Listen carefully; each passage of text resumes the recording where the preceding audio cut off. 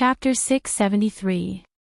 Gu Nianji quietly ate McDonald's and calmly ignored the young man's passionate and pitiful gaze.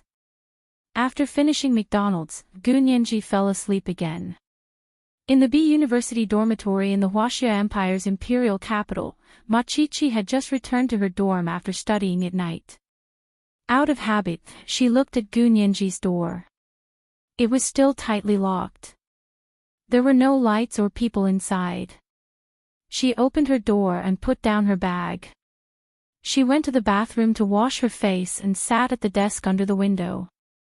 On the desk, there was her laptop. She had been bored recently and was playing a game. When she went to the library to study, she would use the computer to level up. She sat down to look at the progress of the game and nodded in satisfaction before exiting the game. As soon as she exited, she saw the little icon of her instant messaging app jumping. Someone had sent her a message. Ma Qiqi clicked it open and gasped. It was actually Gu Nianji's account that sent her a message. And it was a video. Ma Qiqi was overjoyed and quickly clicked on it. The video quickly downloaded and began to play automatically. As soon as she saw the video clearly, her smile froze. In the video, she saw a girl with half of her face swollen and bruised. She was anxiously saying to her, "Qiqi. Qiqi. I'm in Berlin. Save me." Ma Qiqi watched it several times before she finally recognized the girl in the video. She gasped. It was Nianji. Gu Nianji. How did she get beaten up like this? Ma Qiqi jumped up from her seat and grabbed her hair as she paced around the dormitory. Wasn't Gu Nianji with Professor He? How did she get beaten up like this and still need to ask for help? What the hell happened? Ma Qiqi was panicking in her dormitory. She remembered that Gu Nianji hadn't replied to her message for a long time and thought she was too busy. Could something have happened? But they hadn't heard anything about it. Ma Qiqi remembered that Gu Nianji went to Germany with Professor He Zhichu. Without another word, she began to search for He Zhichu's contact information on the department's website. She wanted to find him and find out what happened. She would rather someone had hacked Nianji's chat account to ask her for money than for it to be true. After searching the faculty's internet for a long time, she could only find He Zhichu's faculty phone number and email address. Even an idiot would know that He Zhichu was currently doing very well in Germany, so how would he have time to check the department's phone messages and emails? However, although He Zhichu was very famous in Germany, Ma Qiqi wasn't infatuated with him, so she didn't pay much attention to his personal whereabouts. How do I find his contact information in Germany? Ma Qiqi's heart skipped a beat. She remembered the He Zhichu fan club she had once followed. The fan club's blogger could be considered He Zhichu's #1 love-struck fan. His daily routine was to lick He Zhichu's beautiful photos from all angles. Ma Qiqi immediately logged on to Weibo and quickly found the He Zhichu fan club she had been a fan of before. The first thing she saw was the blogger's pinned Weibo post. It turned out to be a German social media account. Curious, she clicked on it and discovered that the pinned German social media account was actually He Zhichu's official German account. Looking at the profile photo, Ma Qiqi could immediately tell that it was Gu Nianji's back. Although the background photo was blurred, Ma Qiqi could still see that it was the B University campus. Soon, her eyes were attracted by the note below the social media account, "Waiting for you to come home, damn." Ma Qiqi's heart instantly tightened. Didn't this photo and this note mean that Nianji had gone missing? Even Professor He couldn't find her. Was that why Professor He had changed his low-profile style in the Huaxia Empire and was so high-profile in Germany? In an era as advanced as the internet, Nianji could easily contact Professor He and find her way home. But what if Nianji had really been captured? She thought about the video in which half of Gu Nianji's face was bruised. Because the image wasn't clear, it looked even more frightening. She almost couldn't recognize who it was at first glance.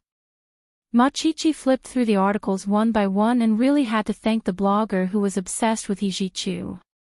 She saved all the news about Hijichu in Germany and translated it into Mandarin. She listed, liked, and reposted it on her Weibo. It also made it easier for Machichi to see what Hijichu had been doing recently in Germany. The more she looked at Hijichu's recent schedule, the more frightened Machichi became. She didn't know if it was because she had a preconceived notion, but she just believed that his account hadn't been hacked, and he wasn't a scammer. If he really was a scammer, he would probably have already given her a bank account number for her to transfer money to. What kind of scammer would only say where they were but not their bank account number? Machichi's fingers trembled. Trembling, she downloaded the English version of the German social media app and registered a secondary account. Then she followed Hijichu's official account and immediately sent him a private message. I'm Meng-Chi-Chi, Professor He, I'm Machichi, Nianji's roommate. I want to ask if something happened to Nianji. I just received a video from her.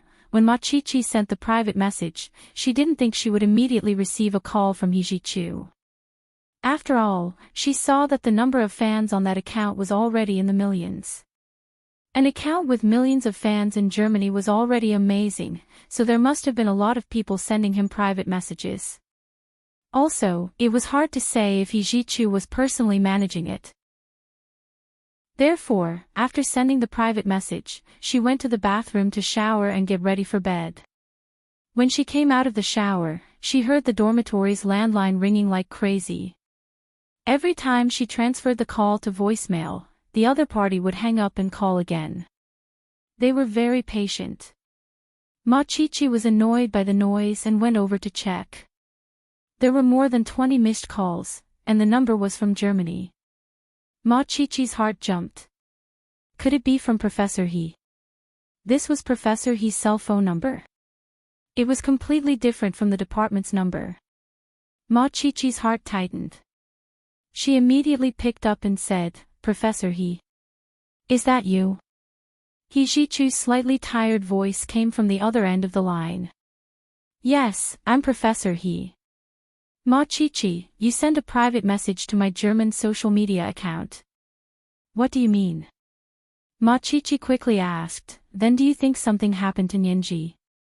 Where is she now? Hijichu was silent for a few seconds before saying, why do you ask? The picture of the account you used was Nianji's back, and the comment was waiting for you to come home. Isn't that obvious? Also, you were so low-key in the Xia Empire and even more low-key in the United States. It doesn't make sense for you to suddenly be high-profile in Germany. Something must have happened, right? Machichi analyzed calmly. Although she was so sad she wanted to cry, she held it in. She thought that Nianji was still suffering somewhere. She had to hold on and help her. Save her. Hijichu closed his eyes and rubbed the space between his eyebrows. He thought to himself, Nianji's classmates are all so kind and warm-hearted. Birds of a feather flock together. Hijichu thought to himself. Professor He, tell me, did something happen to Nianji? Machichi persistently asked. She gripped her phone tightly and was so nervous her face was red. Hijichu finally replied, I'm looking for her, but I can't find her no matter what. Nianji seemed to have disappeared into thin air. Hijichu almost turned Munich upside down, but Nianji was nowhere to be found. Just 5 days ago, he finally couldn't take it anymore and had already sent 4 teams of people to enter the Alps from the north, south, east, and west. He wouldn't give up even if he had to plow the entire Alps and Bavaria mountain range. So when he saw Machichi's private message, he reflexively grabbed his phone and found Gu Nianji's dorm number to call. Fortunately, Machichi was in the dorm at the moment. Otherwise, Hijichu didn't know if he would immediately take a private plane back to the Xia Empire to find her. Machichi sighed in relief and said, it's like this. I just received a video call from Nianji tonight. Machichi wanted to cry as soon as she thought of Nianji's bruised face. Her voice choked up. She was beaten black and blue. She said she was in Berlin and asked me to save her. He Jichu's mind buzzed, and he felt the world spin. His entire body seemed to have lost all consciousness and was floating in a vacuum. It was like his worst nightmare had suddenly become reality. He Jichu's heart burned with rage. He didn't want to continue like this. He wanted to destroy the world. Something really happened to Nianji. Something really happened to her. The person he cherished so dearly still got into trouble in the end. Meeting Hu Xiaoheng was probably the luckiest thing in her life, wasn't it? He Jichu's tears fell silently. He sat alone in the room and let his tears flow, but he didn't say a word. He clenched his fists tightly. His fingernails weren't long, but they still dug deep holes in his palms. But he didn't feel the pain. He only wanted to clench even tighter because the piercing pain could clear his mind. He Jichu, you can't be muddle-headed. You can't be blinded by hatred. What you need to do now is to hurry and save people.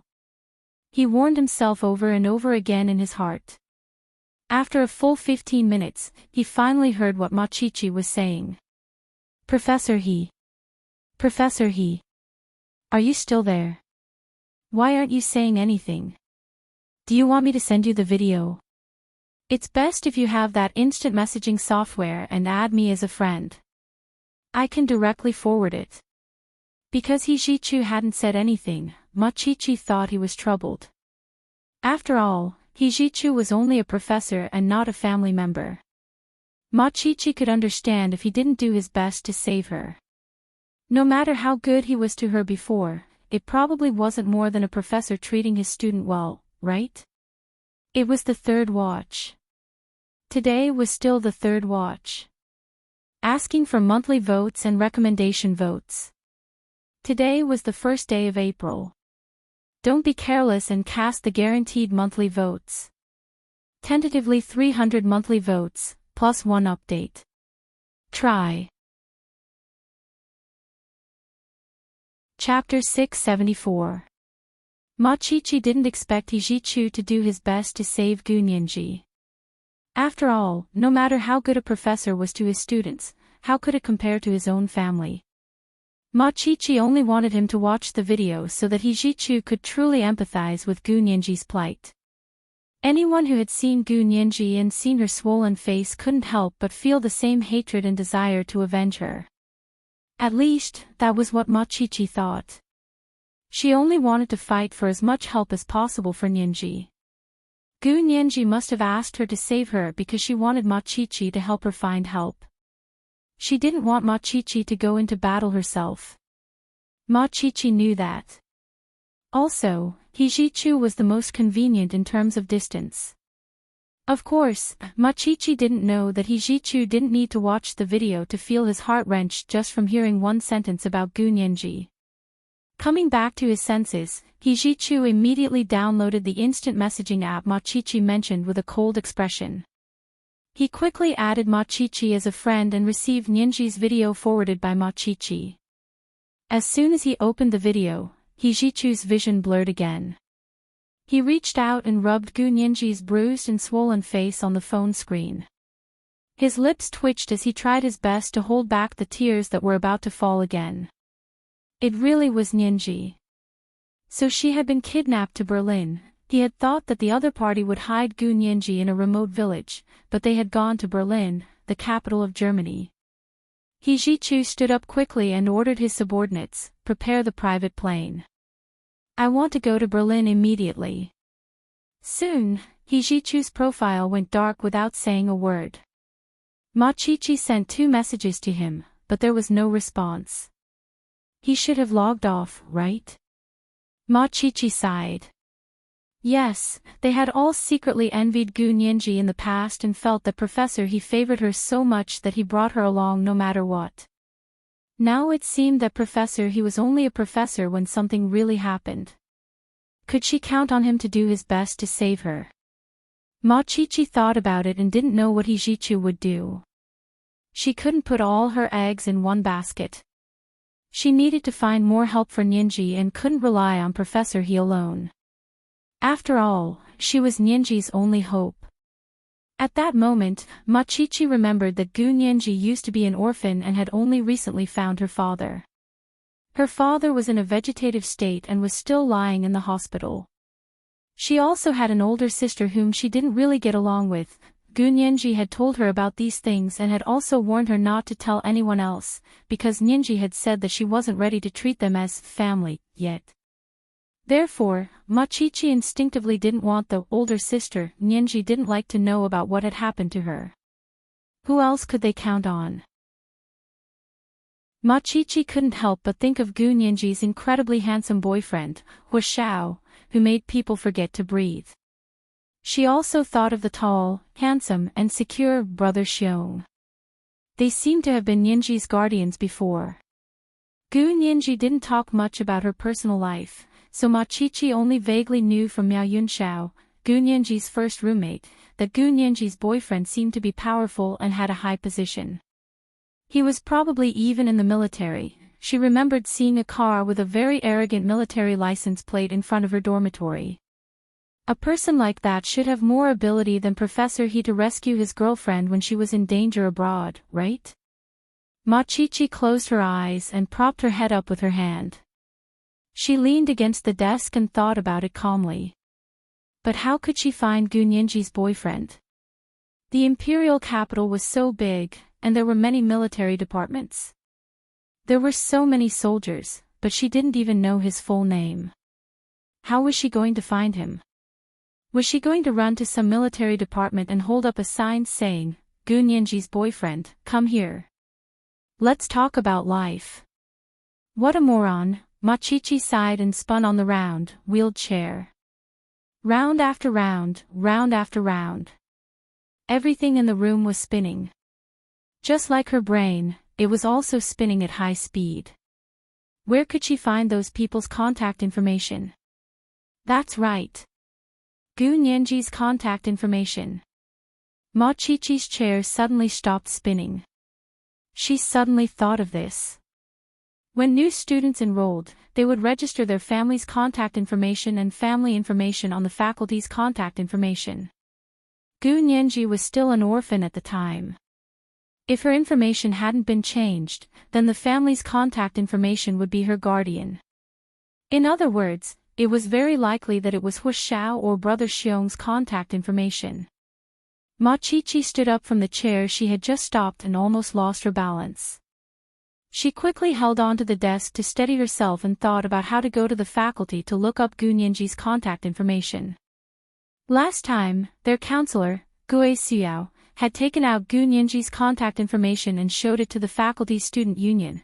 Professor He was very angry after that, and Gue Xiao even apologized to Gu Nyenji. Oh right. Senior brother is the director of the faculty's student union. Machichi muttered to herself and quickly picked up her phone from the desk to call the senior brother who had been pursuing her. Senior brother, are you asleep? Machichi looked at the time on the computer. It was already past 11 p.m. The senior brother had just gotten into bed and was hugging the blankets to read. When he saw Machichi call, the corners of his lips curled up and a smile appeared on his delicate and refined face. He swiped open the phone to take it. Chichi, what's up? Senior brother, it's like this. I have some things I want to contact Nyenji's family about. Can you help me go to the faculty and find out how to contact her parents? Just a phone number will do. Machichi said hurriedly. Her voice was crisp and urgent in the dark night, like little jumping peas. Nyenji. Gu Nyenji. The senior brother thought about it. The faculty is very strict now. It's not easy to borrow. Senior brother. Good senior brother. I'm begging you. Just help me this once. Machichi acted cute over the phone and even pouted. Unfortunately, the senior brother couldn't see it. However, the senior brother could imagine how cute she looked from her tone and couldn't help smiling. His voice softened. Okay, I'll try tomorrow. That's great. Thank you, senior brother. Senior brother is the best. Senior brother is the best. Machichi beamed and spun around the room with the phone in her hand. She was in a much better mood. Nianji, you have to hold on. I'll definitely find someone to save you. Machichi didn't sleep much that night and even had a nightmare in the middle of the night. She dreamed that Nianji was being beaten up and she rushed over to save her, only to be kicked in the butt. Ouch! He really kicked me. Machichi woke up from the pain and realized that she had fallen off the bed. Looking at her phone, she saw that it was already past 6 in the morning. Although she usually woke up past 7, she couldn't sleep today because she had something on her mind. She crawled out of bed with dark circles under her eyes and washed up. She went to the cafeteria to buy 2 hearty breakfasts and delivered them to the senior brother. When she arrived, it was only 7 in the morning. Most of the male graduate students' dormitory were sound asleep. Machichi waited downstairs for half an hour before senior brother finally woke up. She called him and went upstairs with the 2 breakfasts. Oh. You're so lucky. Your girlfriend came just to deliver breakfast.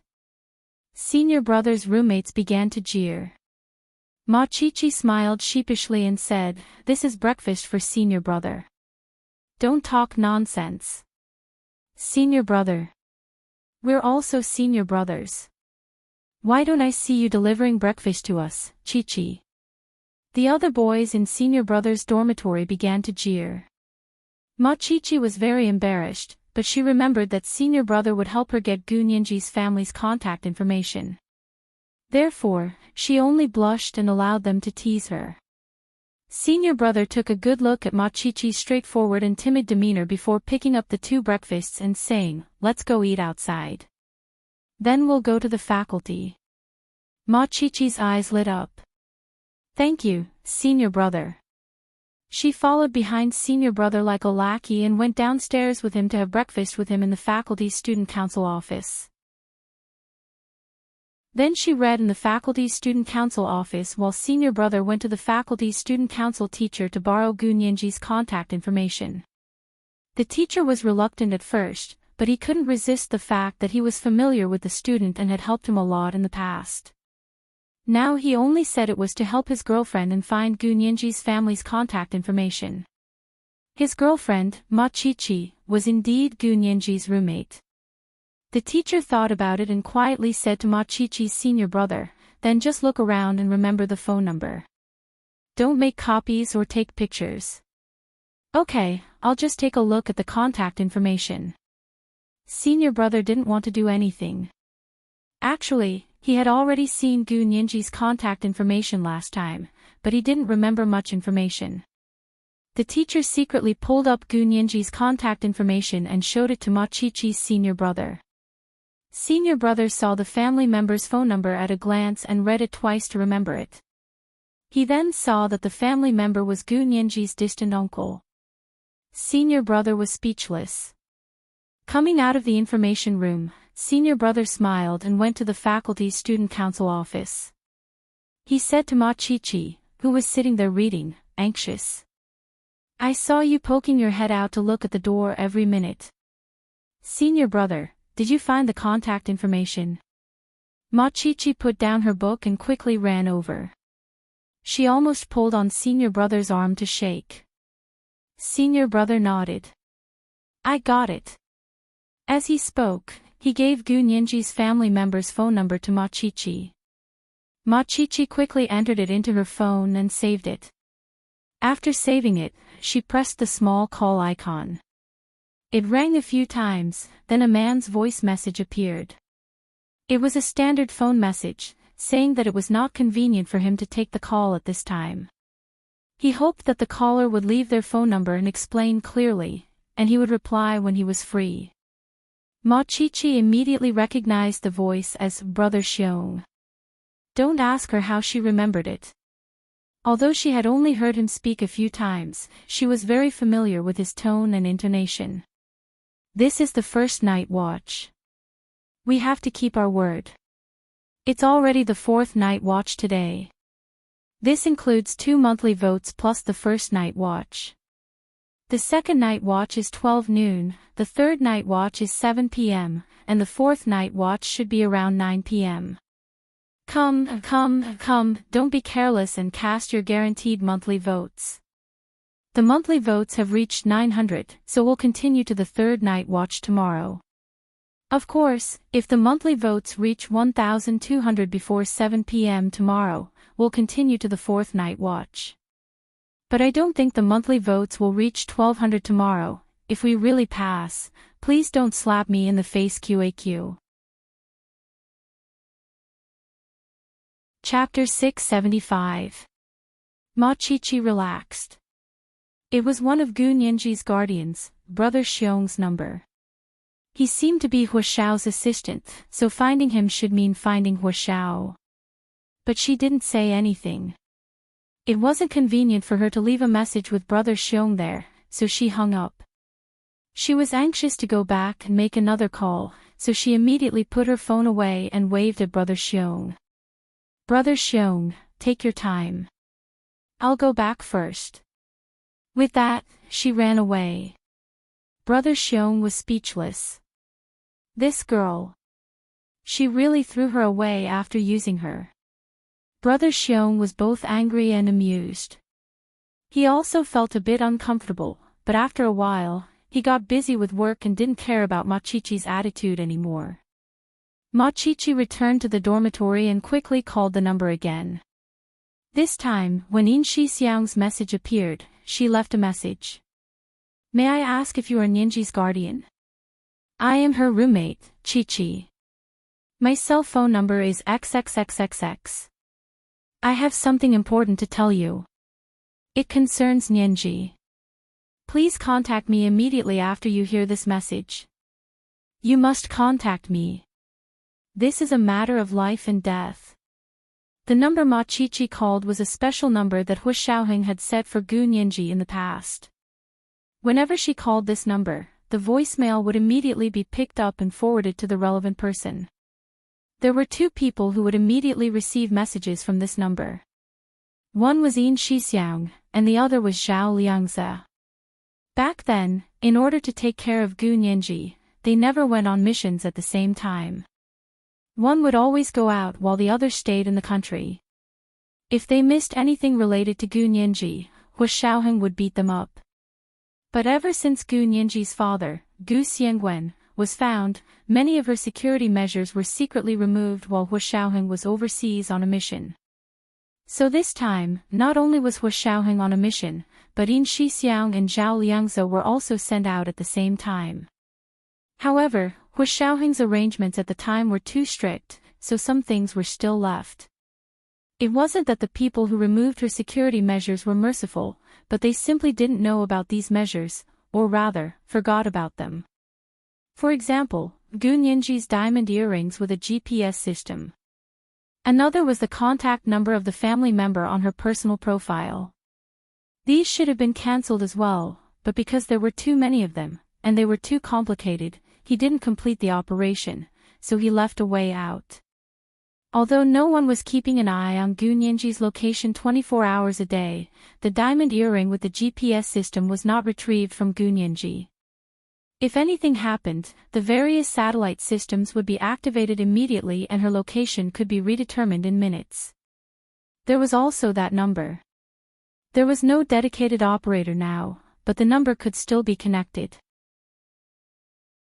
After a while, the messages would automatically enter Yin Shixiang and Zhao Liangze's dedicated phone systems. However, they were currently out on a mission, so they couldn't answer the calls yet. Ma Qiqi left this message and started counting down the days for Yin Shixiang to call back. Hua Xiaoheng waited in New York for another month. It was almost October, but the other party still hadn't made a move. He even suspected that he had been misled by James. But he was still able to keep his composure. In their line of work, the most important thing was to be patient. On this day, he went to inspect the vicinity of the 3 apartments he had rented. The one with one bedroom and living room on the east side was located in a more middle-class neighborhood. There was only one apartment building there, and the others were all townhouses. In the morning, he went to the apartment to check the mailbox and found nothing. Then, he went to the Starbucks opposite the apartment to have a cup of coffee and read a book on his Amazon Kindle for a while. He was no different from the people around him, then walked out calmly and boarded the train to the west side of the city. The train rattled all the way to the west side of the city. It was all rented apartments, and the houses were densely packed together like matchboxes. Although it was very neat, it didn't look like New York at all. Most of the people living here were artists from all over the world, or self-proclaimed artistic youth. Hu Xiaoheng also went to check the mailbox and threw away a few pieces of junk mail. Then, he went to the KFC in the neighborhood to buy a large family bucket and finished eating alone under the sun. It was already around 1 in the afternoon. The last place was the north side of the city. The apartment in the north side of the city was in a very good area. It had once been a boudoir built by a tycoon for his lover. Later, the two broke up, and the boudoir was converted into an apartment for rent. From the outside, it looked like a very grand and unique mansion. There were so many windows that it looked like a school. Now, it was divided into small rooms and rented out to the city's new petty bourgeoisie who liked to keep a low profile but didn't have much money. On this day, Hu Xiaoheng had just walked near the neighborhood when he sensed something was wrong. It felt too different from the past. He had been here many times before. The atmosphere here was graceful and elegant. The people's footsteps were leisurely, and their expressions were relaxed. The men and women were all dressed up and ready to go to a cocktail party at any time. There were handsome men and women everywhere. However, as soon as he stepped into the neighborhood today, Hu Xiaoheng sensitively sensed that many people were dressed differently than the original residents here. Of course, most people wouldn't be able to notice this subtle difference. Only people like Hu Xiaoheng, who had not only received professional training but also had a keen intuition for the environment after thousands of life-and-death missions, could truly feel it. For example, in the eyes of the average person, there was a man and a woman drinking coffee in the open-air cafe in front of them. They were no different from the people next to them. They were all dressed very well in warm, collared shirts. The man was wearing formal pants of the same color, and the woman was wearing a straight skirt that barely covered her knees. However, in Hu Xiaoheng's eyes, there was a significant difference between these two people and the people next to them. This was because the new petty bourgeoisie here liked to keep a low profile. When they wore collared shirts, they definitely wouldn't button the collar tightly. They would definitely unbutton the first 2 buttons to reveal their slender necks and half-covered collarbones. There was also a woman. She also had short chestnut hair. The real residents here all knew that meticulously combed hair that was so shiny that flies would slip on it was very old-fashioned. The stylish women used their hands to comb their short hair a few times to reveal a somewhat messy but not ridiculously messy, lazy and natural style. They looked like they had just gotten out of bed. Also, when they looked at people, the residents here were used to wearing flirtatious smiles. They were the kind that could immediately go to bed and have sex if they saw eye to eye. It wasn't that some people sitting or standing here looked at people directly, as if they wanted to see through your heart, liver, spleen, lungs, and kidneys. They were afraid that others wouldn't know that you didn't look at people with your eyes, but with searchlights and X-rays. This kind of awkwardness made Hu Xiaoheng immediately separate these people from the real residential area here. He noticed these differences, but he didn't turn around and leave. Instead, he casually walked over with his long legs and entered a convenience store with a slightly sinister smile on his lips. A few stylish women who were shopping in the convenience store saw him and couldn't help but be attracted to him. They kept throwing flirtatious glances at him, but he only smiled and didn't say anything. With a faint glance, those women's bones were about to melt. The people who had originally noticed him because of his extremely eye-catching appearance immediately looked away uninterestedly and continued to look around the street. Hu Xiaoheng walked around the convenience store like this, and then walked out of the street side by side with a stylish woman.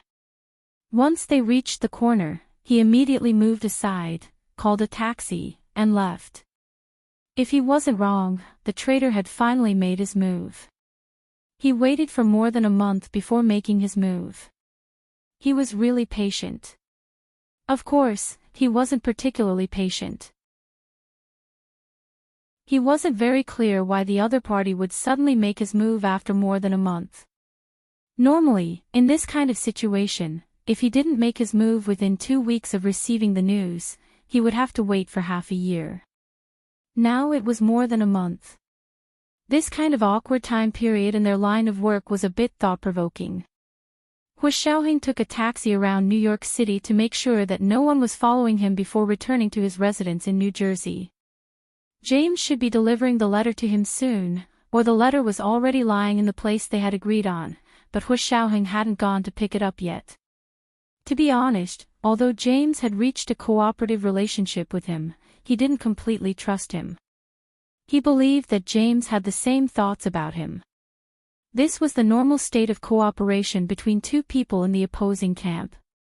It was also the normal way of thinking about human relationships in their line of work. It was impossible to completely trust the other party. If someone really completely trusted the traitor or an insider, it could only be said that this kind of person would generally reincarnate a few more times than others.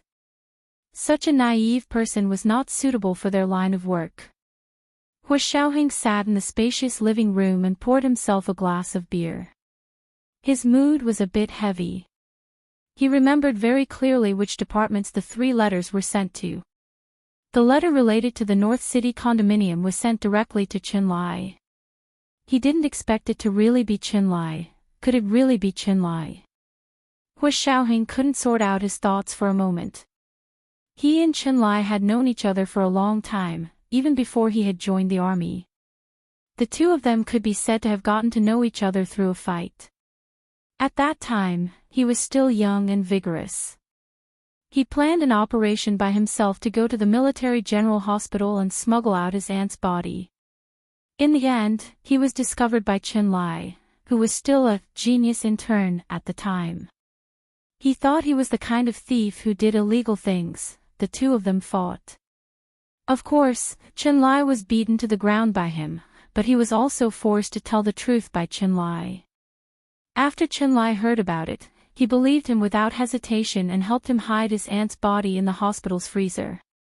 It could be said that it was impossible for his aunt's case to be cleared without Qinlai's help in the end. Later, the two of them became closer, and Hu Xiaoheng joined the army. A few years later, he reunited with Qinlai at the Special Operations Forces he had founded. At this time, Qinlai had already become a military doctor seconded from the Military General Hospital by the Special Operations Forces. He brought along his assistant, Yi Zitin. This is the second night watch, and the monthly pass is 300 plus night watch. Let's keep our promise, it's already the 4th night watch today.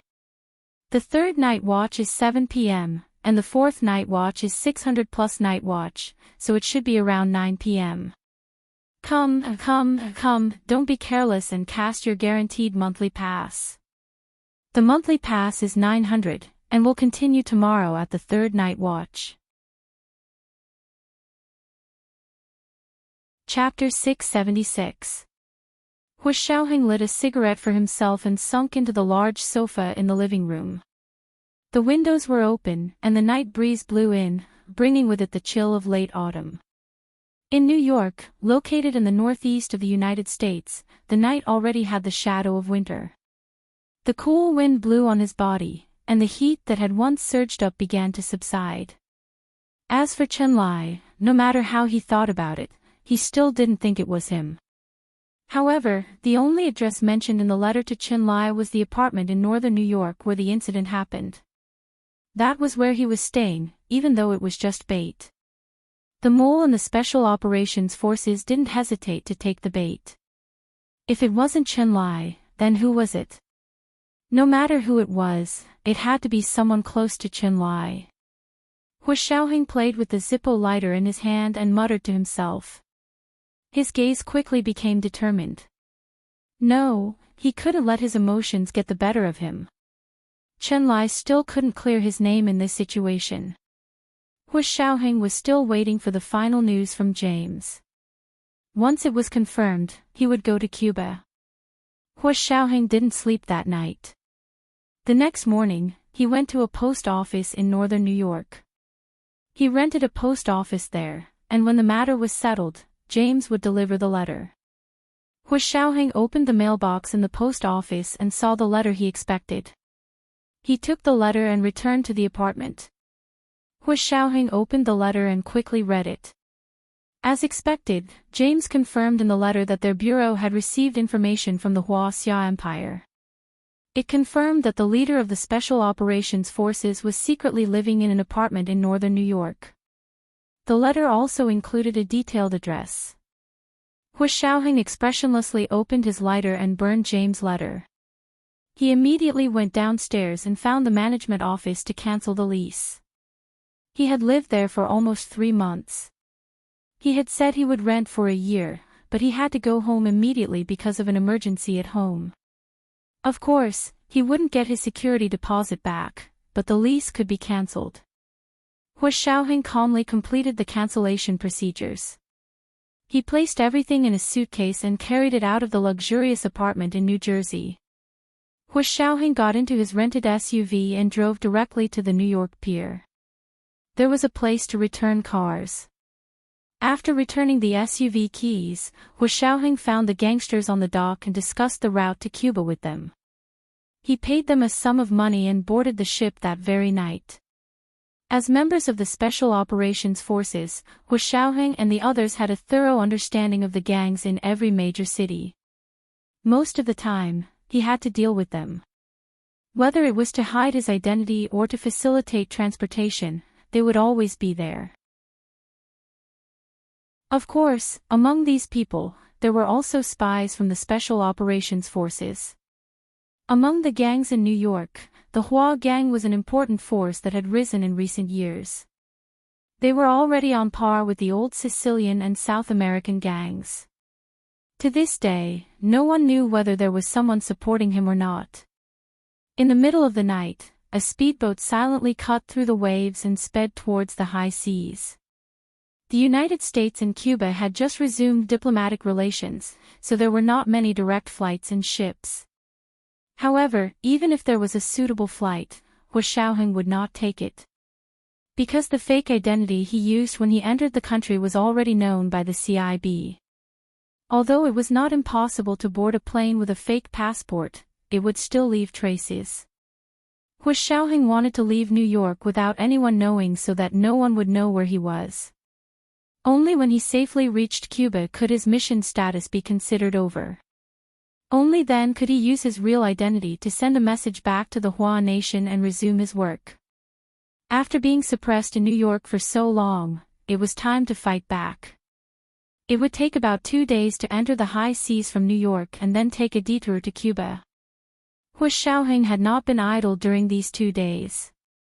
He had already planned the reorganization and purge of the Special Operations Forces. This mole had hidden itself so deeply that it almost caused him to capsize. So when did it start? Hu Xiaoheng thought about it carefully and still came to the same conclusion. This mole was probably a newbie who had just been recruited. He was not a veteran who had been in hiding for many years. From the obstacles the other party had caused him, it was impossible for him to hit the target in one hit. The other party knew his whereabouts and had done some things behind the scenes to finally bring him to New York. Faced with such a situation, the other party did not know what kind of bargaining chips the Special Operations Forces had in New York, or rather overseas. He knew how, but he didn't know why, so their betrayal could only temporarily disrupt his plan, but it wasn't serious enough to cost him his life. If it was a veteran who had been in hiding for many years, Hu Xiaoheng knew that it would not be so easy for him to leave the United States alive this time. However, the veteran had the foresight, and the newbie had the element of surprise, so it could not be ignored. Sitting at the bow of the ship, Hu Xiaoheng looked at the rising sun in the distance and remained silent. He should feel relieved. After all, his comrades of many years were still standing with him and did not stab him in the back. The problem could only be the new bee. Now that he had found the key to the problem, it was much easier to solve it.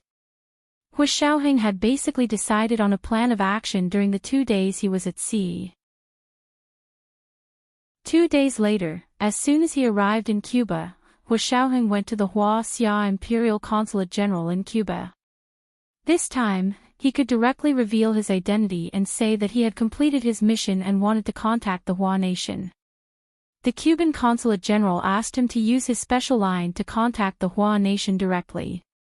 When General Ji received Hu Xiaoheng's call, it was already noon in the imperial capital. General Ji, my mission is completed. Hu Xiaoheng's voice came from the other end of the phone, and General Ji's depressed mood from the past few days was instantly swept away. Ha ha ha ha, it's good that it's completed. It's good that it's completed. General Ji leaned back in his office chair. Where are you now? I'm at the Cuban Consulate General.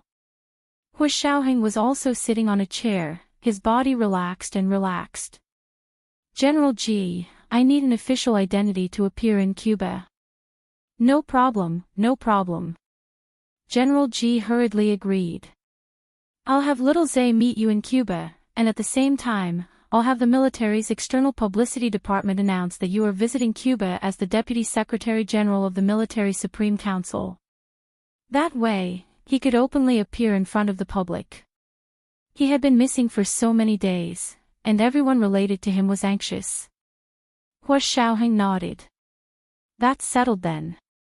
After a pause, he said to General Ji, I still have work to do, and I hope General Ji can give me your full support and cooperation. Of course. Of course. General Ji knew that Hu Xiaoheng was about to retaliate. General Ji was also furious that Hu Xiaoheng had been in danger this time, and now there was also the matter with Gu Nianji. But when he thought about how Hu Xiaoheng had been outwardly obedient but inwardly opposed to him, General Ji felt that he still needed to teach him a lesson so he wouldn't become more daring in the future. 1,000-mile dike can be destroyed by an ant's nest. Don't ignore kindness because it's small, and don't do evil because it's small. These were all ancient sayings.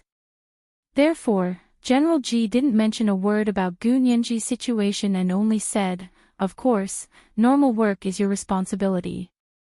Do it freely. Hu Xiaoheng hung up and looked at the action plan in front of him before immediately making another call. This call was directly to the Special Operations Forces Department of Discipline. The members of the Department of Discipline were similar to the military police in that they were used to catch insiders who broke the law. No one knew that the leader of the Department of Discipline, Zhou Qiyuan, was one of Hu Xiaoheng's other 2 hidden personal secretaries. With Hu Xiaoheng's position, he should have 4 personal secretaries, but most people only knew Yin Shixiang and Zhao Liangze. Very few people knew who Hu Xiaoheng's other 2 personal secretaries were. Qiyuan, I'm Hu Xiaoheng. Hu Xiaoheng introduced himself directly. Zhou Qiyuan, who was reading documents in his private office, suddenly stood up. Hello, Chief. Hu Xiaoheng began to give orders expressionlessly. Immediately lead the Department of Discipline to surround the Special Operations Forces hospital building. Arrest all the medical staff inside, from the mail room to everyone in Chen Lai's office, including Chen Lai, and detain them separately. He paused before continuing, the patients in the hospital are not allowed to go out, and no one is allowed to visit. Wait for me to come back. Yes, Chief. Zhou Qiyuan was 2 years older than Hu Xiaoheng and was personally rescued by Hu Xiaoheng from the Myanmar jungle. Since then, he had been one of Hu Xiaoheng's 2 hidden personal secretaries. This is the 3rd night, and we're keeping our word. It's the 4th night today. The 4th night's monthly vote is 600, so it should be around 9 p.m. Come, don't be careless and cast your guaranteed monthly vote. The monthly vote is 900, so we'll continue tomorrow. Chapter 677. Zhou Qiyuan was a man of action. He did not speak much, and he always followed Hu Shaoheng's orders unconditionally. His loyalty was even greater than Yin Shixiang and Zhao Liangzi's. As soon as Hu Shaoheng made the arrangements, Zhou Qiyuan immediately initiated the action. Putting down the phone, he pressed the internal action button. Pass down the order. Seal the entrance to the base. Kill anyone who dares to force their way in. Team 1, Team 2, immediately bring people to seal off the east and west directions of the hospital building.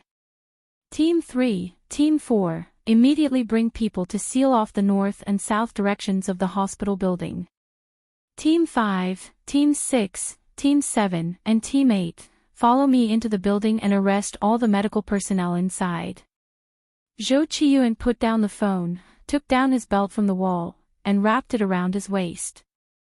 He expressionlessly put on the disciplinary committee's black and gold armband.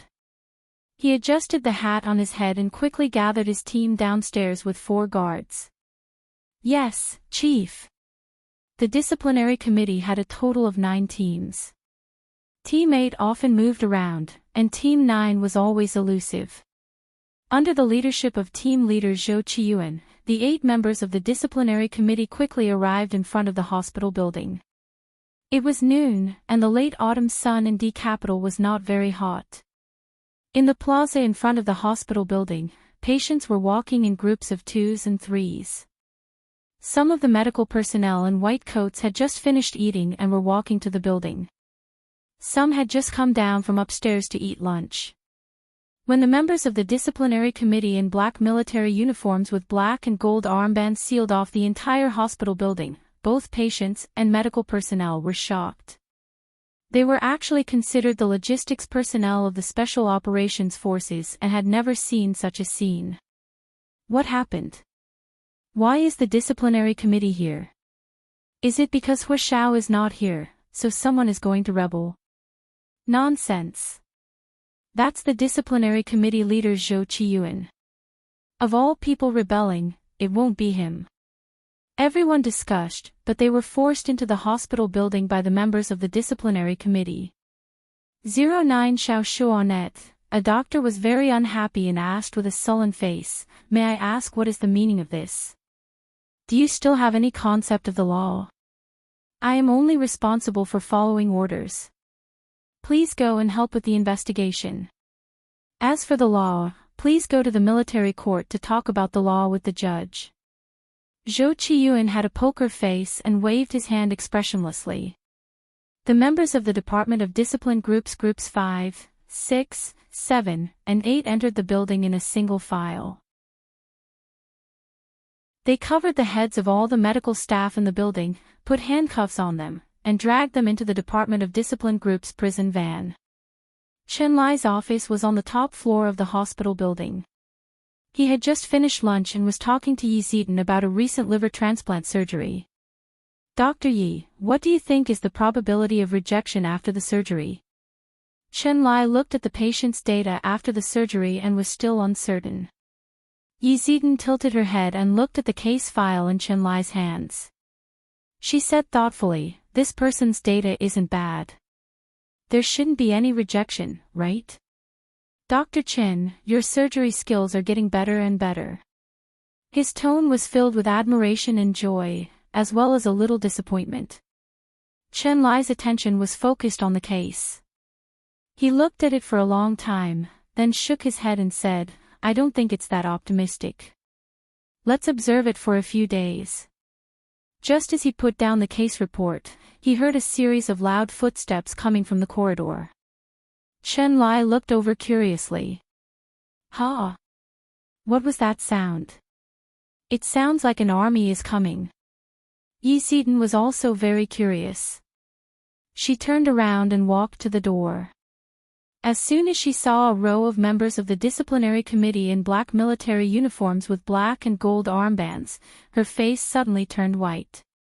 She turned around in a panic and said to Chen Lai, "Dr. Chen, it's the disciplinary committee." Just as she finished speaking, the disciplinary committee leader, Zhou Qiyuan, had already walked in front of her and said, "Dr. Yi, sorry for the offense. Take her away." A member took a step forward and put a black hood over Yi Zidan's head without any explanation. He then took out handcuffs to put them on her. Yi Zidan was scared out of her wits. She couldn't even stand straight. Her legs turned to jelly, and she fell to the ground. She almost peed. Chen Lai saw this scene from inside the office and was also shocked.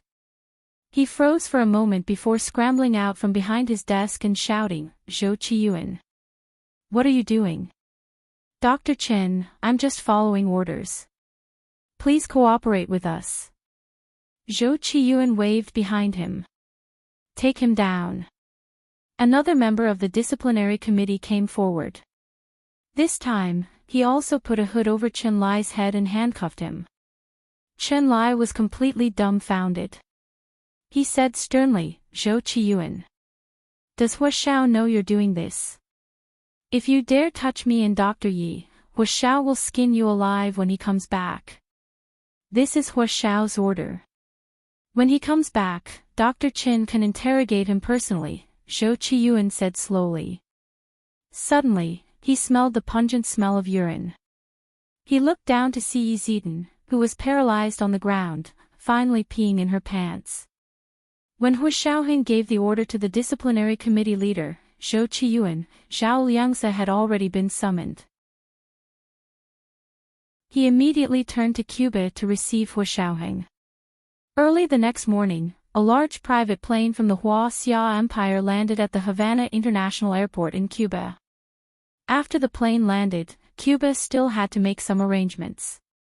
The plane's doors would only open after the red carpet, reporters, and TV stations were in place, and all the important people inside would exit the plane. Hua Xiaoheng, who was waiting there in advance, took advantage of the time before the plane officially opened to sneak onto the plane. When he boarded, no one knew that this man dressed like a Cuban staff member was the main person on this private plane. Zhao Liangzi was naturally already waiting in a private first-class cabin.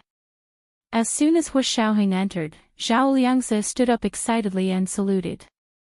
"Hello, Chief." Hua Xiaoheng nodded at him and said calmly, "I'm going to change.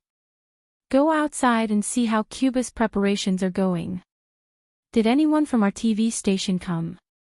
Zhao Liangzi quickly said, "Your military uniform is ready. It's here." As he spoke, he took out a stack of neatly folded Major General military uniforms from his suitcase. "This time, it's our own TV station director from the Public Relations Department." "Okay." Hua Xiaoheng responded simply and unfolded the military uniform. Zhao Liangzi quickly walked out and closed the door for Hua Xiaoheng. He stood at the door. This was a military plane. From the pilot to the flight attendants, they all reported directly to the military and all had military ranks. Hua Xiaoheng quickly changed into his official Major General military uniform. He put on a military cap, a pair of large sunglasses, white gloves, and a holster around his waist. There was a gun in the holster. He pulled it out and saw that it was fully loaded with 20 bullets. Not long after, Zhao Liangzi knocked on the door. "Chief, everything is ready. The President of the Cuban Supreme Military Council is here to welcome you." Hua Xiaoheng stood up and opened the door. He nodded to Zhao Liangzi. "You may leave." "Yes, Chief." Zhao Liangzi saluted again at the door and followed Hua Xiaoheng out with a smile. The two of them stood at the cabin door for a while. Soon, the cabin door opened and Hua Xiaoheng stepped out. The sky in Havana was a verdant blue, like the finest sapphire that could not be melted. White clouds floated in the blue sky, as if they had been casually painted with a brush. The military song of the Cuban Revolutionary Army played in the square, and a flock of white pigeons flew into the sky. A red carpet stretched from the cabin door to a place far below the stairs. The President of the Cuban Supreme Military Council, wearing the uniform of the Cuban Revolutionary Army, stood near the stairs and smiled in Hua Xiaohing's direction. Hua Xiaohing waved at him, then walked down the plain suspension ladder with steady steps. The television stations and news reporters from both countries were captivated by Hua Xiaohing in his Major General uniform. All of them were mesmerized and raised their cameras to snap pictures. The directors of the television stations aimed their cameras only at Hua Xiaohing. The president of the Cuban Supreme Military Council only had a chance to be on camera when he shook hands with Hua Xiaohing. Xiao Liangzi followed Hua Xiaohing. He sighed at the world where looks were the most important thing. At the same time, he marveled at his Major General's good looks and combat prowess. No wonder he was at the top of the food chain. This is the 4th update, and the monthly vote is 600 plus updates. Let's keep our word, it's the 4th update today. Come on, don't be careless and cast your guaranteed monthly vote. The monthly vote will reach 900 before noon tomorrow, and will continue with the 3rd update. Chapter 678. Hua Xiaohing didn't want to expose himself too much. He had cooperated with the Hua nation's private plane to make this trip to Cuba so that he could appear in this place with a proper identity. Therefore, after a brief discussion with the Cuban Supreme Military Council, he told General Ji that he would be returning home immediately. General Ji didn't agree. He sat behind his desk and smiled like a Maitreya Buddha. Xiaohing, think about it. If you leave as soon as you arrive, wouldn't you be exposing yourself? What would others think? What would those people who have been watching you think? This made sense. He had to go through with the act. He had already taken 99 steps out of 100, so there was no need to waste all his efforts at the last step. Hua Xiaohing knew that because of Mole's betrayal, the intelligence agencies of every country were probably watching his movements. Yes, you're right. Hua Xiaohing didn't object. Then I'll wait a little longer.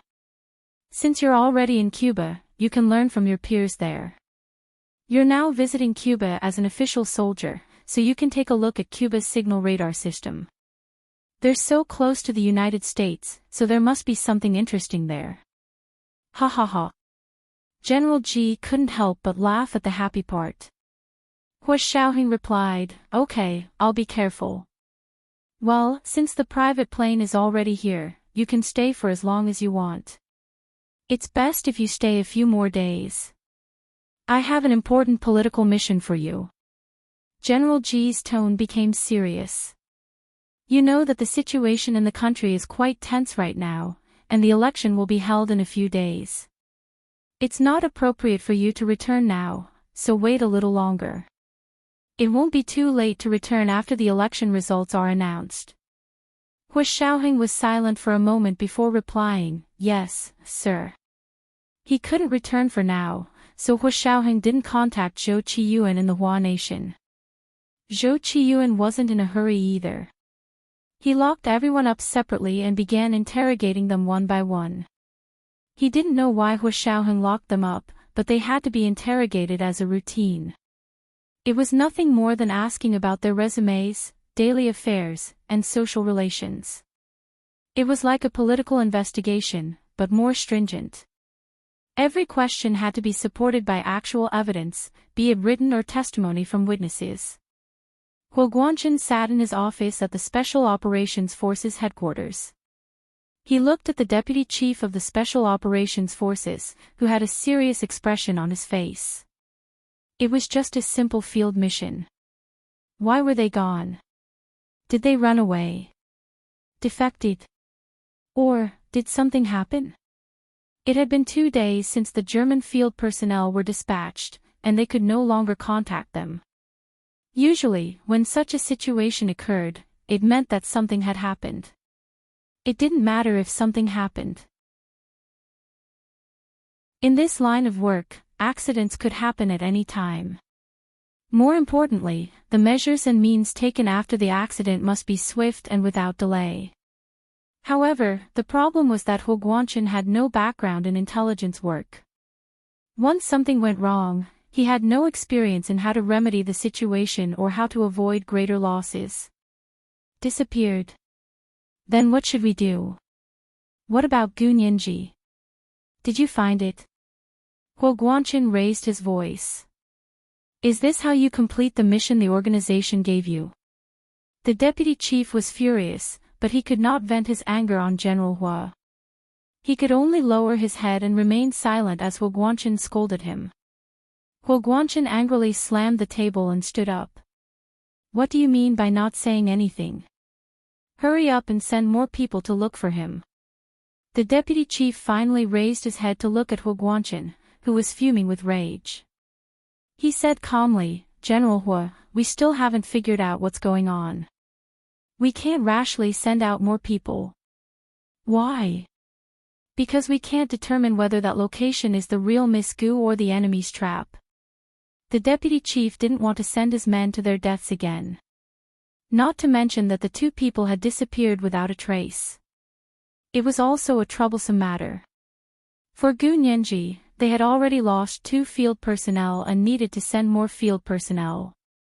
Were there people like radishes that could be plucked and used at any time? The deputy chief felt that this matter had to be considered at length.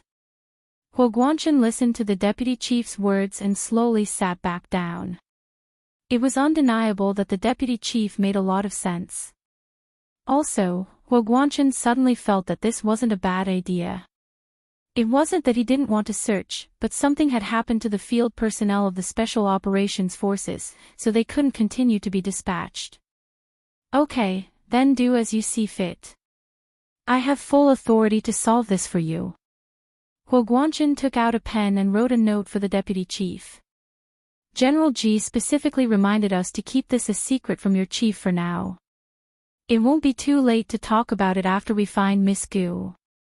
You have to remember that if anyone reveals this to your chief, he will be punished according to military law.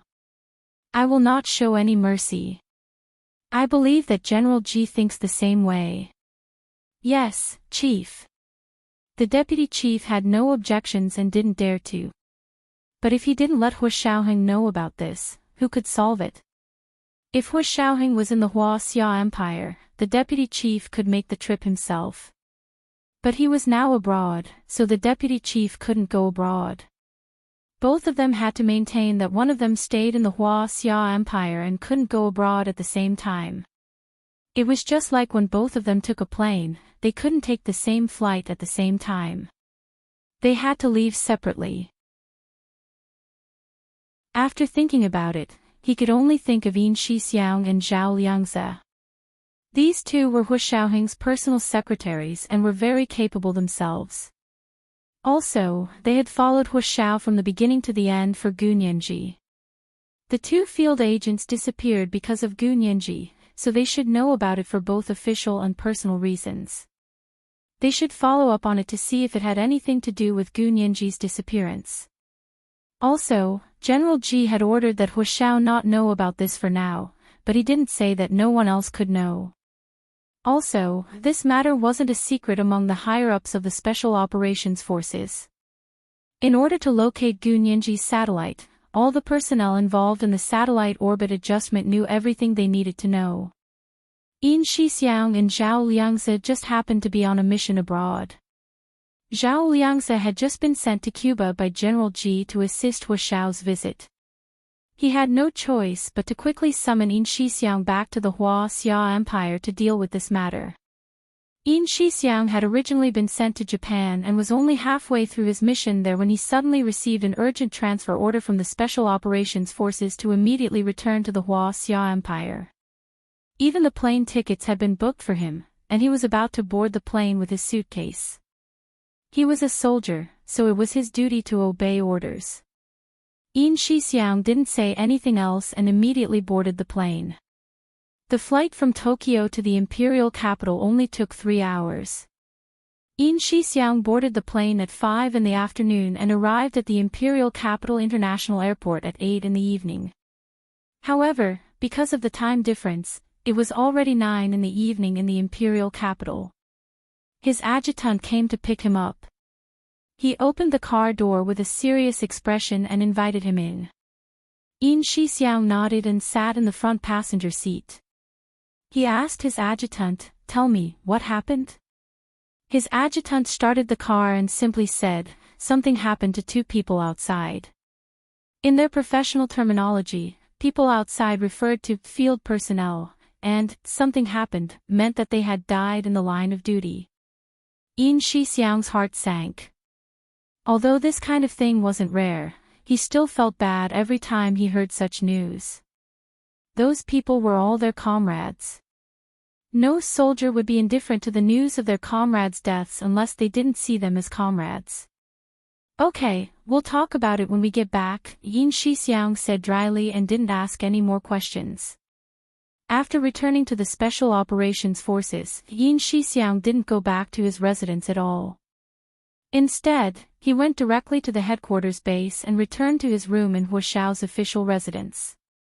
He and Zhao Liangzi both had their own rooms there, as well as a study and a conference room. It was like two separate small suites. After taking a shower and changing clothes, Yin Shixiang dried his hair and went to the kitchen to find something to eat. He then informed his team members, "We'll be having a meeting in 10 minutes. All personnel on duty and officers above the rank of colonel must be present." After notifying them of the meeting, Yin Shixiang went to the safe and took out the phone he had prepared in the Huaxia Empire. It was already out of battery. Yin Shixiang took it to the conference room and plugged it in to charge while waiting for everyone to start the meeting. He arrived early and waited for a while before the phone's battery was turned on. He swiped it open and saw an important message in the voicemail. The message was from Gu Nianji's external contact number. This was the first update. Today was Monday, and they had forgotten their recommendation tickets. It looked like they still had to do 4 updates today. This included a monthly ticket of 900 plus updates and a leader plus update. Congratulations to Raindrop 6868 for becoming the new leader of the Major General. Thank you to Raindrop 6868 for the 90,000 Qidian coins yesterday. Thank you to Whose Heart is Sweeter Candy for the 10,000 reading points yesterday. The second update would be 12 noon, the third update would be 7 p.m., and the fourth update would be around 9 p.m. Come on, don't be careless and cast your guaranteed monthly tickets. Chapter 679. On Yin Shixiang's and Zhao Liangzi's phones, Gu Nianji's number was marked as an important contact number. Therefore, whenever there was a message, it would be picked up immediately. However, after so long, almost no one had called this number ever since Gu Nianji had become an adult. What was it about this time? Yin Shixiang was very surprised and quickly pressed the button to answer. A clear and somewhat anxious female voice came from his Bluetooth headset. "Are you Nianji's guardian?" "I'm her roommate, Chi-Chi. My phone number is XXXXX. I have something important to tell you. It concerns Nianji. Please contact me immediately after you hear this message. You must contact me. This is a matter of life and death." Yin Shixiang was speechless. Okay, what was going on? He had only been away from the Huaxia Empire for 20 days. Why didn't he understand Chinese? He remembered Gu Nianji's roommate, Ma Chi-Chi. She was tall, straightforward, and always had a smile on her face. He hadn't expected her to drop such a huge bomb on him. Yin Shixiang felt a bit dizzy. He rubbed his temples and sat for a while before listening to the message again. Just as he was about to call Ma Chi-Chi back, the people he had called for the meeting arrived one after another. He said 10 minutes, so it was 10 minutes. No one arrived after 10 minutes. Yin Shixiang had no choice but to put down his phone and nod to everyone. Sit. I called for a meeting today to ask what exactly happened. The Deputy General summoned me back, but I haven't gone to see him yet. I want to hear what happened recently. His adjutant had already told him in the car that something had happened to two field personnel, but he didn't make it clear what exactly had happened, such as where, when, and for what reason. Now that they were in the Special Operations Force's encrypted office, everyone could speak freely. 09 Small Say Net, Yin Shixiang's other deputy immediately stood up and said, "Sir, it's like this. We lost contact with two of our field personnel during a mission in Germany. It's been almost 3 days now." Germany. The word of Berlin in Ma Qiqi's voice message flashed through Yin Shixiang's mind. The capital of Germany was Berlin. Could it be related to Nianji? Yin Shixiang's skin tightened. He calmly clenched his fists and slowly loosened them. "What are you going to do in Germany?" "I don't remember going on a field mission in Germany recently. We're not sure about that. You'll have to ask the deputy chief." His adjutant shook his head. "You know, this is the rule. We won't ask about the details of our comrades' missions." Yin Shixiang choked. Indeed, his adjutant and his team members were not at this level, so they could not inquire about other people's affairs, nor could they tell others the details of their field missions. If he did, he would be violating confidentiality rules. But he could tell his superior. For example, Hua Xiaoheng and his two personal secretaries were of very high rank and had the authority to know the details of the Special Operations Force's personnel's field work. "Okay, then I'll go see the deputy chief. You guys wait for me here." Yin Shixiang immediately stood up and went to the deputy chief's office building. The deputy commander had been extremely busy these few days. He had to find out the reason for the disappearance of the two field personnel and give a detailed and clear explanation to his superiors and subordinates. Otherwise, he would have to take responsibility. He called Yin Shixiang back because he wanted him to take responsibility for this matter. At the same time, he wanted to find out if it had anything to do with Gu Nianji's disappearance. As soon as Yin Shixiang arrived at the deputy chief's office building, he was immediately led inside. "Lieutenant Colonel Yin, please come in. The deputy chief has been waiting for you." 09 Xiao Shuanet. He should have gotten off work at this time, but the deputy chief knew that he would be back at this time, so he had not gone home. Yin Shixiang walked in front of the deputy chief and saluted. "Reporting to Chief, Lieutenant Colonel Yin Shixiang reporting for duty." "Okay, Lieutenant Colonel Yin, please sit." The deputy chief quickly pointed to the sofa in front of him. "There's an important reason why I called you back so urgently this time." Yin Shixiang quickly sat upright on the sofa and rested his hands on his knees. He said very seriously, "Please speak." "I was just wondering." "It's like this." The deputy chief sighed. "This matter started 4 days ago." Yin Shixiang's heart pounded, and he suddenly had a very bad feeling. 4 days ago, General G suddenly received a briefing from the deputy consul of our country's consulate in Munich, Germany. He said that a citizen of our country named Gu Nianji had gone missing in Munich. "Lieutenant Colonel Yin, when we received the news, it had already been 17 or 18 days since she disappeared." Yin Shixiang felt his vision go black when he heard that. So it really was related to Gu Nianji. So Gu Nianji really had met with danger in Germany. But wait, Ma Qiqi's message said that Gu Nianji had met with danger in Berlin, but the deputy chief said it was in Munich. Yin Shixiang was a bit anxious. He really wanted to go to the central control room immediately to get Gu Nianji's GPS location. That way, he wouldn't have to worry about whether it was in Munich or Berlin. However, the deputy chief's next words saved him from that dilemma. General G handed this matter over to General Hua. General Hua found us and asked if we could find a way to find Gu Nianji. As you know, Gu Nianji was already a key protected target in our department. Although her security measures have been revoked, but... Deputy Chief, Gu Nianji's security measures have been revoked. Why didn't we know about this? Yin Shixiang was shocked and interrupted him. When did this happen? Gu Nianji's security measures were personally set up by Hu Xiaoheng. In the past, she was perfectly protected.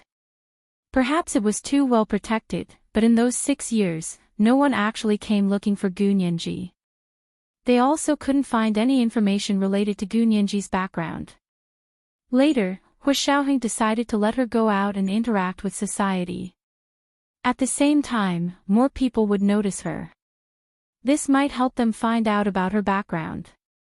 It had to be said that this strategy was very correct. Soon, all sorts of contact and tests began on Gu Nianji. They went with the flow and finally found Gu Nianji's father, Gu Xianwen, and found out about her background. However, Hu Xiaoheng hadn't said anything yet. Who had the guts to revoke Gu Nianji's security measures? The deputy chief was stunned. This was an order from the military supreme council. I was also following orders. Yin Shixiang nodded. Okay, then deputy chief, please keep the order. When Hu Xiaoheng comes back, he will definitely ask about this. Of course, I've already saved it according to procedure. When Hu Xiaoheng comes back, he can investigate at any time. The deputy chief said confidently. He even took out a copy for Yin Shixiang to see. Here, this is it. Yin Shixiang glanced at it and said, since it's a copy, can you give me a copy, deputy chief? Sure, the original is on file. There are many copies. You can take it. The deputy chief knew that Yin Shixiang was Hu Xiaoheng's personal secretary. Giving it to him was equivalent to giving it to Hu Xiaoheng. Yin Shixiang carefully put the copy of the military order in his folder and continued to listen to the deputy chief explain. Where were we? Oh, we removed her security measures, but there were some measures we didn't have time to remove, such as the GPS on her. At the time, I asked the staff in the central control room to use the GPS to locate Gu Nianji and found that she was in Berlin. Yin Shixiang's eyes widened as he interrupted the deputy chief again. Berlin? It's really Berlin. Didn't you say it was in Munich? Yes. You were confused too, right? So were we, so we sent 2 field agents to Berlin to see what was going on. And then our field agents went to the coordinates shown by the GPS, and then there was nothing else. The deputy chief spread his hands. Our communication with them was cut off almost instantly, and we couldn't contact them anymore. Yin Shixiang's brows furrowed even tighter. He immediately realized that Ma Qiqi's message wasn't groundless. It was true. Why didn't you inform Hu Xiaoheng immediately when such a big thing happened? Yin Shixiang was a bit unhappy, but he didn't show it on his face. I heard that Hu Xiaoheng's mission was already completed. General Hua and General Ji told Hu Xiaoheng not to know about this before he returns. Whoever dares to tell will be dealt with according to military law without mercy. Yin Shixiang was speechless. But I think it's best if you lead the investigation, so I summoned you back. The deputy chief leaned over and patted his shoulder. Big Xiong, you have to work hard. Yin Shixiang immediately said, I know. I'll go now.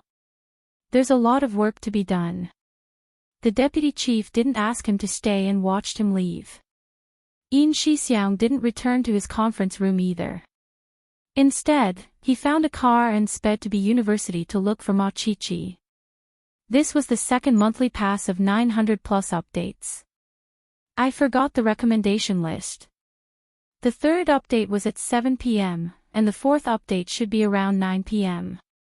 Come on, don't be careless and cast the guaranteed monthly pass. Chapter 680. Ma Qiqi waited a full 2 to 3 days after sending the message before Yin Shixiang called back. Qiqi, it's Yin Shixiang. I just finished a meeting and want to come to your school to talk to you. Yin Shixiang wore a Bluetooth headset as he spoke seriously. It was already 10 p.m., and Ma Qiqi had just returned from studying at the library. As soon as she heard it was Yin Shixiang calling again, she quickly said, "Brother Xiong, I'm at the dorm. I'll come down and wait for you." Ma Qiqi was just about to shower, but there was no need for that now. She quickly grabbed her phone and keys and went downstairs. She waited outside the dormitory for 10 minutes before she saw a black jeep with a military plate drive over and stop in front of her. Yin Shixiang opened the door. "Get in." Ma Qiqi nodded and got in without another word. She had been anxious about Gu Nianji for a few days, and now that Yin Shixiang had finally arrived, she was completely focused on saving Gu Nianji. She didn't hear someone calling her name from behind her. "Qiqi. Qiqi. Come down. Qiqi. Qiqi. Where are you going?" The senior who came looking for Ma Qiqi with a bag of midnight snacks saw Ma Qiqi get into a military jeep. In a daze, he saw a very handsome man in the car. He quickly called for Ma Qiqi to come down, but she didn't seem to hear him and got into the car. Senior brother's mouth twitched as he took out his phone to call Ma Qiqi. Ma Qiqi was about to speak to Yin Shixiang in the car when she heard her phone ring. She looked down to see it was senior brother. She wasn't in the mood to flirt with senior brother, so she didn't pick up. She didn't expect senior brother to be so persistent and keep calling her. Ma Qiqi had no choice but to answer the phone and ask, "Senior brother, what's up?" Senior brother took 2 deep breaths to calm himself down. He smiled and asked deliberately, "Qiqi, are you at the dorm? I bought you supper. Come down and get it." Ma Qiqi frowned. "I'm already asleep. Thank you for the supper, senior brother. I'll treat you tomorrow." She then hung up. Senior brother stood in front of the B University female graduate student dormitory for a full minute before he finally put down his arm. He turned around and glared angrily in the direction of Ma Qiqi's dorm before quickly walking down the stairs of the dorm. He threw the supper in his hand into the trash can, dusted his hands, and strode off. Yin Shixiang drove Ma Qiqi all the way to B University's parking lot before stopping the car. It was already late at night. The parking lot here was reserved for faculty and students during the day, so there were only a few cars left. The empty parking lot was perfect for talking, and they didn't have to worry about being eavesdropped. Yin Shixiang turned to look at Ma Qiqi and said sternly, "Qiqi, tell me again. What video?" Ma Qiqi didn't say much. She took out her phone and unlocked it. She logged into her instant messaging account and clicked on the video Gu Nianji had sent her. "See for yourself." Yin Shixiang stared at her phone. On the 5.5-inch phone screen, there was a young woman with half of her face bruised and swollen. Her eyes were nervous and panicked, and her soft voice was filled with panic. "Qiqi. Qiqi. I'm in Berlin. Save me." The video was very short. It was only a few seconds, so it was obviously sent in a hurry. This was Gu Nianji. Was this the little girl who grew up under their meticulous care? Half of her face was swollen because her skin was fairer than the average person's. Now that she was injured, the bruises on her face looked much scarier and worse than the average person's. What made him feel even worse was the look in her eyes. In that instant, he seemed to see the 12-year-old Gu Nianji again. The little girl who would hug her head in fear when someone spoke a little too loudly. She would curl up in a corner and cry silently. Yin Shixiang turned his head abruptly to look at the dark night outside the car window. He clenched his hand into a fist and covered his mouth to stop the sob that almost escaped his throat. However, he couldn't stop the tears from flowing out of the corners of his eyes. He could only pretend not to care and turn his head to the side, using his left hand to wipe away the tears. The video was too short, so Ma Qiqi thought Yin Shixiang didn't understand it. Seeing him turn his head to look out the window, she played it for him again. "Brother Xiong, look. Is that Nianji?" Yin Shixiang closed his eyes and took out his phone. He said to Ma Qiqi, "Forward the video to me." Ma Qiqi glanced at him. "Brother Xiong, your account." Yin Shixiang thought about it. They didn't allow him to install the instant messaging software on the market. Their instant messaging software was made by themselves and had a dedicated line for communication. It was much more secure than the software used by ordinary people. "How about this? Add my phone number, then save the video locally and send it to me via text." Yin Shixiang gave Ma Qiqi his phone number. Although Yin Shixiang had just called Ma Qiqi's cell phone, his cell phone had a special setting that could hide his cell phone number. Even though he had called, Ma Qiqi couldn't see all of his cell phone numbers, so naturally, she couldn't save his cell phone number. In order to add his phone number, Yin Shixiang had to tell her the complete phone number. Ma Qiqi glanced at him and slowly saved his phone number in her phone's address book. Then she followed Yin Shixiang's instructions and sent the video to him. Yin Shixiang received Gu Nianji's distress video and played it again. After confirming there were no problems, he saved it locally. "Thank you, Qiqi. If it weren't for you, we really wouldn't have known the situation was so serious." Yin Shixiang thanked Ma Qiqi sincerely. Ma Qiqi quickly waved her hands and shook her head. "Brother Xiong, don't say that. Nianji is my roommate and also my good friend. Who else would I help if not her when something like this happened to her?" "Thank you, Qiqi. It's Nianji's luck to have a good friend like you." Yin Shixiang smiled. He thought about how his Nianji had a lot of good friends. Her 3 undergrad roommates were very protective of her. Now that she had such a good roommate for her post-grad studies, it was obvious that their decision to let her study was the right choice. "Brother Xiong, you're too kind." Ma Qiqi sighed. "Actually, I didn't do much. I just made a few calls and sent a few texts." Sigh, Nianji went out with Professor He. I didn't think something would happen to her. I asked Professor He, and he confirmed.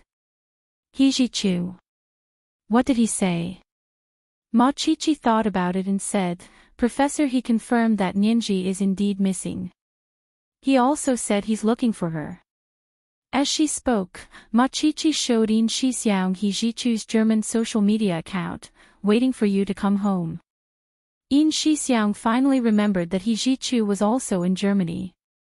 He was the one who took Nianji to Germany. How could something happen to Nianji with He Jichu there? Yin Shixiang's back broke out in a cold sweat. No one knew He Jichu's capabilities and influence abroad better than Yin Shixiang and the others. He and Zhao Liangze had both personally witnessed He Jichu's influence abroad. Who could be so powerful to lose Nianji with such a powerful force? Yin Shixiang's hands on the steering wheel began to tremble slightly. He tried his best to calm himself down and said calmly to Ma Qiqi, Okay, I got it. It's getting late. I'll take you back. As he spoke, he started the car. Ma Qiqi finally got the message through and sighed in relief. She leaned back in the seat and smiled. Brother Xiong, Nianji's boyfriend is with you, right? Yeah. Yin Shixiang answered absent-mindedly. He kept thinking about how to inform Huashao, but when he thought about the deputy chief's words, he didn't dare disobey his superior's orders. Then you'll let him know, right? Ma Qiqi didn't give up and asked again. She felt like she was really worried about Nianji's safety. If she didn't tell Nianji's awesome boyfriend, Ma Qiqi would feel like she hadn't done her best. Yin Shixiang didn't know how to answer. The hierarchy in the military, the difference in administrative power, and the unconditional obedience of soldiers to their superiors, all of these things Ma Qiqi couldn't understand at the moment were swirling in Yin Shixiang's mind. Turning his head, Yin Shixiang saw Ma Qiqi's big, hopeful eyes and said slowly, You mean Huashao? He's on a business trip, so I can't contact him for now. It was the 3rd update, and today was Monday. I'd forgotten about the recommendation tickets. The fourth update should be around 9 o'clock at night. Come on, don't be careless and vote for the guaranteed monthly ticket. P.S. When the second update was posted for the first time this afternoon, I realized it was posted incorrectly. I posted the chapter before I edited it, but later I realized the word count was wrong. I've already edited it. It's more than 100 words more than the first one. If you find the plot is not coherent, go download the chapter from this afternoon again. P.S. If the monthly ticket reaches 1200 by 12 noon tomorrow, continue with the third update. Chapter 681. Business trip. Then call. Or text or video call. How could he not be notified? Ma Chi-Chi's eyes widened in disbelief. Brother Xiong, it's the age of the internet now. How could he not be notified? Don't tell me he went to some godforsaken place for a business trip. Yin Shixiang grimaced as he raked his hair and decided not to explain. You don't understand.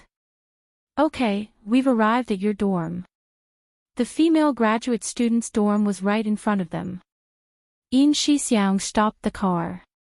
Ma Chi-Chi really didn't understand, but she knew Hu Xiao and Yin Shixiang were soldiers. Perhaps they really had their own difficulties, so she didn't press him further and hopped out of the car. Then Brother Xiong, you have to help Nianji and bring her back as soon as possible. Yin Shixiang nodded. Don't worry, Chi-Chi. We'll do our best. He immediately started the car and left. Ma Chi-Chi stood on the steps in front of the dorm and watched Yin Shixiang's jeep disappear before returning to her dorm. Yin Shixiang sped the entire way as the video he had just seen kept replaying in his mind. The more he thought about it, the more anxious he became. No, he really had to tell Hu Xiao about this. Yin Shixiang thought about it and finally made up his mind. He turned the steering wheel and drove to the military headquarters. It was almost midnight, and most of the people in the military headquarters were asleep. Yin Shixiang drove all the way to General Ji's house. He got out of the car and said to the guard at the door, "Please help me ask General Ji that Yin Shixiang is back and has something important to ask him." The guard glanced at him and picked up the intercom to call General Ji's personal secretary. He confirmed that General Ji was still awake before taking the call. "Chief, there's a lieutenant colonel calling himself Yin Shixiang at the door. He says he has something important to ask you." General Ji took off his reading glasses in the study, rubbed his eyes, and said, "Then let him in." Yin Shixiang was led into the study by General Ji's personal secretary. "Hello, Chief. You're here. Sit." General Ji nodded and pointed at the soft stool in front of his desk. Yin Shixiang sat upright and said sternly, "General Ji, I was just called back from abroad by the Deputy General to understand the situation. There are some things I want to confirm with General Ji." General Ji glanced at his personal secretary. The man understood and turned to leave. He even thoughtfully closed the door of the study. "Speak, what is it?" General Ji put on his reading glasses and looked at the documents in front of him again. It was obvious that he didn't want to talk more. Yin Shixiang saw General Ji's attitude and knew it wouldn't be easy to convince him. However, when he thought of Gu Nianji and Major General Hua, he braced himself and said, "General Ji, this matter is of great importance. Not only did something happen to our field personnel, but Gu Nianji also." General Ji looked up from the documents and expressionlessly rolled his eyelids over the top of his reading glasses. The corners of Yin Shixiang's mouth twitched, but he still gathered his courage and continued. "Such a big thing happened, but the deputy chief said that we can't inform Hu Xiao. I just want to confirm if I really can't inform Hu Xiao." "Yes, you can't." "I said it," General Ji said coldly. "Since you know, I'm warning you. If you dare to tell Xiaoheng about this before he returns, I won't be merciful." The military court is prepared for people like you who pretend to obey orders but secretly oppose them. Yin Shixiang's heart skipped a beat. He didn't understand why General Ji would use such a serious term, pretend to obey.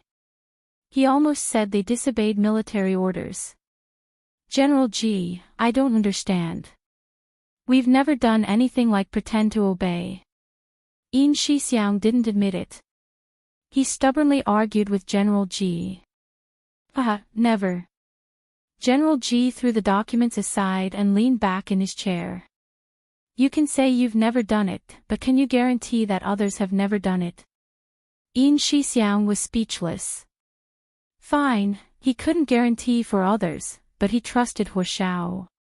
He believed that he wouldn't do anything to betray the country or the military. General Ji, shut up. General Ji suddenly became angry. He stood up from behind the desk and pointed at Yin Shixiang's nose. You said you didn't. Then let me ask you. Did you know that Gu Nianji isn't Gu Xiangwen's biological daughter? Yin Shixiang's eyes widened in shock. What? Not his biological daughter. This. Where did you hear this? Even Yin Shixiang didn't know, he was Hu Shaoheng's personal secretary. He really kept it a secret. General Ji snorted inwardly. Big Xiong, you're incompetent. How can you not know something even your boss knows? TSK. Think carefully about what's going on before you argue with me about whether or not to inform Xiaoheng. General Ji waved his hand. Let's go. It's late. I need to rest. Yin Shixiang walked out of General Ji's house like he was sleepwalking. He also got into his car like he was sleepwalking. Then, he started the car in a daze. Even in such a state of mind, he drove all the way back to the Special Operations Forces headquarters without any accidents. Back at the headquarters, he subconsciously went to the conference room. Seeing that it was full of people, he finally came to his senses and nodded to everyone. Sorry to keep everyone waiting. Everyone in the conference room expressed that it was fine and waited for him to speak. Yin Shixiang took the mineral water on the table and opened the cap to drink half a bottle. Then, he said to everyone in the conference room, I went to see the deputy chief and then General Ji. That's why I was delayed. Everyone expressed their understanding and didn't seem to be full of resentment. Yin Shixiang nodded and said, First, deal with the disappearance of the 2 field agents.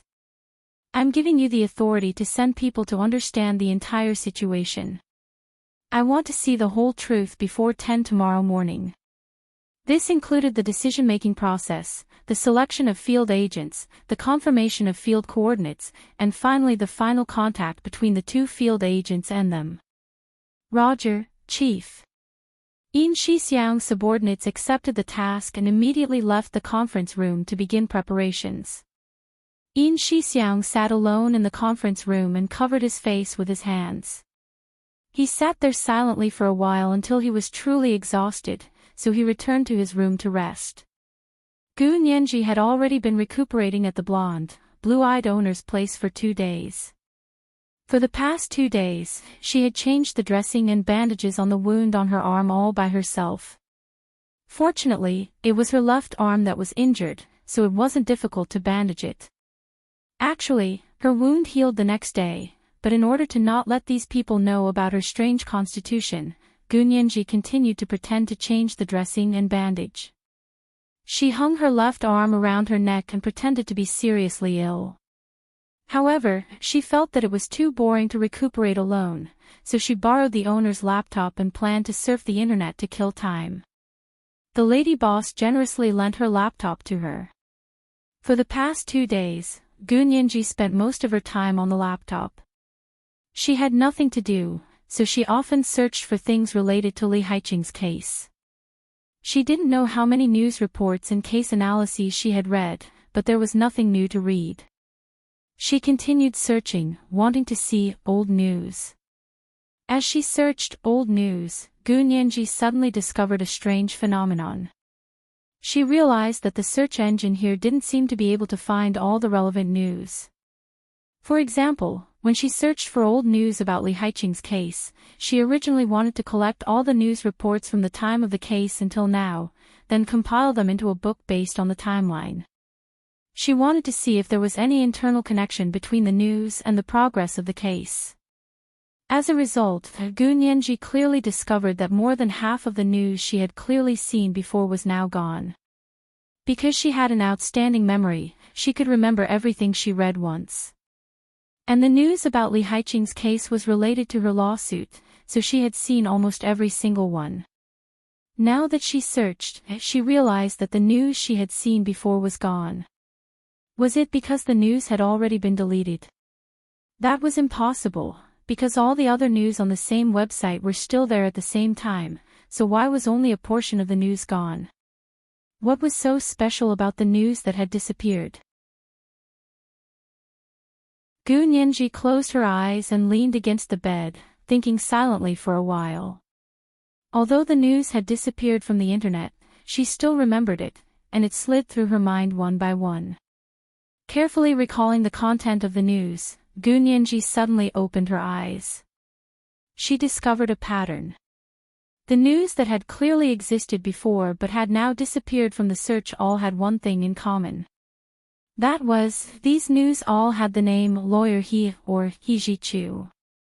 This was the fourth update, and it was sent to Raindrop 6868, who had been promoted to the position of leader. Today was Monday, and he had forgotten about the recommendation tickets. Come, don't be careless and vote for the minimum monthly ticket. P.S. If the monthly ticket reaches 1200 before noon tomorrow, continue with the third update. Oh, intersection. Oh.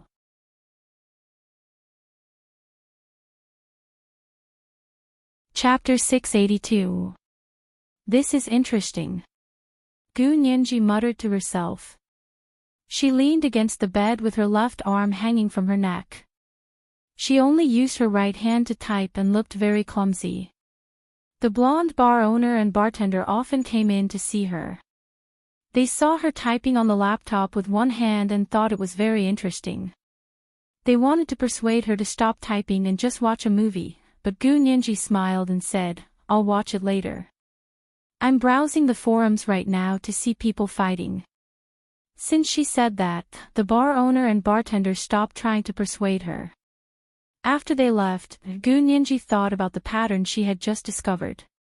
What kind of network could cause some news to appear and others to not appear? This problem was too easy for Gu Nianji to solve. Blocked. Someone had set up a keyword block on the computer network she had logged into. Therefore, all the websites with blocked keywords were filtered. This method was actually very simple after thinking about it. It was similar to the plugins that everyone used to filter ads and the ad block software that filtered certain websites. It was almost the same principle. Was it like this? Gu Nianji felt that she should still give it a try. Make bold assumptions and be careful in verifying them. This kind of network block might be an insurmountable chasm for others, but not for people like Gu Nianji. She had systematically learned about hacking from Zhao Liangzi, the top 5 hackers on the entire Blue Planet, at the Special Operations Forces base. Zhao Liangzi had laid a very solid foundation for her because he had taught her from the most basic DOS program, which was the ancestor of the widely used Windows operating system. To be a truly skilled hacker, one didn't just know how to use hacking software. Truly skilled hackers were all software engineers who were very good at programming. In their eyes, the entire network seemed to be like the flashing green numbers and lines in the matrix. It had its own logic and rules. Gu Nianji stared at the laptop in front of her and used one hand to enter a few DOS commands. She quietly bypassed the laptop's monitoring program and sent a few pings to the network world outside the system.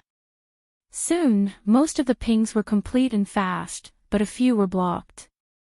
The few that were blocked were when she tried to ping pages related to He Zhichu or Lawyer He.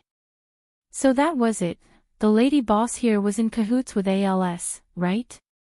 Someone had really set up a shielding system for the network she had logged into.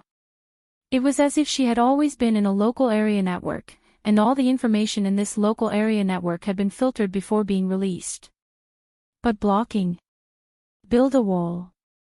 Trying to trap a top computer hacker of the Blue Planet in a network wall. Are you sure? Gu Nianji chuckled, but she also felt very upset. If she had to describe her mood, it might be like the old movie The Truman Show, when the main character first discovered that he had lived in a studio since he was a child. However, the protagonist was so excited that he was about to break down, but Gu Nianji had been homeless for more than a month, so her endurance was much higher. She didn't collapse from excitement. Instead, she was so calm that she scolded herself for being a fool. She felt that her decision to run away at all costs a few days ago was too stupid. What are her advantages? Of course, it was her intelligence. It was not her physical strength. What a joke. Instead of taking a shortcut, he actually tried every possible way to escape, and even ended up injuring himself. Pah! Gu Nianji slapped herself hard in the face. She had to remember this lesson. Using one's weakness to compete with someone else's strength was called a fool. Her slap was a bit hard. When the bartender brought her dinner that night, he saw the clear handprint on her face. His eyes widened in shock. Who hit you? Gu Nianji was speechless. She was too embarrassed to say that she did it, so she could only look down and mumble, "Don't ask." Anyway, it was my fault. The bartender was speechless. He silently turned around and left. Then Gu Nianji heard the bartender talking excitedly in German with someone outside the door. Gu Nianji pouted and ignored him. She ate 2 mouthfuls of bread and went to wash up. Then she opened the door and said to the lady boss and bartender outside, "I'm going to watch a movie and then go to bed. Good night." This meant she was going to lock the door. The lady boss glared at the bartender and turned to Gu Nianji with a smile. "Fine, you don't look too good. Go to bed early and wake up early tomorrow." Gu Nianji nodded. "Thank you. The sooner I recover, the sooner I can leave here. I won't trouble you for too long." "Don't say that. I'm very happy you're here. You can trouble us for as long as you want. Don't be embarrassed." The lady boss quickly comforted her and personally walked her inside. Gu Nianji nodded at her and closed the door in front of her, then locked it. After locking the door, Gu Nianji sat on the bed and looked around the 4 corners of the room. If her internet was already being monitored, then this room was most likely being monitored as well. However, she didn't know where the cameras were installed. She also didn't have the tools the special forces often use to check for infrared cameras. However, if the other party had installed cameras here, then they must be monitoring through the internet. As long as it was on the internet, Gu Nianji had a way to monitor it. She rolled her eyes and hugged her laptop to the bed. Then she pulled the blanket over herself and covered herself from head to toe. This way, even if there were cameras in the room, those people would only be able to see a cocoon-like blanket from the surveillance screen. They wouldn't be able to see what she was doing. Gu Nianji hid under the dark blanket and smiled slightly. She removed the sling on her left arm from her neck, then began typing quickly with her fingers flying. The other party was monitoring her computer, so no matter what she was doing, the other party would be able to see it. Gu Nianji used the opportunity of playing a Blu-ray movie on the computer to enter the DOS program. She quickly typed a series of commands and created a zombie image virtual hard drive for the computer. This zombie image virtual hard drive wasn't on the computer's hard drive. It was built on the internet and simulated using the computer's virtual memory. This laptop model was very old and didn't have a lot of memory. Gu Nianji also dug out a large chunk of memory to create a zombie image virtual hard drive. The speed of the entire computer suddenly slowed down.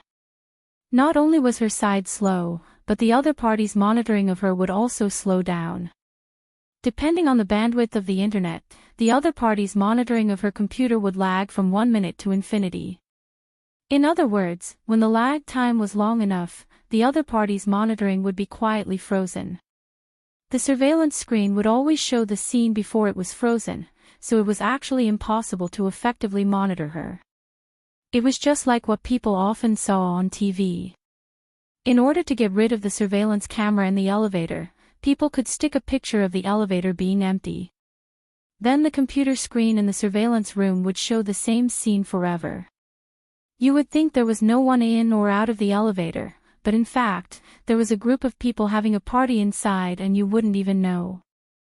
Gu Nianji patiently expanded her zombie image virtual hard drive step by step, constantly nibbling away at the network bandwidth.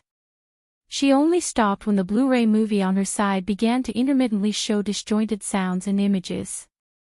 The size of the virtual hard drive should have reached a critical point. She couldn't continue to expand it.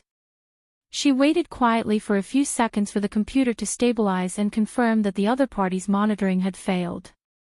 Gu Nianji turned off the Blu-ray movie and at the same time began frantically programming with the most primitive DOS program. The other party wanted to use this blocked local area network to trick her and isolate her from the outside world. Then she would let them have a taste of the power of giving them a taste of their own medicine. Gu Nianji was very efficient when she went into programming mode. She spent the entire night writing a very useful and targeted application program. Based on the program's functions, Gu Nianji named it Devourer. EXE. She was almost cooped up under the covers for the entire night. She only lifted the covers and crawled out at dawn. Gu Nianji continued to tie up her left hand. After washing up, she began to sleep. She wanted to make up for last night's sleep. Because she was sure that someone was monitoring her computer, she planned to act at night from now on. Nighttime was the time when most people were the most sleepy. No matter how much preparation they made, they couldn't stay awake and stare at the unchanging images on the computer all the time. Gu Nianji slept soundly for the entire day and woke up at dinner time. She happily ate dinner with the bar owner and the bartender, then went to take a shower. After washing up, she returned to her room, turned on her laptop, and clicked on the small program she had made. The small program almost instantly took up 99% of the network bandwidth. At the same time, it froze the monitoring page and bypassed the blocked keywords. Gu Nianji didn't need to hide under the covers anymore. She swaggered back on the bed and began to browse the internet. This time, when she searched for Li Haiqing's case, many web pages with a lawyer he or He Zhichu appeared. Unlike yesterday, it was as if He Zhichu didn't exist in this world at all. Since the web pages with He Zhichu's name appeared, it meant that she had bypassed at least one key-blocked keyword. Gu Nianji simply searched He Zhichu on the internet. The first thing that popped up was an official account that He Zhichu had set up on Germany's largest social media platform. When she saw the profile picture of her own back on the account, and the account notes that said, "Waiting for you to come home," Gu Nianji bit her lower lip tightly. Her heart ached and felt bitter. This was the first update. There was still 3 updates today. Let's remind everyone of the recommendation votes. The second update will be at 1 p.m., and the monthly vote will be 1,200 plus updates. The third update will be at 7 p.m. Come on, don't be careless and vote for the guaranteed monthly vote. P.S. When I say the update will be done. If everyone can't see it by the time it's time, you can refresh the directory multiple times, or exit the app to refresh again.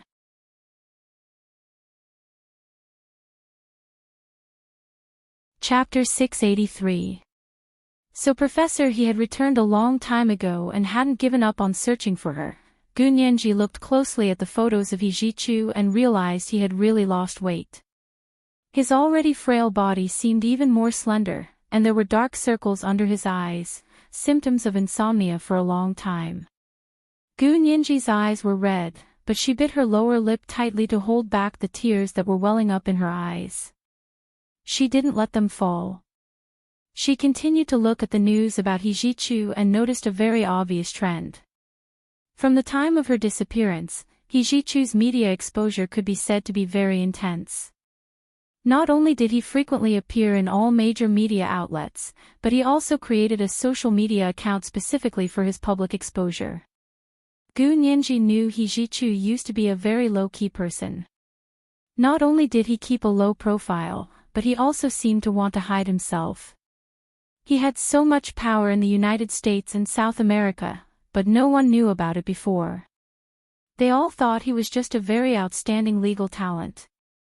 Later, she learned that He Jichu's background was very powerful, but he didn't want to show it. He preferred to live like a normal university professor in the crowd. Why did such a person suddenly become so uncharacteristically high profile? What was the reason? It didn't take a genius to figure it out. Gu Nianji couldn't help feeling touched and happy, and even a little scared. Her fingers tried several times to send He Jichu a private message, but she looked at the laptop in front of her and thought of the surveillance cameras. She resisted. The time wasn't right yet, so she couldn't alert him. If ALS was alerted, she didn't want to experience the Gestapo's methods again. Gu Nianji reluctantly closed He Jichu's social media page and searched for news about the Huaxia Empire. A lot of Chinese news appeared on the search engine. Gu Nianji hadn't seen Chinese words in a long time, so she enjoyed reading them. Then, in an inconspicuous corner, she saw this piece of news. Hu Xiaoheng, Deputy Secretary General of the Supreme Military Council and our nation's youngest Major General, recently led a delegation to Cuba. The accompanying photo was of Hu Xiaoheng standing on a private plane and waving to the welcoming crowd below. He was wearing a very slim and handsome Major General's uniform, and the wide belt around his waist made him look like a crane. Standing high up in the plane, it was as if the vast blue sky and white clouds had become his backdrop. Although he was wearing sunglasses and she couldn't see his eyes, Gu Nianji could tell from the slight smile on his face that he was in a good mood. Looking at Hu Xiaoheng's high-spirited photo, then looking at herself in the mirror with disheveled hair and dirty face, Gu Nianji felt depressed. This was his current mission, right? Looking at the time, he should have left the country 2 days ago, so the previous mission should have been completed, right? They had already completed one mission, and now it was time for another. Did he call her? At that moment, Gu Nianji regretted throwing her phone away. However, if Hu Xiaoheng had called her and found that her phone was out of service, would he not have guessed that something had happened to her? That was absolutely impossible. There was only one possibility, and that was that he hadn't called her. If he was still in the middle of a mission and didn't call her, she could understand. This was one of the costs of being with Hu Xiaoheng, and she was already prepared to accept it. But now that the previous mission had been completed, and even a new mission had begun, the two of them had been separated for a few months, and he still hadn't called her. She really couldn't take it anymore. At that moment, Gu Nianji didn't know that Hu Xiaoheng was actually still in the middle of a previous mission. His current visit was only to wrap up the previous mission. However, her heart ached even more, and the indescribable feeling made her feel like a fishbone was stuck in her throat, and she began to feel irritated. She stood up and paced around the small room, constantly telling herself to calm down.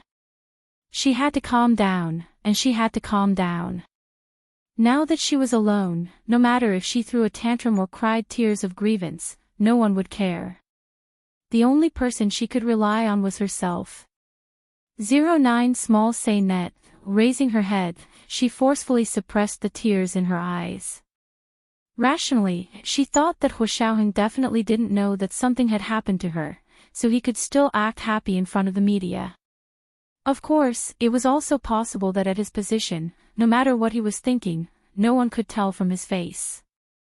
He was a high-ranking imperial major general, and he worked in intelligence work like the Special Operations Forces. Showing his emotions on his face was his failure. However, Gu Nianji still had some doubts. If Hu Xiaoheng didn't know that something had happened to her, then why would the Special Operations Forces send people here? She still remembered the 2 Special Operations Forces members who had their throats slit. Gu Nianji didn't want to contact He Zhichu for now because she was worried about alerting the enemy, because she had a bigger plan. She didn't want the 2 Special Operations Forces members who had come to save her to die in vain. Those 2 people had come to save her, right? Gu Nianji bit her lower lip and whispered in her heart, it must be. Otherwise, they wouldn't have been killed. Glancing at Hu Xiaoheng's handsome face again, Gu Nianji quietly closed the page and opened an open-source programming page on a hacker's website to continue writing the program. The original DOS was still too time-consuming to use, and Gu Nianji didn't have that much time to waste on DOS. The initial program written in DOS needed to be perfected and optimized to achieve the effect she wanted. She wanted the group of people monitoring her to know that soon, they would feel the despair that she had once felt. Gu Nianji endured the bitterness in her heart and stayed up all night to perfect and optimize her devourer. EXE as much as possible on the programming page on the hacker's website. Now that she opened the program, not only could she bypass the enemy's surveillance, but she could also completely disable the network control program that controlled the camera. Therefore, she didn't even need to find where the camera was. She only needed to make the camera lose contact with the enemy. Anyway, by the time she left, it would be too late for them to discover what had happened in this room. After writing the program, Gu Nianji slept for the entire day and only woke up for dinner at night. The blonde lady boss was a bit worried about her health and asked, "Do you want to see a doctor? Why have you been sleeping so much lately?" Gu Nianji smiled and said, "I have nothing to do, so of course I can only sleep. Time passes faster when I'm asleep, so it doesn't feel like I'm locked up." The bartender sitting across from her blushed. He coughed lightly and turned to the side to eat. The lady boss was calmer and smiled. "How can that be? You have complete freedom. Tell me, where do you want to go? I'll go with you." Gu Nianji looked at her with a smile and shook her head. "No need, my injuries haven't healed yet. Actually, I heard that the body recovers faster when sleeping, so I decided to sleep more. That way, I can recover faster." "Oh. Yes, that's the reason. Sleeping is indeed the time when the body recovers itself." The blonde lady boss was visibly relieved and even served Gu Nianji a bowl of clam soup. Gu Nianji tasted it and found it familiar, so she put it down. You don't like it?" The lady boss raised her eyebrows. "It tastes pretty good. I like it, but I'm already full." Gu Nianji patted her stomach. "My injuries haven't healed yet, and neither have my appetite." The lady boss quickly glanced at Gu Nianji's left arm. It was still bandaged, and she was clumsy when holding things. She also looked unbalanced when walking. She hadn't forgotten the bloody mess on Gu Nianji's left arm that day. What a pity. Such flawless skin had such a heavy scratch. She would probably need skin grafts to cover up the wound. "Alright, then you should rest early. I hope you can recover soon." The lady boss spoke very sincerely, without the slightest hint of hypocrisy. Gu Nianji muttered to herself but didn't show anything strange on her face. Now wasn't the time for a showdown. After washing up again, Gu Nianji returned to her small room and locked the door. She turned on her laptop and opened her small program. She instantly regained control of the network. Gu Nianji began to browse the internet again and downloaded the instant messaging software. Although the computer had a password protection, it was a piece of cake for Gu Nianji to crack the download password. Gu Nianji didn't think about cracking the password on the first night she stayed there because it would be immoral. But when she learned that the lady boss was in cahoots with ALS and that the bar was just a setup, she didn't care anymore. "You guys are monitoring me anyway, so I'm just counterattacking. Gu Nianji woke up in high spirits in the middle of the night. Her eyes sparkled as she sat in front of the laptop. Gu Nianji. Come on. Let's get started. She opened the program and saw that her Devourer EXE was working normally. After a day of nibbling away, it had successfully entered the surveillance network. She first pulled up the surveillance footage and saw that Gu Nianji had created a zombie desktop on their monitor. In order to make it look realistic, she even used macro to record a small desktop program and randomly clicked on some web pages and games. Gu Nianji had already deceived everyone and snuck in through the back door of their system. She was excited and nervous. Because she didn't enter a normal network. It was the internal network of the German Federal Intelligence Service, formerly known as the Gestapo. This was the second monthly pass of 1,200 plus updates. There was still 3 updates today. A reminder to everyone for recommendation votes. The third update was at 7 p.m. Come on, don't be careless and vote for the guaranteed monthly pass. P.S. Thank you, sweetheart, for reading and rewarding 10,000 views. This person rewarded so many views. Could it be that if I read, I'll welcome my first leader? Alliance masters who read more would also add more chapters.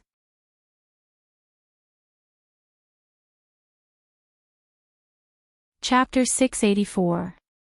Gu Nianji's Devourer EXE was like a little beast scouting the way as it carried her to the German Federal Intelligence Agency's central control system. She wandered around the internet and nervously searched for the information she was looking for. When she escaped that night, 4 Chinese men had died in the woods near the bar. Gu Nianji was certain that 2 of them were bad guys impersonating her, and the other 2 were real Xia Imperial Special Operations Forces members. She touched the diamond earrings on her ears and hesitated. In the end, she didn't take them off. They were her only connection to Huashao. She knew it was dangerous to wear them, but she didn't want to take them off. She wanted to enter Al's internet and find information on the 4 dead men. That morning, when the blonde bar owner told her about the tragedy in the woods, Gu Nianji thought the case would once again spread like wildfire in Germany. After all, even the bar owner knew about it, but after that, she didn't see any news online. It was as if what happened that night was a figment of her imagination.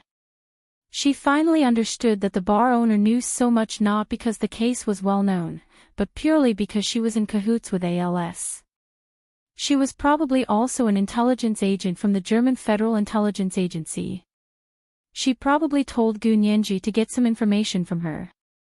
Unfortunately, she had no idea why the Xia Empire would send people, so she didn't have a chance to leak the information.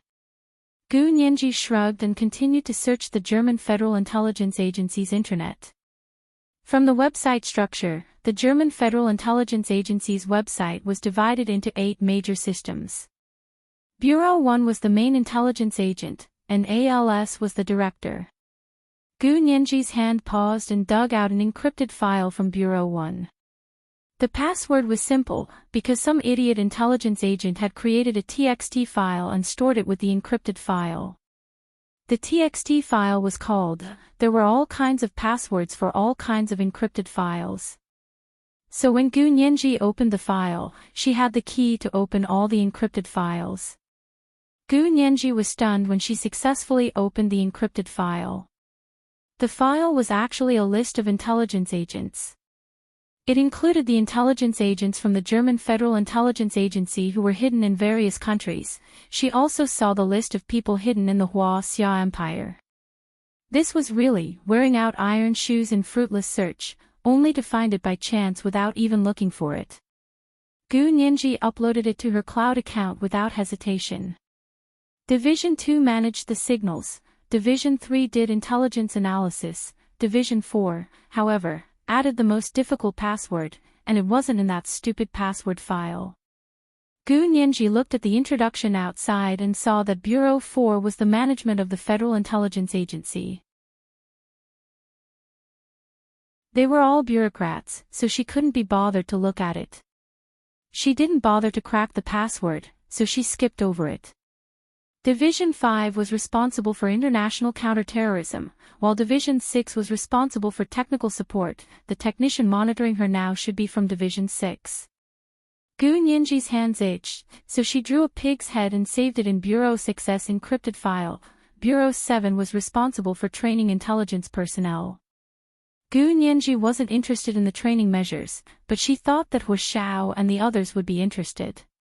She carefully selected a few documents and uploaded them to the cloud system. The last one was Bureau 8, which was responsible for counter-espionage activities. Gu Nianji perked up. Her instincts told her that all the information related to the deaths of the 4 Chinese men should be there. He clicked on it and looked through the folders one by one, flipping through the photos one by one. 3 hours later, when her eyes were almost blinded, she finally found the folder related to the deaths of the 4 Chinese men. She clicked on it. Not only were there various photos of the crime scene and the deceased from various angles, but there was also the analysis of the Federal Intelligence Agency's report. Gu Nianji skimmed through it and realized that ALS and the others had even discussed whether they should use the documents on the dead Chinese men to send a diplomatic note to the Hua Xia Empire to question why they sent their intelligence agency personnel to Germany. That idea was rejected. The person didn't have a name and only had a code name, G, in the document. This G said that first, the documents were fake. If they pretended not to know and used the fake documents to question the Hua Xia Empire's Ministry of Foreign Affairs, it would only backfire and make them realize that Gu Nianji was in their hands. Gu Nianji trembled nervously when she suddenly saw her name in the top secret documents. She almost couldn't hold the mouse steady. Her heart was pounding so hard that it was about to jump out of her throat. After finally calming down, Gu Nianji quickly downloaded the documents and immediately uploaded them to her cloud account. But at this moment, the network suddenly slowed down, and her upload stopped halfway. Gu Nianji's heart sank. Had someone discovered her? She looked at her watch and saw that 4 hours had passed. She had been too greedy. This was her first time invading the enemy's internet, but she had stayed for too long and left too many traces. She knew that her actions were very crude, and if Xiao Liangzi found out, he would definitely scold her to death. However, this opportunity was too rare. She didn't want to give up this chance to help Hu Xiao and the Special Operations Forces find out all the secrets of the German Federal Intelligence Agency. As time passed, Gu Nianji's fingers flew quickly as she continued to write and add programs. 10 minutes later, her upload was still in a static state, but the warning system in her program had already started. This meant that the enemy might have already discovered that there was a problem with the surveillance and that an outsider had entered the internet. What should she do? If she gave up this time, she might never have the chance to enter again. Also, if ALS and the others also had computer experts, it was possible that they would be able to find her. Give up or continue? This was a fatal question. In the 1 minute that she debated with herself, Gu Nianji finally made a decision. She would do something big. She would let these arrogant white people know that even a rabbit would bite when it was cornered. It was fine if they didn't bite, but once they did, they would take advantage of their weakness and kill them. Gu Nianji closed her eyes and held onto the mouse to start the Devourer program's final system. After a while, she let go of the mouse and watched as the program she had written began to wreak havoc in the German Federal Intelligence Agency's internet.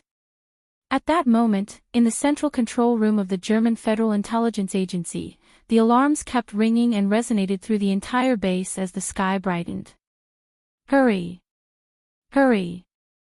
There's an enemy invasion. Where? Where? The internet. You idiot. The internet has been breached. Activate the emergency system. Pursue the intruder. We must track the IP of the origin of the program. Seeing that the situation was becoming more and more urgent, their best software engineer was still on the way, but it was already too late. If they didn't take the final measures, all of their secrets would be destroyed. This was a more serious loss than the highest commander of the German Federal Intelligence Agency being an enemy mole. Because it meant that all of the top-secret information the German Federal Intelligence Agency had from the Gestapo era could be exposed. The Germans in the central control room all looked at each other with pale faces. Everyone was trembling and trembling. They didn't know how to face this situation. ALS yelled, "It's too late. Don't track the IP anymore. Cut off the power. Cut off the power immediately." Just as the mainframe's power was cut off, Gunyangji's Devourer EXE was activated and unleashed its final attack. It transformed into tens of thousands of small programs, like white blood cells that devoured bacteria. It split up and became extremely fast. It devoured all the files in the Federal Intelligence Agency's internet like a locust, regardless of whether they were encrypted or not, whether they were system files or data files. It shrunk them all and transferred them to external mailboxes at lightning speed. There were so many of them, and they were so fast that they had already completed all the devouring programs while the power was being cut off. Finally, the self-destruction program was activated. When Reinitz was urgently called over by ALS and stood in front of the huge mainframe of the Federal Intelligence Agency's central control system, he only saw a bright circle of light appear on the screen. A cute pink little pig walked out of the circle of light, rolled twice toward them, and then turned around with its back facing them. It revealed a short tail on its chubby little butt and wagged it. Then the circle of light gradually shrank, and just like that, the pink and tender little pig disappeared into the circle of light. Boom! ALS punched the mainframe heavily, his eyes bulging. "This is too much. Don't let me find out who did this." This was the third watch. A reminder for everyone's recommendation votes. The next third watch should be a monthly vote of 1,500. The first watch tomorrow should be at 8 a.m., so don't refresh too early.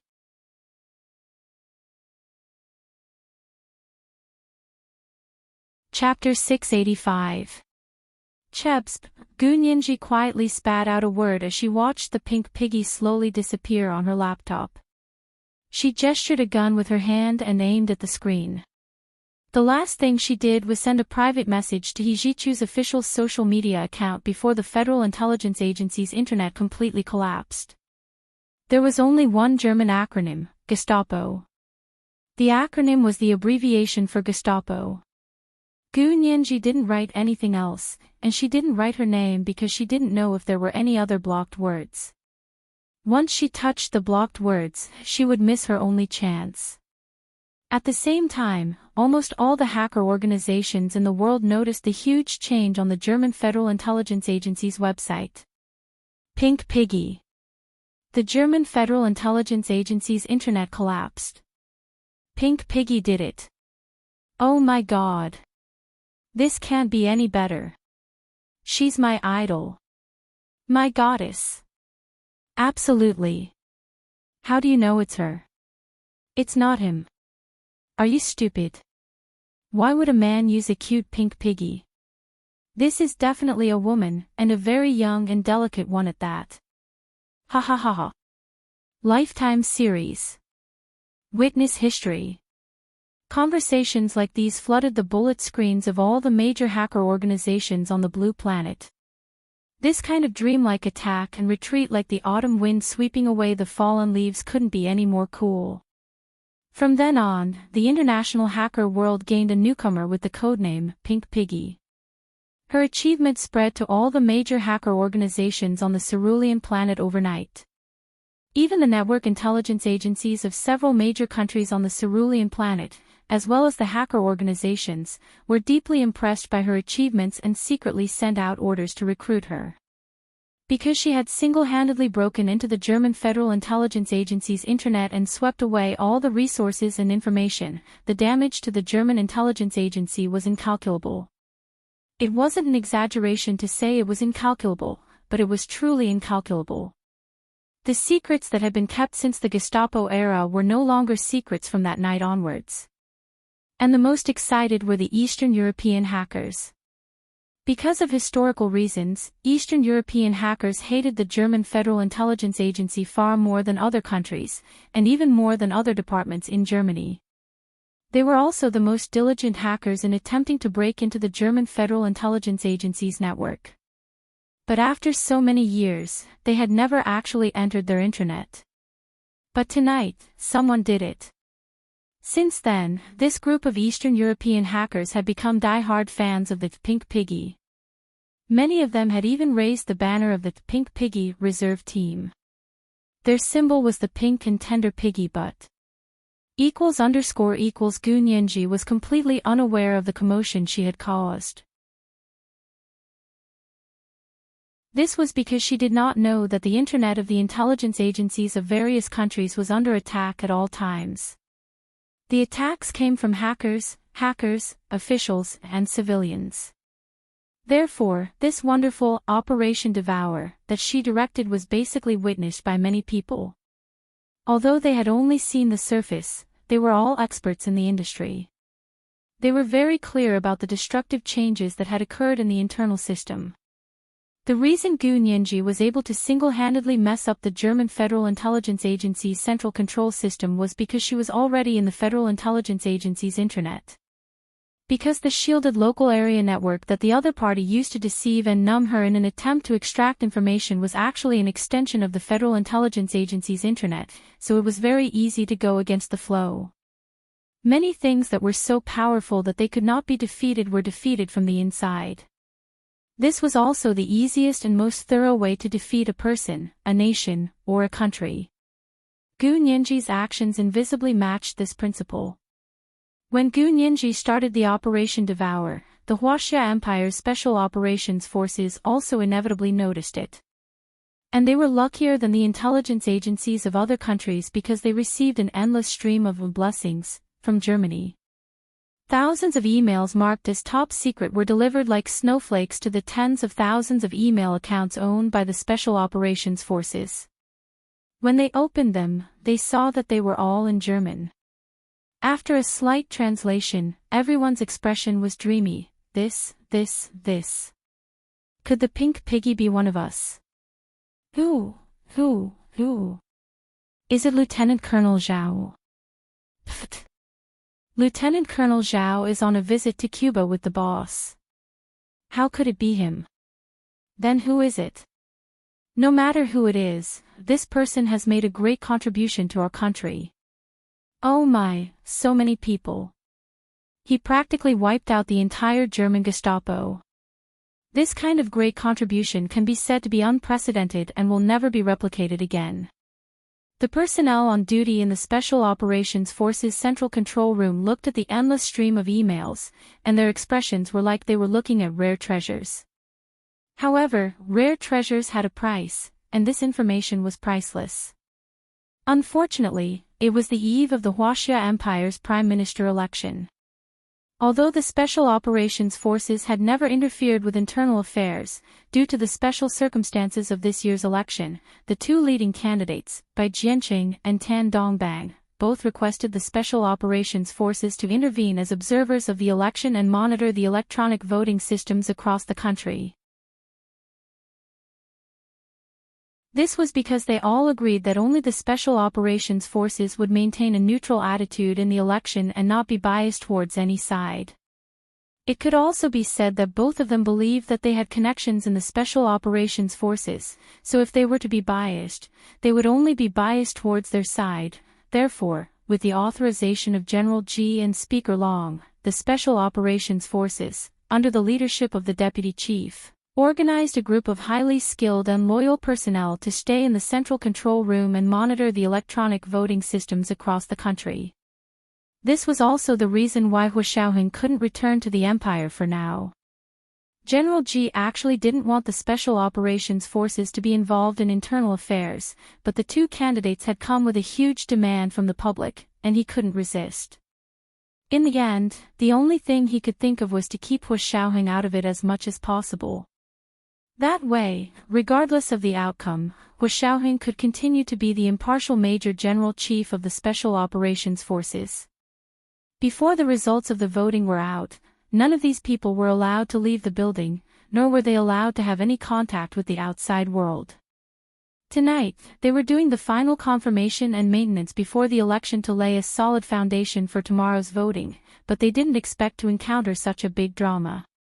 Other than the Special Operations Forces, the Huaxia Empire's secret task force also noticed the strange behavior of the German intelligence agency, but similarly, their focus was on the election that was to be held tomorrow, so they had no time to care about anything else.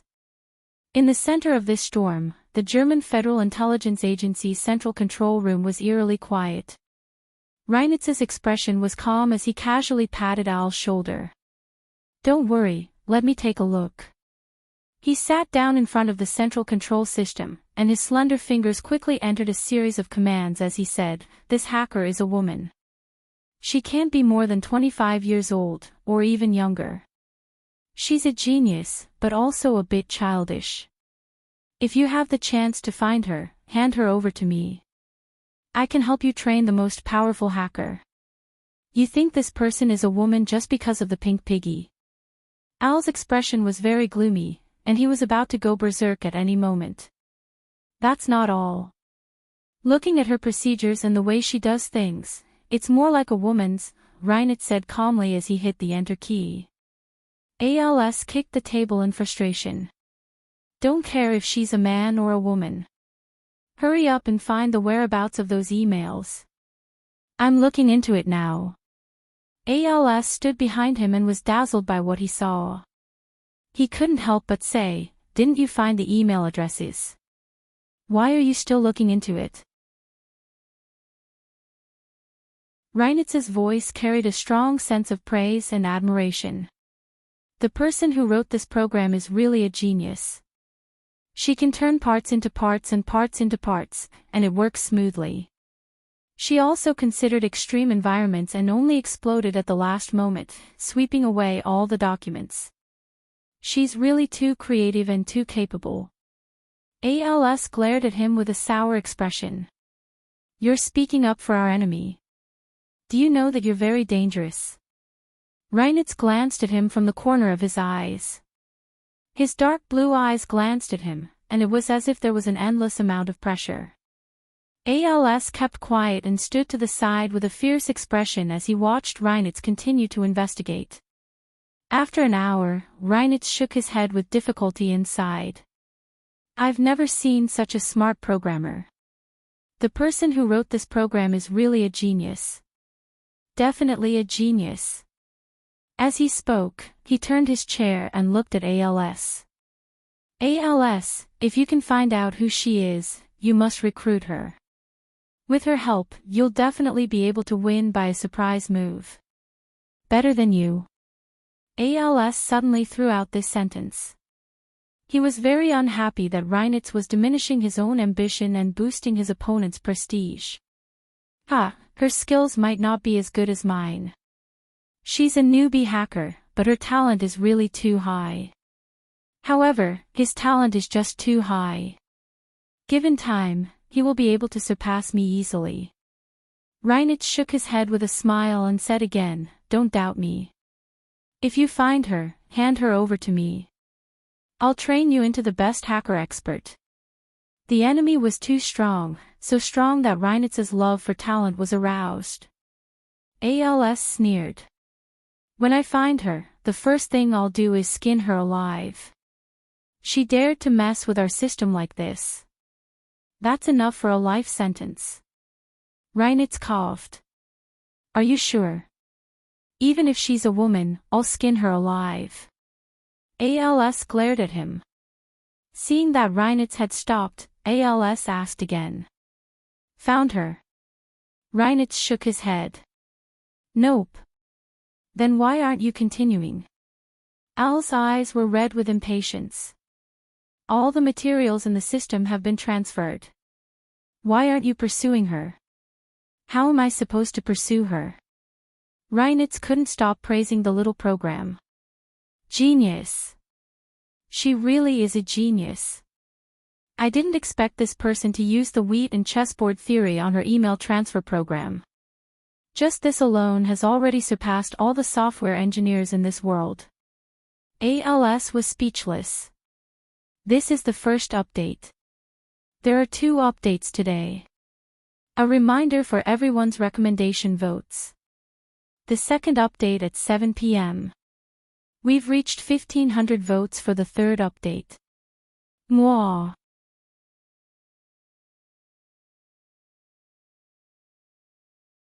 Chapter 686. You don't understand, right? Reinert smiled as he looked at Owl's confused expression. Let me first tell you what the chessboard wheat theory is. It's a fable from ancient India. The king wanted to reward his minister and asked him what reward he wanted. The minister pointed at the 64 squares of the Go board and said, "You only need to reward me with a grain of wheat. For example, give me 1 grain of wheat on the first square, 2 grains on the second square, 4 grains on the third square, and 8 grains on the fourth square. Each time, double the amount of the previous square." ALS was confused. What does that have to do with anything? And it's not that much. Each time, it's only double the amount of the previous one. Not that much. Do you know how many grains there are in total if we calculate it by doubling the amount of the 64 squares? It's a total of 184467440737095511615 grains. Reinert looked at the screen expressionlessly and said calmly, 100 years ago, the entire world needed 500 years to produce that many grains. ALS frowned. But what does this have to do with the forwarding of the email? The program's email forwarding is based on the chessboard wheat theory. Each time it's forwarded, it's double the amount of the previous one. Plus, it's randomly selected mailboxes. It's only used for forwarding, and it's not stored in the forwarded mailbox. The goal is to prevent people from tracing the email's whereabouts. So how do you find it? If we convert the number of grains into the number of times it's forwarded, then in the past hour, it's been forwarded a total of 184467440737095511615 times. If we convert it to time, if we calculate each time by 1/10 of a second, that's 58 billion years. ALS, are you sure you want to continue this investigation for so long? ALS almost spat out a mouthful of blood. Who is so crafty? Who created this D***ned program? I'm going to skin her alive. I swear I'm going to skin her alive. Don't tell me there's nothing we can do. Reinert looked at the results of his investigation, and his eyebrows slowly furrowed. The program's forwarding numbers were simply geometrical as it traversed the network. The other party was very cunning. Every mailbox that received mail was also a mailbox that forwarded mail. Just like that, they forwarded mail one by one. In the end, it felt like they had returned to the starting point. Of course, this was an illusion. Reinert knew that the documents must have gone somewhere, but he couldn't find out where it was even with his abilities. If he used the extreme method, there might be a chance. However, even the most powerful supercomputer in the world would need tens of billions of years to calculate such an astronomical amount of calculation. Can you afford to wait?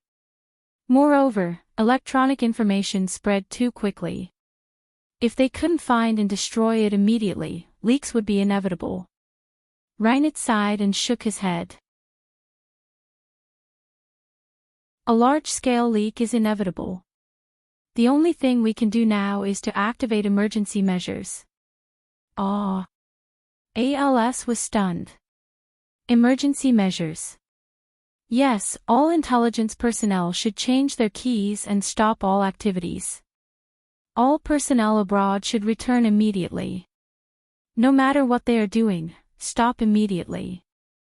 Reinert paused and said, also, the system here is backed up every day. Get me the most recent backup. The other party had deliberately planned to do something big, so they must have started scouting a few days ago. If we want to find traces, we can only go to the system backups from a few days ago. You make the decision. I'll listen to you. ALS waved his hand, his face pale. Reinert sat alone in the central control room and pulled up the last backup before today's accident. The system would be backed up twice a day, at 12 noon and midnight. There would be overall backups at different times and different locations. Reinert had his own tracing program in the system. After pulling out the backup, he started his own tracing program. Like killing a virus, he began scanning the system before the incident. This program could detect unstable factors that invaded the system. It didn't necessarily have to be a Trojan horse. As long as it didn't match the system key, it would be marked as an accidental program. It would take at least 24 hours to completely scan the entire system. Reinert wasn't in a hurry. He crossed his arms as he sat in the central control room. He was very confident. He would definitely find this person. It was finally over. Gu Nianji looked out the window and saw that the sky was already bright.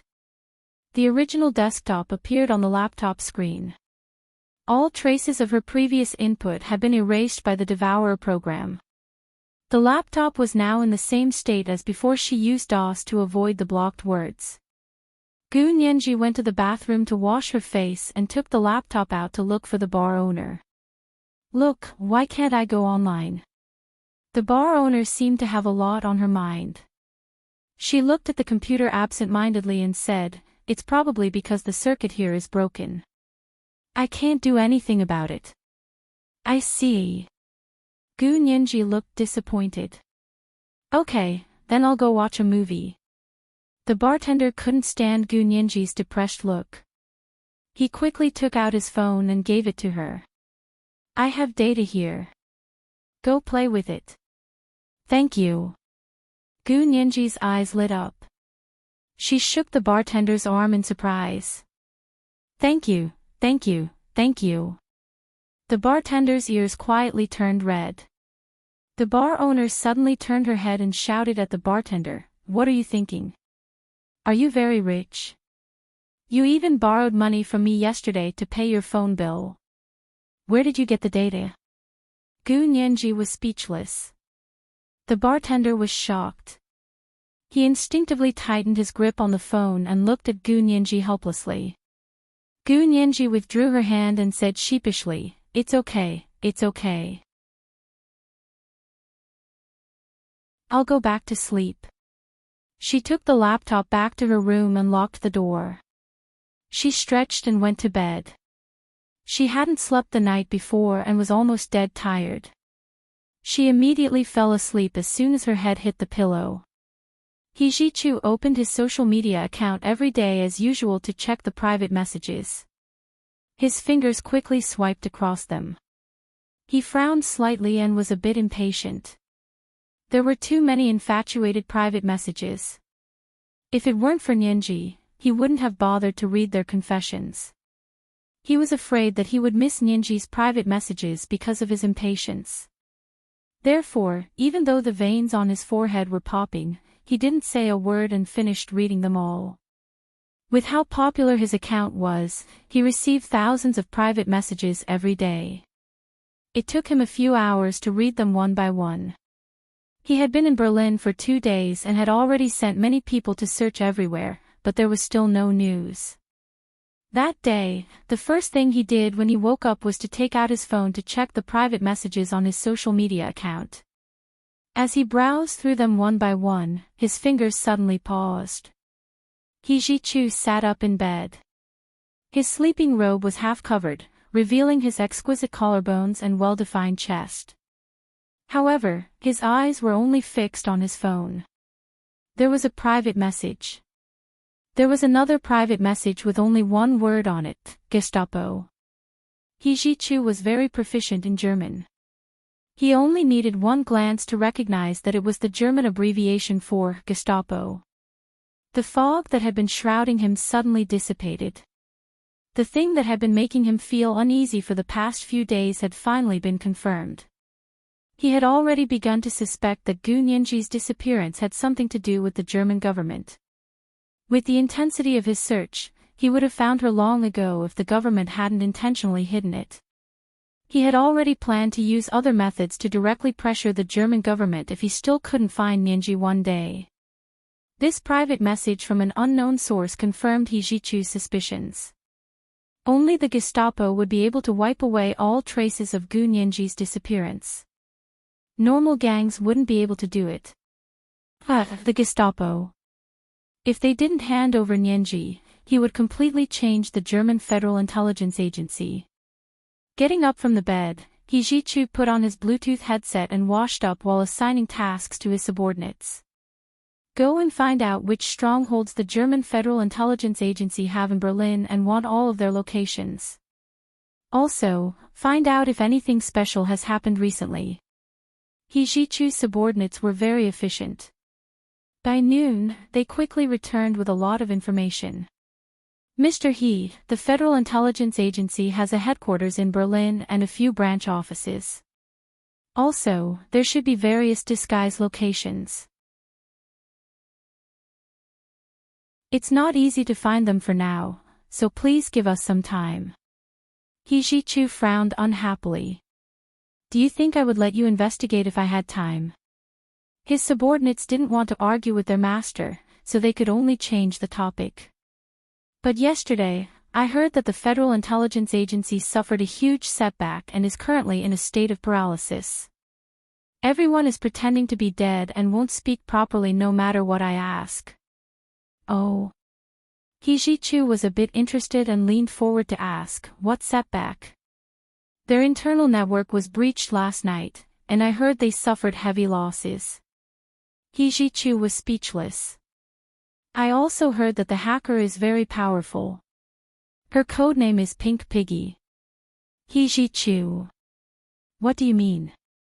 Why is she called Pink Piggy? He Jichu's heart was beating uncontrollably, and his head was starting to hurt again. I heard the international hacker community is saying that this Pink Piggy is a young girl and a genius programmer. He Jichu's subordinates also yearned for this Pink Piggy, and their faces were full of dreamy expressions as they spoke. He Jichu looked at him with disdain and said coldly, wipe that covetous look off your face. Is she someone you can covet? Mr. He, I just admire this kind of person. There's no need to use such a serious word as covet. The subordinate was more familiar with He Jichu, so he smiled cheekily and defended himself. He Jichu snorted and gently stroked his delicate jaw with one hand. He looked down at the private message on his phone, Gestapo, and said slowly, send a letter to the Federal Intelligence Agency. Just say that a friend of mine is a guest there, and it's time to send her back. This was the second watch. Today's second watch had already ended. A reminder for everyone's recommendation votes. P.S. Thank you to the Guanghan Palace Mistress A and Lin Chozi for tipping 10,000 Qidian coins yesterday. Thank you to Only Reading Makes People Happy in Life for tipping more than 7,000 Qidian coins. There were also many people who tipped hundreds and thousands of Qidian coins. Thank you all for your love. Mwah.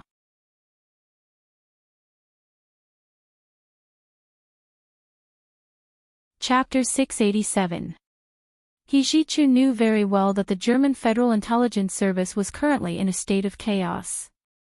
He didn't dare to be too optimistic about when their boss would see the letter and respond. So after sending the letter, he didn't just sit around and wait for the other party's reply because he couldn't wait any longer. He Jichu began to actively search for partners among the upper echelons of German politics. As long as they could help him get the person from the Federal Intelligence Agency, he would agree to any conditions and help with anything. At that moment, the Federal Intelligence Agency was truly in chaos. The mail system was also in a state of complete standstill. Whether it was email, instant messaging, traditional letters, or express delivery, everything was frozen. ALS led Bureau 1's intelligence personnel and the German military police to control the security of the entire headquarters. Fully armed soldiers and plainclothed agents surrounded the headquarters of the Federal Intelligence Agency. No one was allowed to enter, and no one was allowed to leave. Reinitz sat quietly in the central control room for an entire day and night. He basically didn't sleep for 24 hours as he watched his tracing program scan the entire backup system files. As he expected, the system's abnormality began the day before and the night before. Reinitz began to look through the abnormal files that the program found and eliminated them. He knew very well that the Federal Intelligence Agency's central control system was divided into a local area network and a perimeter network. The perimeter network and the local area network were completely separated, so it was impossible to break into the local area network from the perimeter network unless there was a traitor who directly built a channel between the perimeter network and the local area network. And the abnormal system files showed that this time their system was hacked, not by a hacker from the perimeter network, but from within the local area network. Could there be a traitor? But if there really was a traitor, with such amazing programming skills, such bold imagination, and such genius algorithms, how could they be unknown? And to be a traitor for someone else? This didn't make sense. Reinitz calmly clicked the mouse and read the files line by line. Finally, when it was almost 5 in the afternoon, Reinitz found traces of the other party's login in the system that hadn't been erased in time. He continued to follow the clues and finally found the model of the other party's computer. Reinitz suddenly froze. He saw the serial number on the computer. It was the Bureau's computer. He then checked the owner of the computer. It was Tina, the owner of the bar that Gu Nianji was at. Reinitz immediately understood who this pink piggy was. Although Tina was the owner of the computer, she had been letting Gu Nianji use it for the past few days. Of course, there was a tacit understanding of why. I really didn't expect this. This is too unexpected, really too unexpected. They had never known that Gu Nianji was a computer expert. He really hid it well. Who would have thought that an amazing 18-year-old genius law student was also a computer expert? Hua Xiaoheng from the Huaxia Empire had surprised them again and again. This time, he had caused them to stumble again.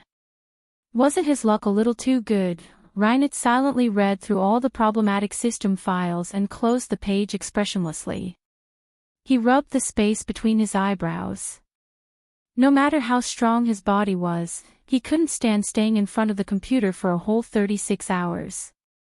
Walking out of the central control room, Reinitz let out a long sigh. He looked very tired. With one hand in his trouser pocket and the other holding a cigarette, he lowered his head and walked out of the building listlessly. Standing in the open space in front of the building, he lit the cigarette and took a deep puff. The facts were now very clear. Gu Nianji had hacked into their system and taken all the files. She must have sent them back to the Huaxia Empire, right? Reinitz took out his phone and scrolled through the news from the Huaxia Empire. He remembered very clearly that the Huaxia Empire was voting on this day and night for the general election. Because one of the popular candidates, Bai Jianqing, was particularly concerned about the murder of Li Haiqing, a female exchange student in Germany. Therefore, there was a certain amount of attention in Germany. And because it was the weekend, many Germans were at home watching TV, waiting for the results of the Huaxia Empire's general election to be announced. It could be said that the Huaxia Empire's prime minister election was the most intense in decades. Because in previous elections, there was always one candidate who had an absolute lead in the polls early on. This time, however, both candidates' poll ratings simply rose in a spiral, and no one had an absolute lead. Reinitz looked at his phone. It was past 5 in the afternoon in Berlin, Germany. It was just past midnight in the Huaxia Empire, which meant that the voting deadline had just passed. They should start counting the votes now. No one knew who would emerge victorious until the very last moment. Fortunately, the Huaxia Empire was in a tense time for the general election, so Reinitz predicted that they wouldn't immediately pay attention to the information Gu Nianji brought back. Or rather, they wouldn't immediately start working on it. But wanting them to spit out the information they had obtained. How was that possible in the electronic age? At that moment, the Huaxia Empire's general election was being counted in the eyes of the world. At the same time, Hu Xiaoheng, who was in Cuba, received a call from General Ji. He explained to him why he had to stay abroad. Hu Xiaoheng smiled. I understand. Don't worry. General Ji was also very emotional. It's finally over. The entire nation has been struggling for so long, and it's finally going to stop. He then said, I'll give you a new mission now. Hu Xiaoheng quickly stood up. Please give me your instructions, Chief. The results of the general election are actually out. General Ji paused. Tan Dongbang won. Now the military wants you to go to the United States immediately and use the military's special plane to bring Tan Guiren back. You have to be quick. You have to get on the plane with her and fly out of the United States before the results are announced to the world. Hu Xiaoheng nodded helplessly. Yes, Chief. He wouldn't complain to General Ji. Although he didn't approve of the Tan's actions, he wouldn't have any other thoughts other than remaining silent and neutral from his standpoint. Okay, Xiaoheng. You know I've always had high hopes for you. I hope you won't disappoint me again. General Ji hung up after saying that. Hu Xiaoheng's heart froze. He sensed that General Ji seemed to be a bit unhappy with him, but he didn't ask further. He was going back anyway, so it wouldn't be too late to talk to General Ji later. After General Ji hung up, Hu Xiaoheng looked down at his phone. His finger rubbed over Gu Nianji's name for a while, but he finally resisted the urge to call her. He wasn't an 18 or 19-year-old kid anymore. No matter how much he missed her, he wouldn't show it. He had gone on missions in the past, and the longest he had been gone for was 6 months. However, he had never missed her as much as he did now, even though they had only been apart for 3 months, 20 days, 18 hours, 32 minutes, and 24 seconds. He hadn't contacted her in the past few months and had only sent her a birthday present once. Would she be angry? In Hu Xiaoheng's impression, Gu Nianji had never been truly angry with him.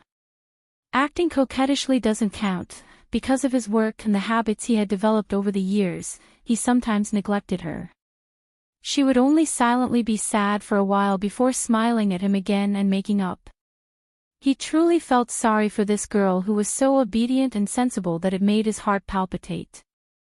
So this time, he wanted to give her some compensation and a surprise. For this surprise, all the waiting was worth it. The first thing he wanted to do after returning to the United States was to immediately take Gu Nianji to the Civil Affairs Bureau to register their marriage. He had prepared all the materials and couldn't wait a moment longer. He could even imagine Gu Nianji's cute little face. When she heard that he was going to take her to register for marriage, her already large eyes would widen even more. Her round, dark, and clear eyes were like that of a newborn animal.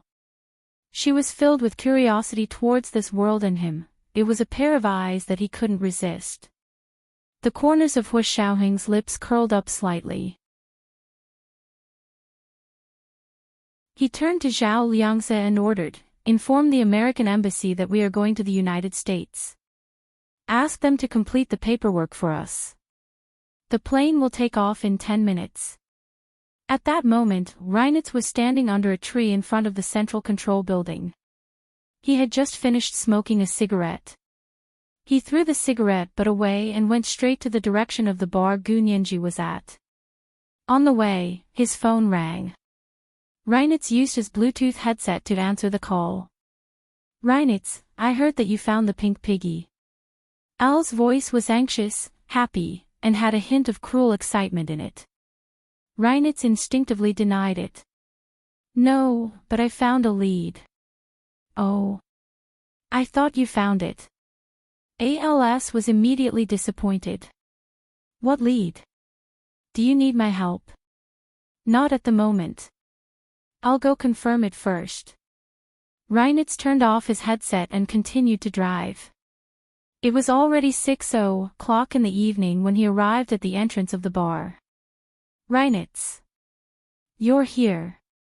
The blonde lady owner, Tina, walked up anxiously. How is it? Is the situation better over there? Who did it? They're too arrogant. The corners of Reinitz's mouth twitched. He wanted to smile, but he couldn't. He didn't stand on ceremony with Tina and asked directly, "Where's Sirius?" "You mean Gu Nianji? She's still in that little room." A trace of disdain flashed across Tina's eyes. "She only knows how to sleep every day. I don't know why she's so sleepy. What a pig." Reinitz's mind flashed with the image of a pink and tender little pig, and he couldn't help but laugh. Tina was shocked. "How can you still laugh at a time like this?" Reinitz clenched his fists and coughed quietly against his lips. "I can't even laugh. Do I have to cry?" He brushed past the lady owner and went to find Gu Nianji. This was the first night watch. Today was the third night watch. Thank you to everyone for your monthly votes yesterday. A reminder for everyone's recommendation votes. The second night watch was 1,500, and the third night watch was at 1 p.m. Thank you to Chidian's _Sing for tipping 10,000 Chidian coins yesterday. Thank you to Buckle Readings, whose heart is sweet, for tipping 10,000 buckle coins yesterday. Mwah.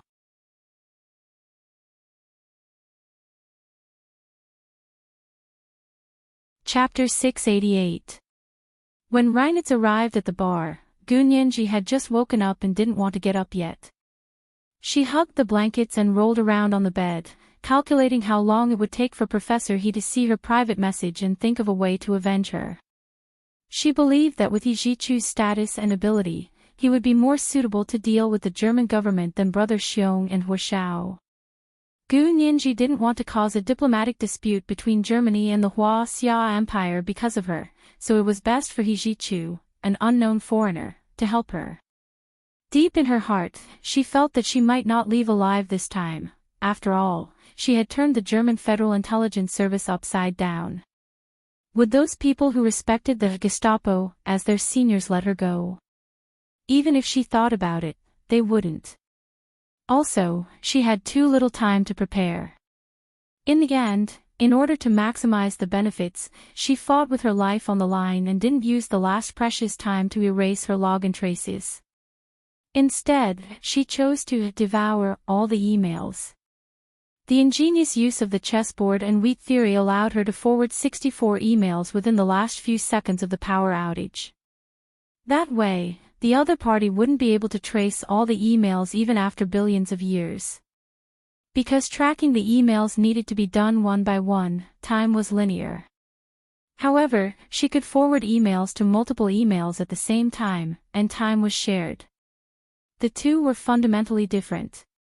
Even if they found out one day that the Xia Empire had the documents, it would only be their guess because they would never have any physical evidence to prove it. Wasn't this how the espionage activities between countries played out? Gu Nianji closed her eyes and laid on the bed, trying her best not to think about the consequences of being discovered. She used the fantasy that she would go back, that she would definitely go back, to numb herself. In her mind, she envisioned being picked up by He Jichu, returning to the Xia Empire with him, and enjoying the beautiful future with Ma Qiqi. After bypassing the censored terms, she had already seen the results of Li Haiqing's case online. Because of Seth's sudden death, Li Haiqing's case had been closed. The other woman in the same case, Nina, was sentenced to 50 years without bail for assisting in murder and rape.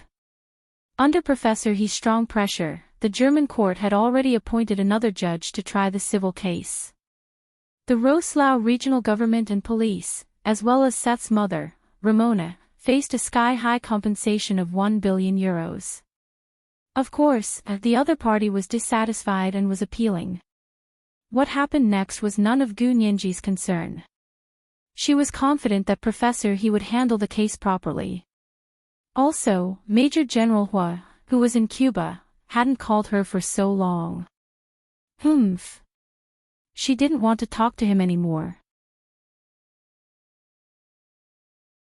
This time, he would know how angry she was because no matter how he coaxed her, she couldn't hear or see him.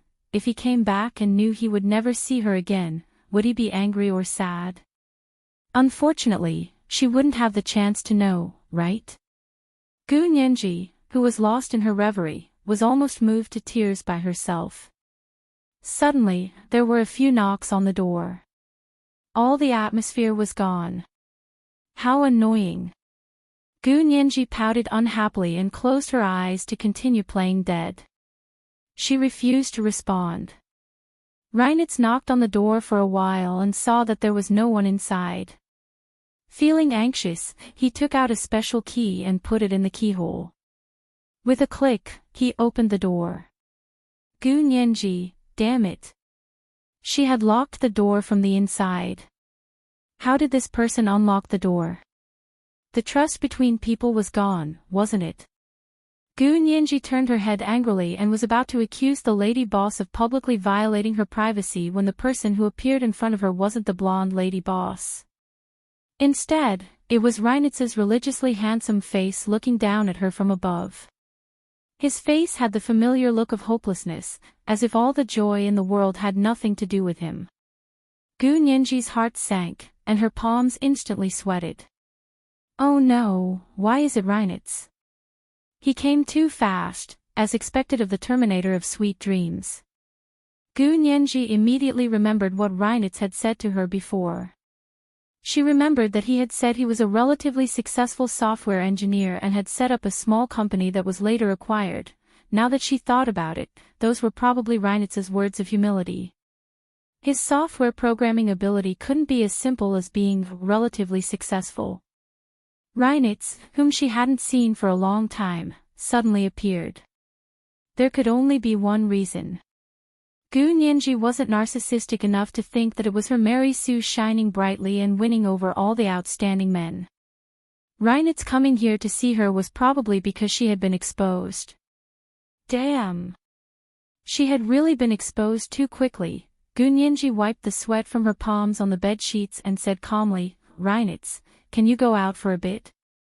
I need to get up and change my clothes, wash my face, and brush my teeth. Reinitz didn't move and just stood in front of her bed with his arms crossed. His blue eyes stared at her without blinking, as if he wanted to see her true inner world through her calm expression. Gu Nianji felt very uncomfortable under his stare and braced herself to say again, Reinitz, please go out for a bit. I need to get up and change my clothes. Reinitz finally agreed but didn't turn around to leave. Instead, he turned around and sat on a single sofa against the wall across from her bed. He crossed his legs and lit a cigarette in his hand as he said calmly, Change. Gu Nianji was speechless. How shameless. With a sullen expression, she wrapped herself in a thin blanket and got up from the bed. She took the clothes by the bed and went to the bathroom. She purposely dawdled in the bathroom for a long time and waited for her emotions to calm down before opening the bathroom door to ask, Tell me, what do you want to do with me? Reinitz looked at her with confusion and finally said, When did you find out? He was asking her when she found out that the bar owner and the bartender were Al's people. Gu Nianji laughed lightly and said, Do you want to know? Actually, I found out there was something wrong with you first, and then I naturally found out there was something wrong with the bar owner and the bartender. This answer surprised Reinitz once again. He narrowed his blue eyes and stared at Gu Nianji's beautiful face. Although she was a bit haggard, there was a more delicate beauty to her. He couldn't take his eyes off her even more than when he first saw her. There's something wrong with me.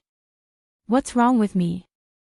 Reinitz asked calmly as he gently covered his left wrist with his right hand. Only he knew how fast his pulse was beating. It's very simple. Gu Nianji tilted her head and said, In the beginning, you wanted to dispel my suspicions and let me eat my food first. That was when they were in Mother Hannah's cabin. Reinitz froze. That early. But she didn't show it at all. Even he was fooled by her. This kind of habit isn't a normal person's habit. It can't be described as considerate. This is clearly a habit of field agents, Gu Nianji said calmly and gestured with her hand. Gu Nianji said calmly and gestured with her hands. Someone who knows about this habit and uses it to help dispel other people's suspicions can only be a secret agent. What about you? How did you know? Are you also a special agent? Reinitz calmed down and began to ask Gu Nianji. Gu Nianji shrugged and said nonchalantly, I want to be a special agent, but they won't accept me. But I don't believe you don't know my identity and who I grew up with. It was no secret that the Special Operations Forces even had a spy. Reinitz looked at her silently and said dryly. That's all. That's too careless. Of course it's more than that. Gu Nianji counted on her fingers. Also, you say you're a software engineer, but your marksmanship was too good that night when you led me on the run.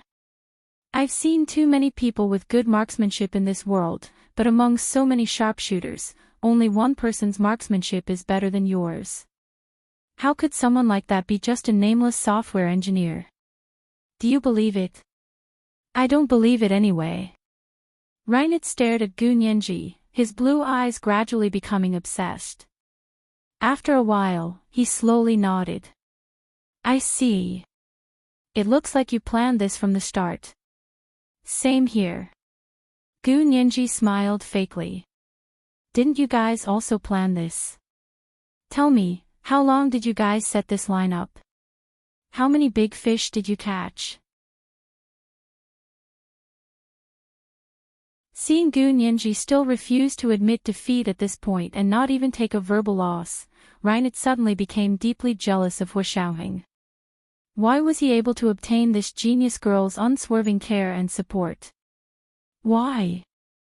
This is the second monthly vote of 1,500 plus updates. It's the third update today, so thank you all for your monthly votes yesterday. A reminder for everyone's recommendation votes. Third update at 7 p.m. Mwah.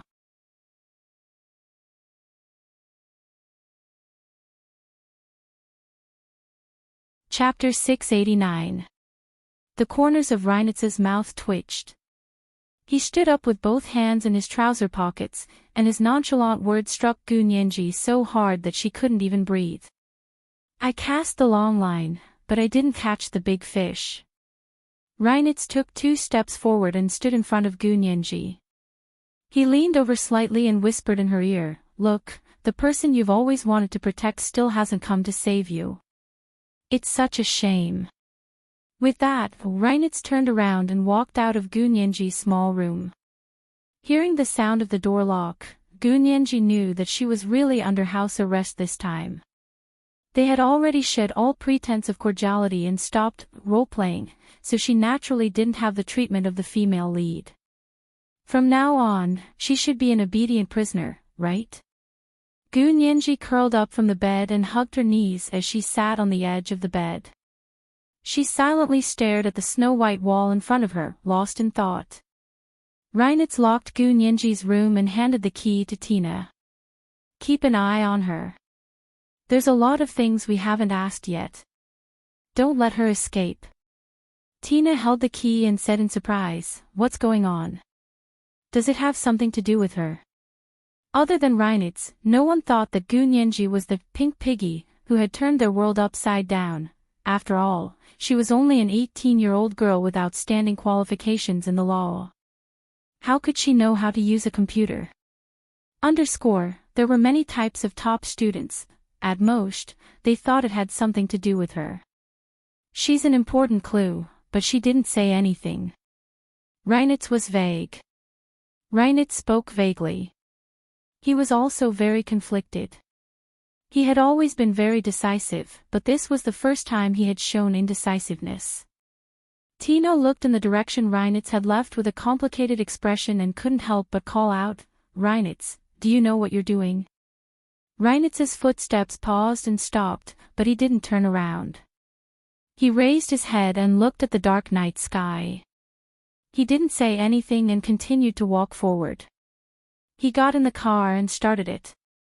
The headlights were so bright that Tina instinctively covered her eyes with her arm. The engine of Reinitz's sports car roared, and he quickly disappeared into the alley in front of the bar like an arrow. The bartender was also an agent from the Federal Intelligence Service. He looked worriedly in the direction Reinitz had disappeared, then looked at the door lock on Gunyanji's side. He asked quietly, "What happened? Are you really going to lock her up? Don't worry about it. Go home, I'll watch over here today." The lady boss, Tina, waved her hand and let the bartender go home. Only the owner, Tina, and Gunyanji were left at the bar. Because she knew that Gunyanji was related to the hacker, Pink Piggy, Tina now hated Gunyanji to the core and wouldn't even let her have dinner.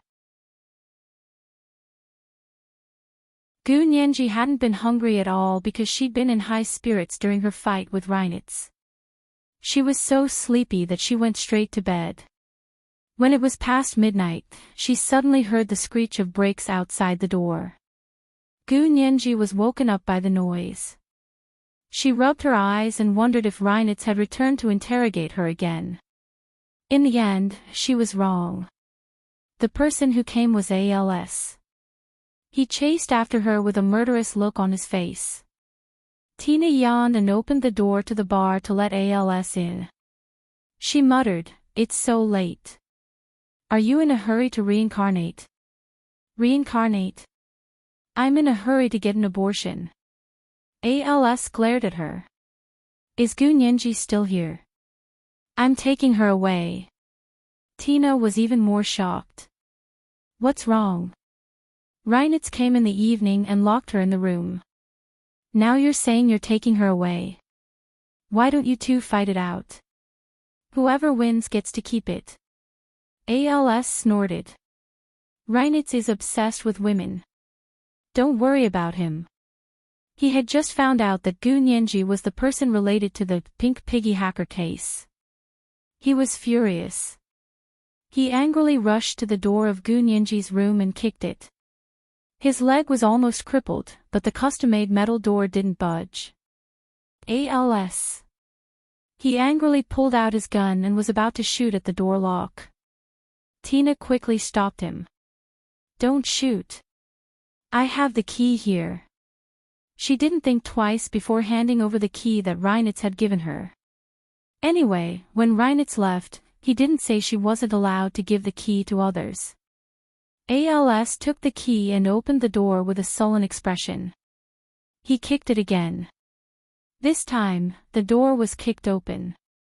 Gunyanji, who had just woken up, quickly wrapped her blanket around herself. She looked up at ALS like he was crazy. ALS was so angry that he wanted to kick her. He was wearing leather boots, and the hard soles were enough to make Gunyanji suffer from cerebral palsy even if she didn't die. Tina was shocked and quickly hugged ALS from behind. She said, "ALS, calm down. Reinitz said she's an important clue. If you beat her up, wouldn't you be disconnected? If something happened to Gunyanji, how would they be able to track the whereabouts of those emails?" ALS had been holding in his anger for 2 days and 1 night. If he didn't vent, he would go crazy. "Let go. I won't hit her. But she must go with me." ALS stomped his feet in anger. He was so strong that Tina almost couldn't hold him anymore. Tina regretted giving ALS the key if she knew this would happen. If she really took Gunyanji away, Reinitz would definitely blame her. "ALS, don't make things difficult for me." Tina became serious. "Think carefully about what Reinitz said." ALS waved his arms and made hissing sounds like a wild beast. Gunyanji's mouth twitched as she watched. How come she didn't realize that ALS was a manic psychopath before? If this kind of person became the head of the Secret Service, the Federal Intelligence Agency would have no future. No wonder a small fry like her could wipe them out. Gunyanji couldn't help but feel proud, but she was still quite scared when she saw ALS go crazy. It was fine to be looked down upon by a crazy person, but it really hurt to be hit by a crazy person. Gu Nianji shrunk back into the blanket. After ALS screamed wildly, the depression in his heart finally eased a little. He panted and glared at Gu Nianji. The gun in his hand was pointed at her head unknowingly as he gritted his teeth. Speak. Who the hell did it? Gu Nianji still had a timid and scared expression on her face, but she was very curious. Why didn't Reinitz tell these two that she, Gu Nianji, did it? Tina also said that Reinitz only said she was an important clue. Now ALS came to interrogate her about who did it. So Reinitz didn't tell them the truth. Since Reinitz didn't say anything, Gu Nianji wouldn't be stupid enough to volunteer that she did it. Although she felt that she couldn't escape death, because of Reinitz, she had a glimmer of hope to live. After all, he hadn't sold her out yet, so she wouldn't expose herself. Gu Nianji stubbornly turned her head away. Suddenly, all kinds of revolutionary martyrs appeared on her body. She looked like she was saying, I won't say it, I won't say it, I won't say it even if you beat me to death. ALS became even angrier and suddenly approached Gu Nianji. He grabbed her hair and pulled her out of the blanket. Gu Nianji slept in the long-sleeved pajamas that Tina gave her. She wasn't afraid of being exposed, but her scalp hurt from being pulled. She quickly tried to pry Al's hand away and said angrily, "Let go. What kind of man are you if you hit a woman?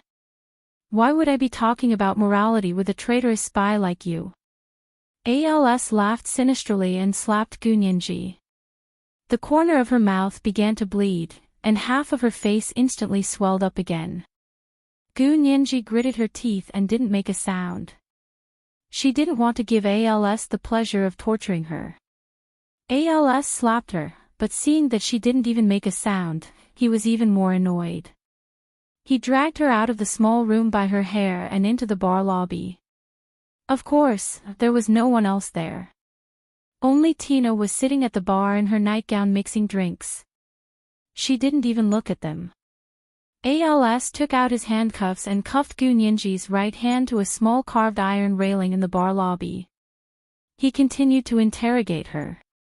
If you know what's good for you, then tell me now who the pink piggy is and where she is. Otherwise, I have thousands of ways to make you wish you were dead. Gu Nianji's heart sank. She was afraid of pain and being tortured, but what she was even more afraid of was that he didn't torture her to death and instead discovered the secret to her rapid recovery. To her, that would be a more terrifying torture than death. If that was really the case, she might as well provoke ALS and shoot her to death. The sooner she died, the sooner she could be reincarnated.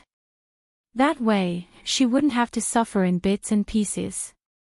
Gu Nianji laughed coldly and said, I'll point out whoever you want me to point out and frame whoever you want me to frame. You're the boss anyway, so you can drag whoever you want into this mess. I'm afraid of pain and I'm afraid that you'll hit me. Tell me, who do you want to make the scapegoat? This lady boss? The bartender or Reinitz? You still dare to sow discord? ALS was so mad at Gu Nianji that he wanted to stomp his feet. See if I don't kill you. He had never seen someone who could still argue with him when he was angry. She must be tired of living. It was the third watch. Today was the third watch. Thank you for your monthly votes yesterday. Reminder for everyone's recommendation votes. Mwah.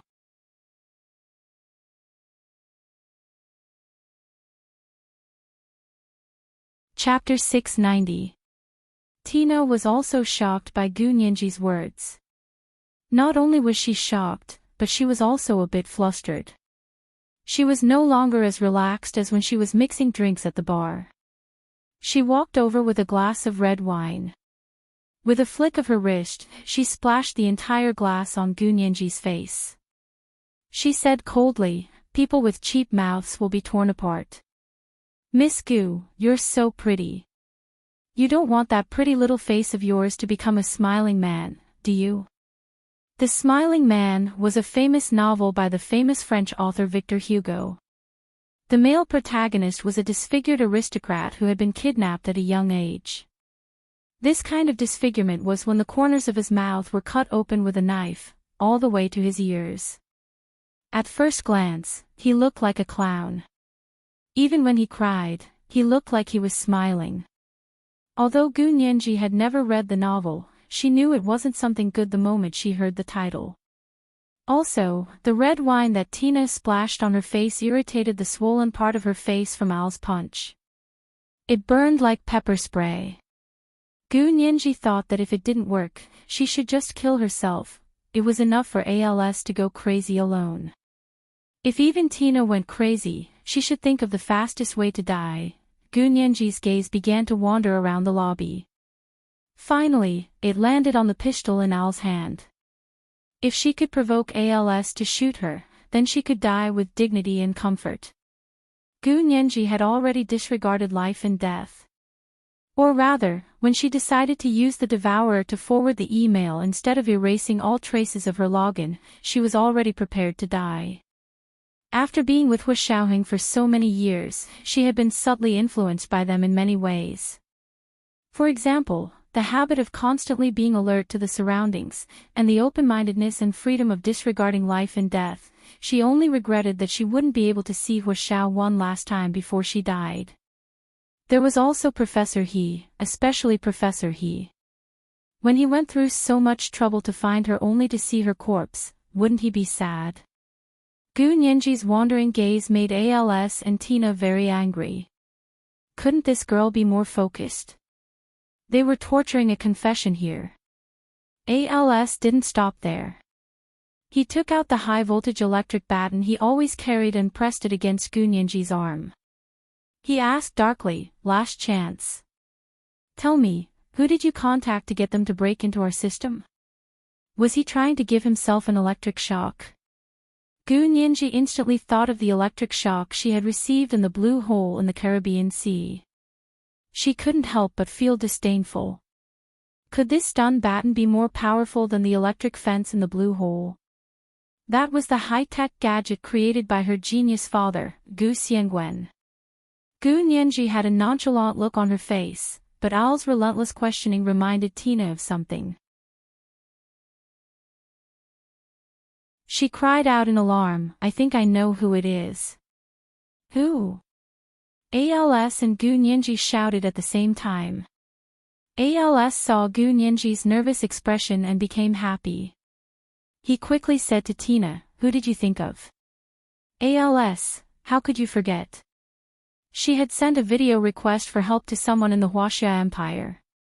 It must be that person who contacted her. Tina said excitedly. The surprise on Gu Nianji's face froze. Chi-Chi. Was she talking about Ma Chi-Chi? The more Tina spoke, the happier she became. She used Carl's work phone to send a video for help. It had long been monitored. I'll call Carl right now and ask him to send over his work phone. Carl was the name of the bartender. Gu Nianji's heart sank. She secretly wondered if it would affect Ma Chi-Chi, but then she thought about it. The instant messaging app had hundreds of millions of accounts, and Ma Chi-Chi didn't have her real name verified. What was there for her to be afraid of? Therefore, she was calm on the inside, but she pretended to be afraid on the outside. She hid under the carved iron railing and didn't dare to look at ALS and Tina. Tina called Carl excitedly and said, "Yes, it's your work phone. Send it over immediately. If I don't see you in 5 minutes, I'll go to your house." In less than 5 minutes, Carl arrived. Just as he was about to open the door to the bar, Tina pushed him out. In the blink of an eye, Hu Xiaoheng caught a glimpse of ALS, who had a twisted expression, and Gu Nianji. She was handcuffed to a carved iron railing in the lobby, and half her face was red and swollen. Carl was secretly shocked. He passed the phone to Tina and asked hesitantly, "What are you guys doing?" "Nothing." Tina pushed him away without hesitation. "It's none of your business. Go back." Then she turned around and went back in, slamming the door shut. Carl was a newcomer who hadn't been working for long, so he couldn't stand his colleagues' Nazi-like behavior. He silently turned around and got into his car. He took out his personal phone and called Reinitz. Yes, she's in the bar. ALS and Tina are there. There. They seem to be torturing Gunyenji. You mean ALS? I clearly told Tina to lock the door. Reinitz was very uneasy. No one knew better than Reinitz what kind of person ALS was. He stood at the window with a dark expression and smoked a cigarette. Finally, he threw the butt away and rushed out of his house. Still not talking. Then I won't hold back. In the lobby of the bar, ALS turned on the electric baton and pressed it against the fingers of Gunyenji's handcuffed right hand. In the beginning, the voltage wasn't very high. Gunyenji's fingers were only slightly numb, but the pain was like a drizzle to her. But soon, ALS kept increasing the voltage, and the pain in Gunyenji's fingers became more and more intense. As the saying went, the fingers were connected to the heart. The pain in the fingers was more unbearable than any other pain. Gunyenji bit her lower lip and tried her best to swallow the scream that was about to escape. She didn't want to give this tormentor any pleasure of achieving his goal. She wasn't brave, but she was stubborn to the point of being stubborn. Tina was holding Carl's phone and had already opened the instant messaging app. She used their surveillance program to find the account and password that Gunyenji had entered before and logged in. Machichi discovered Gunyenji's account as soon as it went online. It was 7 or 8 o'clock in the morning on a Sunday in the Huaxia Empire. Machichi had just woken up and turned on her phone to see that Gunyenji was online. She was overjoyed and quickly sent a message. Nyenji. How is it? I'm online. Tina waved the phone at Gunyenji. Gunyenji screamed anxiously, but Machichi didn't turn on the video chat, so she couldn't see or hear anything. Tina coughed and looked at ALS before nodding. Then she turned on the instant messaging app and pointed it in Gunyenji's direction. ALS understood and suddenly increased the voltage on the electric baton. Ah! The high voltage shock caused Gunyenji, who was already very nervous, to finally lose control and scream. Her face was red and swollen, and her expression was distorted. Her scream was like a sharp knife. Separated by the vast ocean and 5,000 miles of time and space, it seemed to jump out from the phone screen and instantly filled Machichi's ears. Machichi was caught off guard. She screamed loudly and threw the phone in her hand. She had grown up in a peaceful country and grew up in a safe environment. The greatest pain she had ever suffered in her life was when her boyfriend cheated on her. When had she ever seen a live scene of being electrocuted and tortured like this? Machichi covered her face and screamed uncontrollably in the dorm room. She was even more miserable than Gunyenji on the other end of the phone. ALS laughed maniacally. The two women's screams and cries of pain finally gave him a hint of sadistic pleasure. The hidden tyranny in his personality reached its peak at that moment. Just as he harbored ill intentions and was about to continue, the door to the bar was kicked open with a bang. Tina saw Reinitz standing at the door with a dark expression and cursed under her breath. She quickly exited the instant messaging app and turned off her phone before stuffing it into her pocket. ALS looked up to see Reinitz arrive, and his lost rationality slowly returned. Gunyenji had already been electrocuted to the point of death. She lay on the ground, gasping for breath. Reinitz walked in step by step and opened his hands at ALS.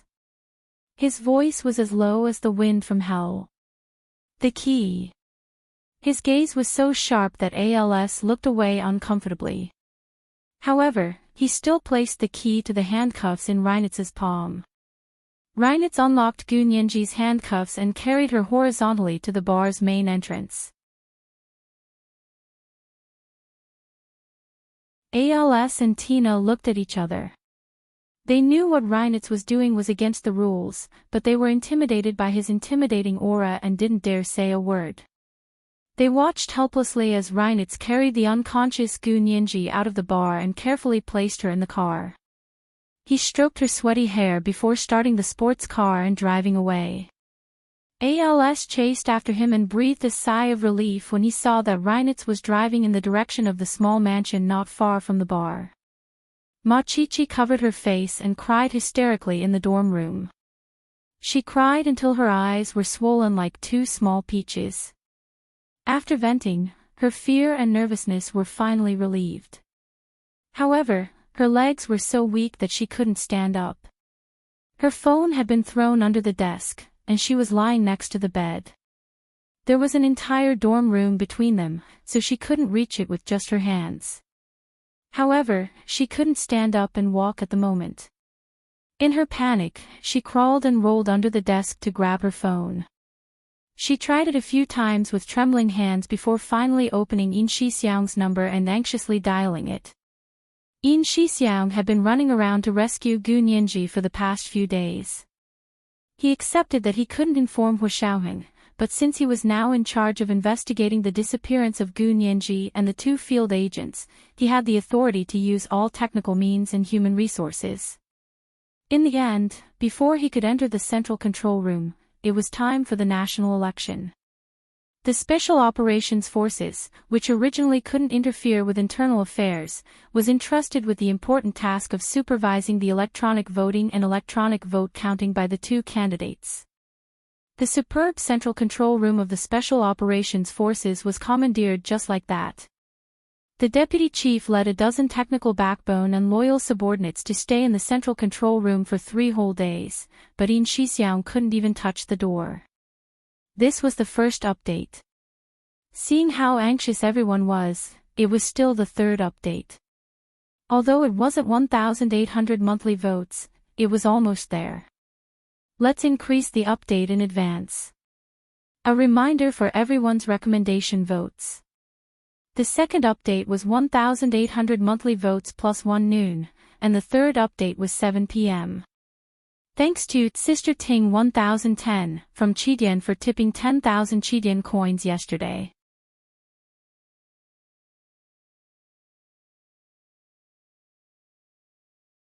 Chapter 691. Yin Shixiang had tried many methods in the past 3 days. He was just short of barging in with a gun, but the deputy chief wouldn't let him in no matter what. He said he was worried about leaking information. But without the support and information from the Special Forces Central Control Room, how could he save anyone? He couldn't even confirm the coordinates of the satellite navigation system. Yin Shixiang panicked and made countless reports to Wu Guanchen and General Ji, but the two of them told him not to worry. They even said it didn't matter if they waited for another 2 days. After the results of the election were announced, the Special Forces would retreat and Yin Shixiang would be able to use the central control room. Yin Shixiang was so anxious that a few strands of his hair turned white, but there was nothing he could do. He even called He Zhichu, who wanted to ask if there was any news from them. When he heard that Hu Xiaoheng still didn't know about it, He Zhichu hung up without a word. He called again, but it didn't go through. Yin Shixiang guessed that He Zhichu must have blocked his number. To be honest, Yin Shixiang understood He Zhichu very well. He wanted nothing more than to block his own number. He was completely useless. Poor Nianji, he didn't know what she was going through, but he was still running around like a headless fly without a clue. The Special Operations Forces, which were invincible overseas and rarely suffered a defeat, were constrained domestically to the point where their hands and feet were tied. He deeply understood that without Hu Xiao, the Special Forces was not the Special Forces he was familiar with. Yin Shixiang, who had been waiting impatiently for the past 3 days, saw Ma Chichi's number jumping on his phone and answered without hesitation. He used his Bluetooth headset to start the call. Chi-Chi, is there any news? Yin Shixiang, who was in the middle of his morning exercise, stopped jogging and slowed down on the tree-lined path. He didn't want his anxious mood to scare Ma Chi-Chi. However, Machichi scared him the moment she spoke. She screamed, "News. I've been talking to you for so long. Why aren't you saving Nianji? It's been 3 days. It's been 3 days. Nianji has been electrocuted. It's so tragic. So scary. Ah. I can't take it anymore. Let me scream for a while more." What electric shock? Yin Shixiang's face turned pale. The 1.8-meter-tall man staggered to a stop and trembled on the tree-lined path. He held onto the tree trunk and asked in a trembling voice, "Speak clearly. Is there more news? I'll forward the video to you. See for yourself." Machichi hurriedly saved the instant video and sent it to Yin Shixiang via text. Yin Shixiang received it very quickly and clicked play. The Bluetooth headset was instantly filled with Gu Nianji's screams, and each sound had an extraordinary amplification effect in the headset. The image on the phone wasn't very clear. The phone model seemed to be very old, so the resolution wasn't very high. It was also a little shaky, but it made Gu Nianji's swollen face look even more frightening. Yin Shixiang's body swayed, and he fell to the ground on his butt. A man like him found himself crying under the morning sun of October in the imperial capital. The members of the base looked at him in surprise. "What's wrong with Lieutenant Colonel Yin? I'm so sad. Did something happen at home?" A few people who knew him came over to comfort him. "Lieutenant Colonel Yin, let us send you back." Yin Shixiang wiped his tears and pushed away the people surrounding him to stand up and run. He used all the strength in his body to run like the wind and returned to Hu Xiaoheng's official residence much faster than usual. He immediately changed into his uniform and got into the car with the keys. With a loud bang, he stepped on the accelerator and shot out like an arrow leaving a bow. He couldn't wait any longer. He had to report to General Ji and General Hua and request that Hu Xiao be notified immediately. He knew that Hu Xiao's private plane was about to arrive at the imperial capital's international airport. Yin Shixiang first drove to the military headquarters compound where General Ji lived. However, when he arrived at the door, he was told that General Ji had already left to attend the new Prime Minister Tan Dongbang's first televised speech at the Senate. He left without another word to find Hu Xiaoheng's father, Hu Guanqin. Other than General Ji, only General Hua could make the decision on this matter. Hu Guanqin happened to be at home and saw the sweaty Yin Shixiang. He couldn't help but frown and scold him. "What are you doing? Where's your military discipline? Did you eat all that?" Yin Shixiang was so anxious he couldn't breathe. He could only show his phone to Hu Guanqin and said, "Sir. Chief. I hope you can agree to let me inform Hu Xiao immediately. Nianji is already in danger." As he spoke, he played the video Machichi had just sent him. Hu Guanqin frowned as he finished watching the video. He looked up at Yin Shixiang and asked in a low voice, "Where did this video come from?" "Someone sent it to me." "You believed it just because someone sent it to you. What if it's a trap?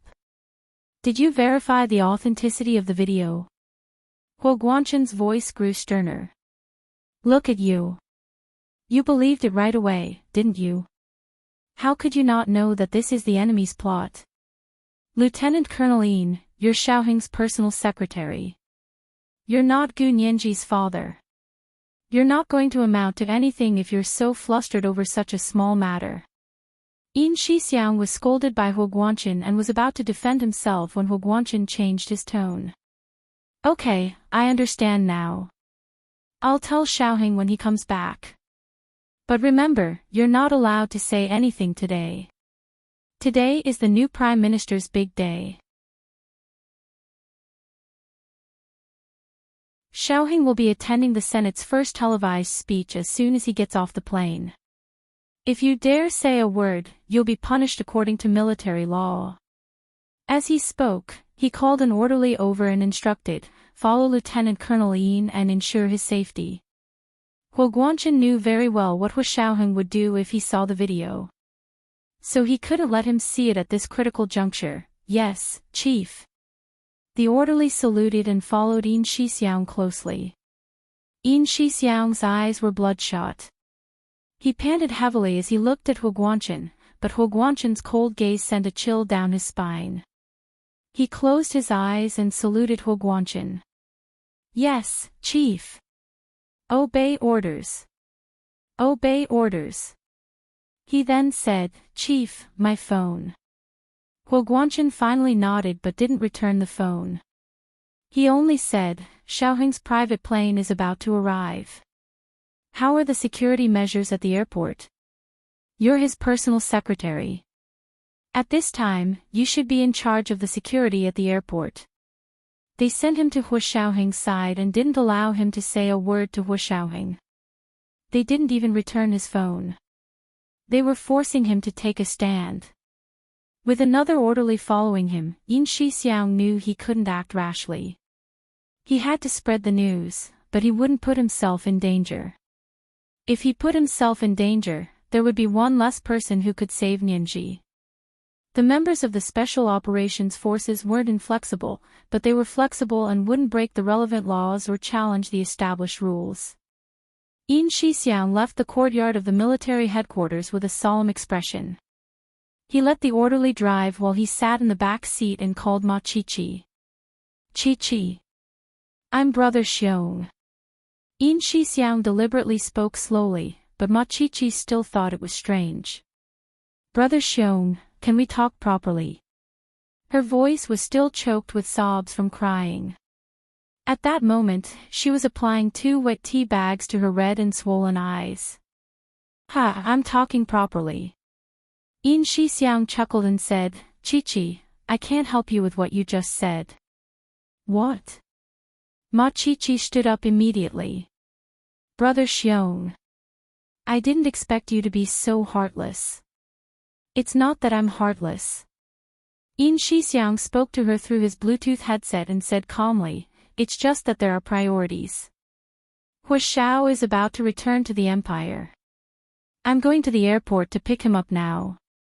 Oh. It's Hu Xiao. Nianji's boyfriend.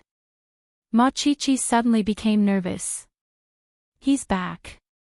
That's great. Tell him. However, Yin Shixiang didn't seem to hear what she said and continued, I need to be in charge of airport security. Hu Xiao's plane will land in an hour. I'm at the entrance to the VIP area of Flight T3. Yes, sorry, I'm at that entrance. It's easy to see. He hung up. Ma Chi-Chi was baffled and secretly cursed Yin Shixiang for being unreliable. If she kept relying on him at a time like this, Nianji would probably turn to dust. She felt her heart palpitate and fidget when she thought about the situation in the video she had just seen. In a moment of frustration, she turned on the TV in the living room as a backdrop and wandered around the living room, thinking of who else she could ask for help. Just then, the melodious sound of a violin came from the TV. Ma Chi-Chi glanced at it and saw that the TV was broadcasting a documentary about the new Prime Minister, Tan Dongbang's family. She couldn't help but pout. She thought to herself that this TV station was really quick to suck up to the people. They had been slandering the Tan family before, but the election had just ended yesterday, and today the wind had already turned. However, she didn't want to watch the Tan family, so she impatiently took the remote control and changed the channel. She didn't expect the same documentary to be playing on the other channel. Ma Chi-Chi wasn't satisfied and changed the channel again, but it was still a documentary about the Tan family. She changed all the channels within a minute, and every channel was actually showing the documentary about the new Prime Minister's family. Recording. Film. This was like the Spring Festival Gala. Was this forced brainwashing? Ma Chi-Chi snorted and threw the remote control away. She hugged her little pillow as she sat on the sofa, still thinking about Yin Shixiang's strange words. She felt like she had missed out on some incredible news. On the TV, they were introducing the new Prime Minister, Tan Dongbang's only daughter, Tan Guiran. They praised her as a flower, saying that she was talented and beautiful, a musical prodigy, and that she had held a solo concert at the Carnegie Mellon Golden Music Hall in America at the age of 15. This made Ma Chi-chi even more annoyed, and she rolled her eyes countless times. Just as she was about to turn off the TV, the image suddenly changed to a short video of Tan Guiran boarding a plane in America. It was obviously recorded when she boarded the plane 10 hours ago. The narrator's voice was very gentle. Major General Hu Xiaoheng, Deputy Secretary General of the Military Supreme Council, personally took a private plane to America to welcome Miss Tan Guiran back. The plane is about to land at Terminal T3 of the Imperial Capital International Airport. Let's connect with our colleagues at Terminal T3 to see what's going on there. This was the second monthly pass of 1800 plus an advance pass. Today was the third watch. Thank you, dear friends, for your monthly passes yesterday. A reminder for everyone's recommendation votes. Third watch at 7 p.m. Mwah.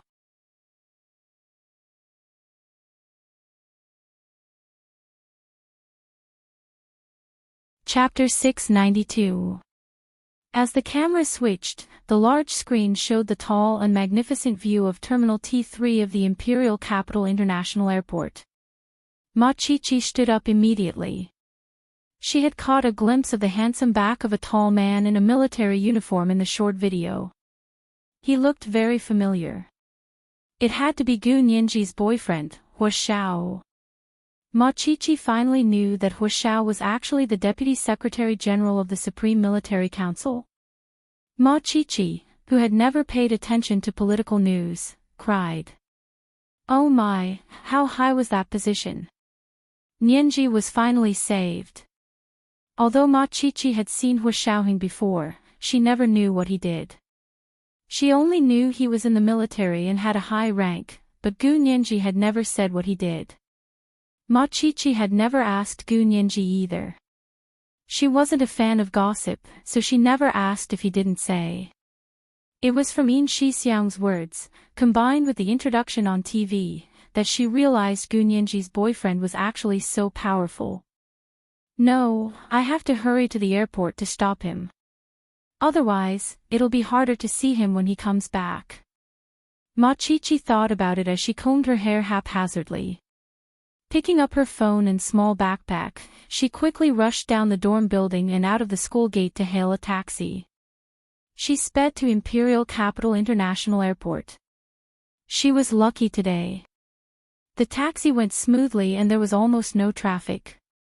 It only took 45 minutes to arrive at Terminal T3 of the Imperial Capital International Airport. It usually took an hour and a half before. She stood at the entrance of the terminal and looked up at the blue sky. A large military plane that looked like a white swan was slowly descending from the white clouds. Of course, the airport was filled with plainclothes police, Secret Service agents, and fully armed soldiers. Ma Chi-chi wandered around the airport for a while and found that many places were tightly blocked. She couldn't get in at all. How could this be? Holding her phone, she stood at the entrance of Terminal T3 in a daze as she watched the people coming and going. Everyone was beaming with joy, but Ma Chi-chi's heart was as cold as the dead of winter, bone-chilling. How could these people laugh so happily? Did they know that an innocent little girl was being tortured in a foreign country? How could they laugh? How could he laugh? Ma Chi-chi glared at these people with all her might. Suddenly, a black Rolls-Royce limousine stopped in front of the terminal not far from her. The attendant wearing white gloves got out of the car first and opened the door attentively. A graceful and elegant lady got out of the car and looked at the tall terminal in front of her smugly. Then a group of people got out of the cars behind her and surrounded her as they walked into the terminal. Ma Chi-chi's eyes widened. Wasn't this Tan Dongbang's wife, Kai Song-yin, whom she had just seen on TV? The new Prime Minister's wife. What was she doing here?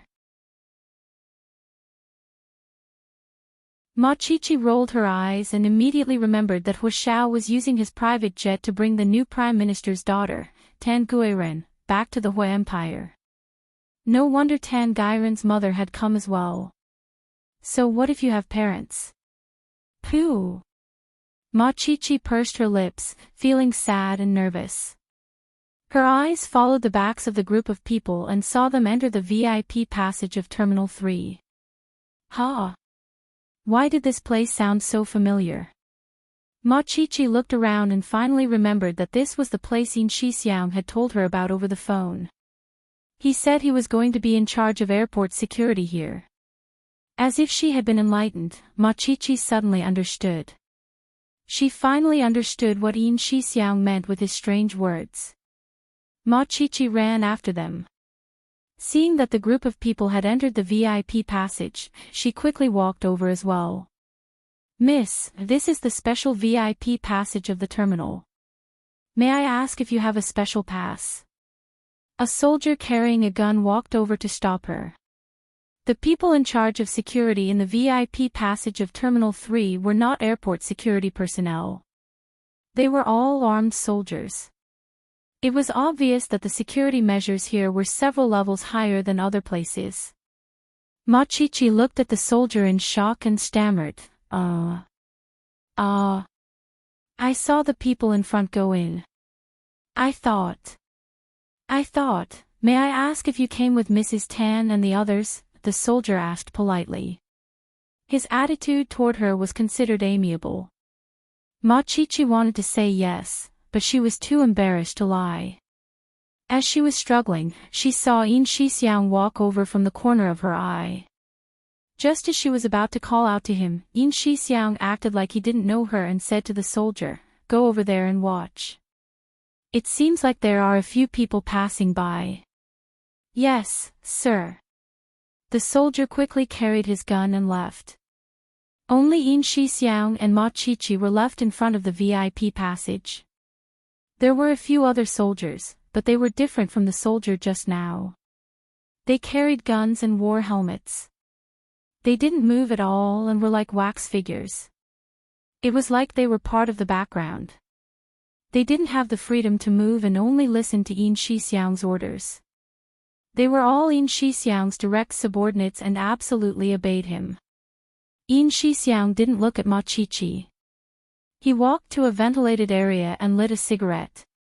Looking at the blue sky and white clouds outside the window, he said calmly, "Hurry up and go." Ma Chichi froze for a moment, then understood. She lowered her head and ran in quickly, following Tan Guiren's mother, Kai Song-yin, and the others.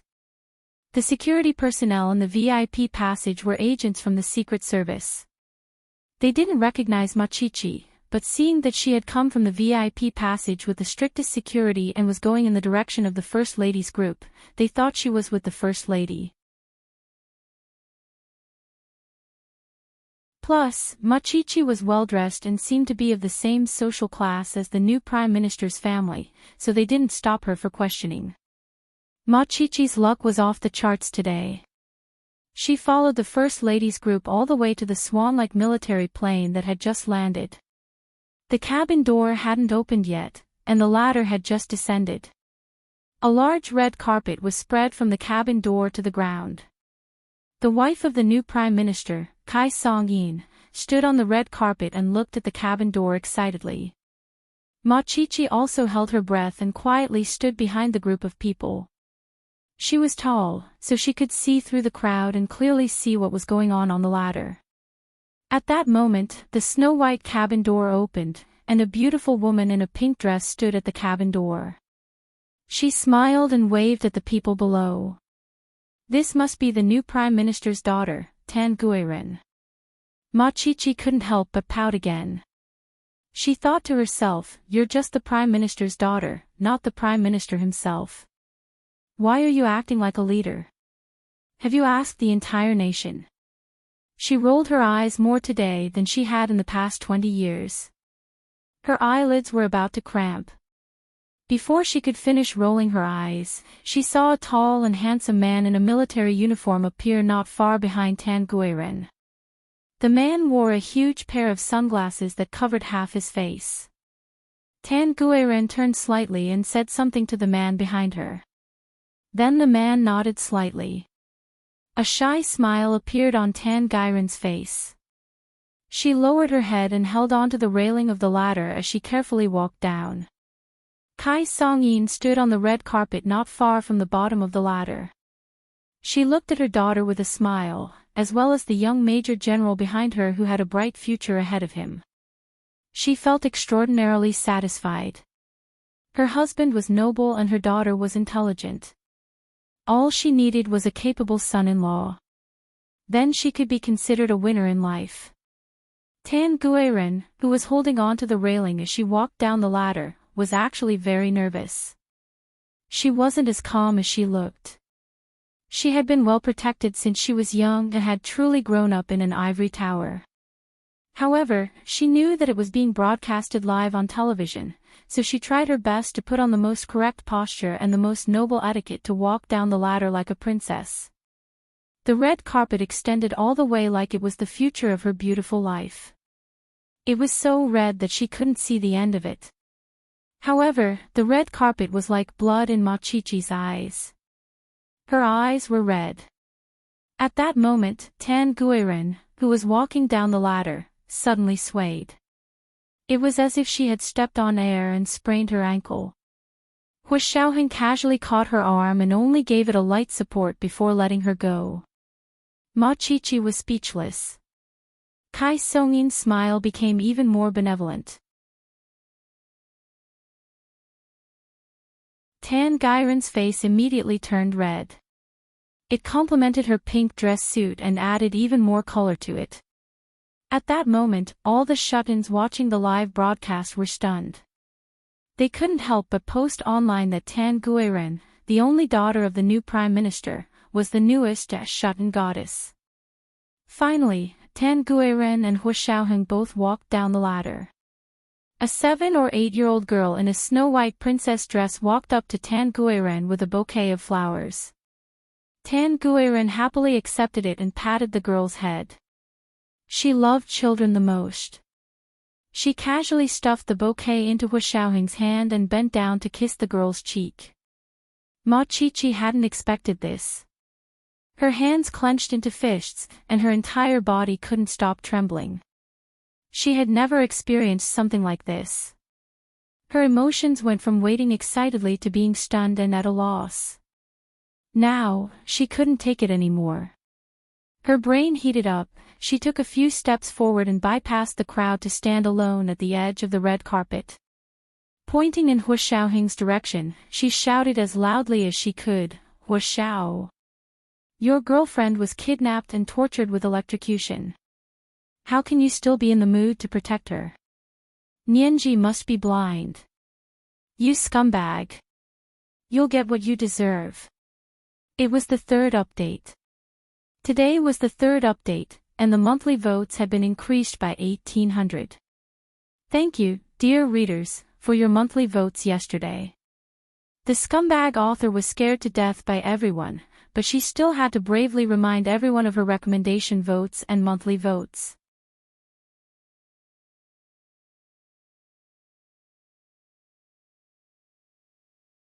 Chapter 693. Ma Chi-Chi was stunned after cursing in one breath. She was clearly there to ask for help from Nianji. How did it become hatred? She wanted to die so badly. What if Hu Xiao got angry and didn't save Nianji?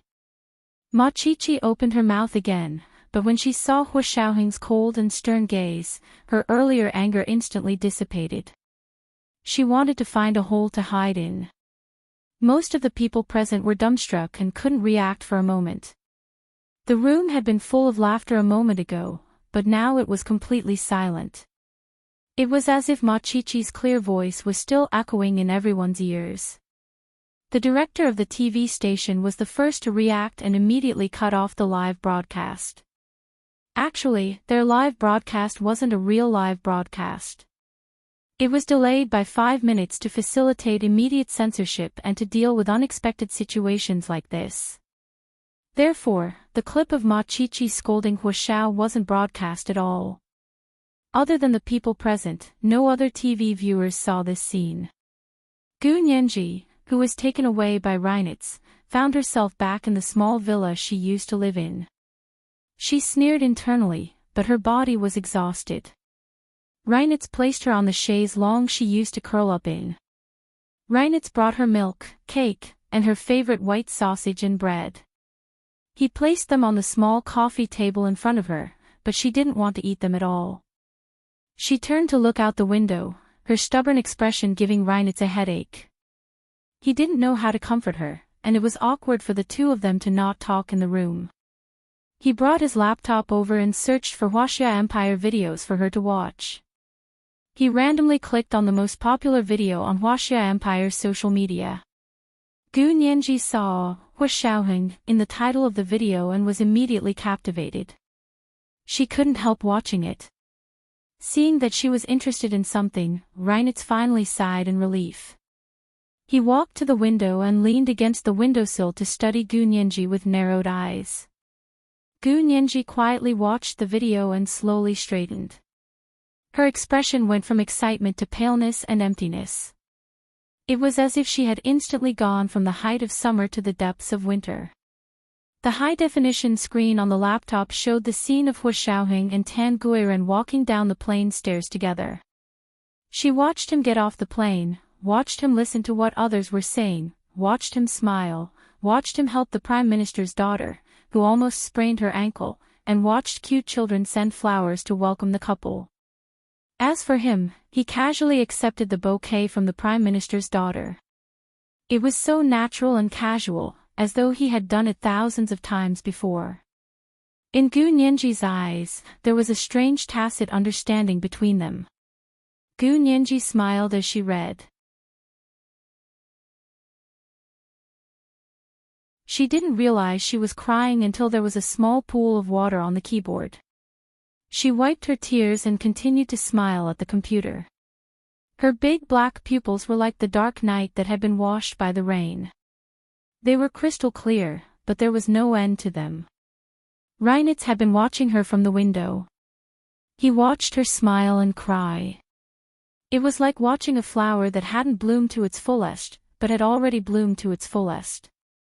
Gu Nianji's hopeless smile hurt him. He was about to speak when he suddenly heard the rumbling of a car outside the window, followed by the sound of orderly footsteps coming from all directions. Then, he heard a cold and indifferent voice coming from outside the window. It was standard Hanoverian German. Reinitz, you have 8 people here. We've already locked on to their positions. Don't worry, we all have armor-piercing bullets. We can guarantee a headshot through the wall. If you know what's good for you, put down your weapons, line up at the door, and crouch down with your hands on your head. I'll count to 3. If you don't leave, I won't be polite. I'll warn you again. Do not touch Nianji. If any of you take a step in her direction, I promise you'll immediately be covered in blood. You can try if you don't believe me. He Jichu's voice came from outside the window. Gu Nianji didn't know what device he was using to transmit the message, but his voice was so clear it sounded like it was right beside her ear. But Gu Nianji didn't move. She was like a clay statue. She didn't hear him at all. Reinitz sighed and looked down to see a small red dot where his heart was. He knew it was the laser guidance system's location. He Jichu was even using such a weapon. They really couldn't fight him head-on. He shook his head and said into his Bluetooth headset, "Retreat." Then his people walked out of the small villa. They threw their weapons out the window and walked out the door with their hands on their heads. They saw Hijichu and dozens of masked men with heavy weapons standing in the open space outside the door. There were several cars behind him. They were obviously bulletproof and as sturdy as armored vehicles. They were going to war. Reinitz didn't start a fight with him. Instead, he looked at him silently and reached out to point at him. Then he turned around and squatted down with his men with their hands on their heads. A masked man walked up and pointed a gun at Reinitz and his men. He stared at them and didn't let them move. He Ji-chu was the first to rush into Reinitz's small villa. As soon as he entered, he saw a skinny girl sitting dazedly on a chaise lounge in a small, warmly decorated living room. There was a laptop in front of her, and her eyes were fixed on the laptop, as if she wanted to see through the screen. He Ji-chu's heart ached. He quickly walked over and hugged Gu Nianji. "Nianji, I'll take you home." Gu Nianji's eyes were blank.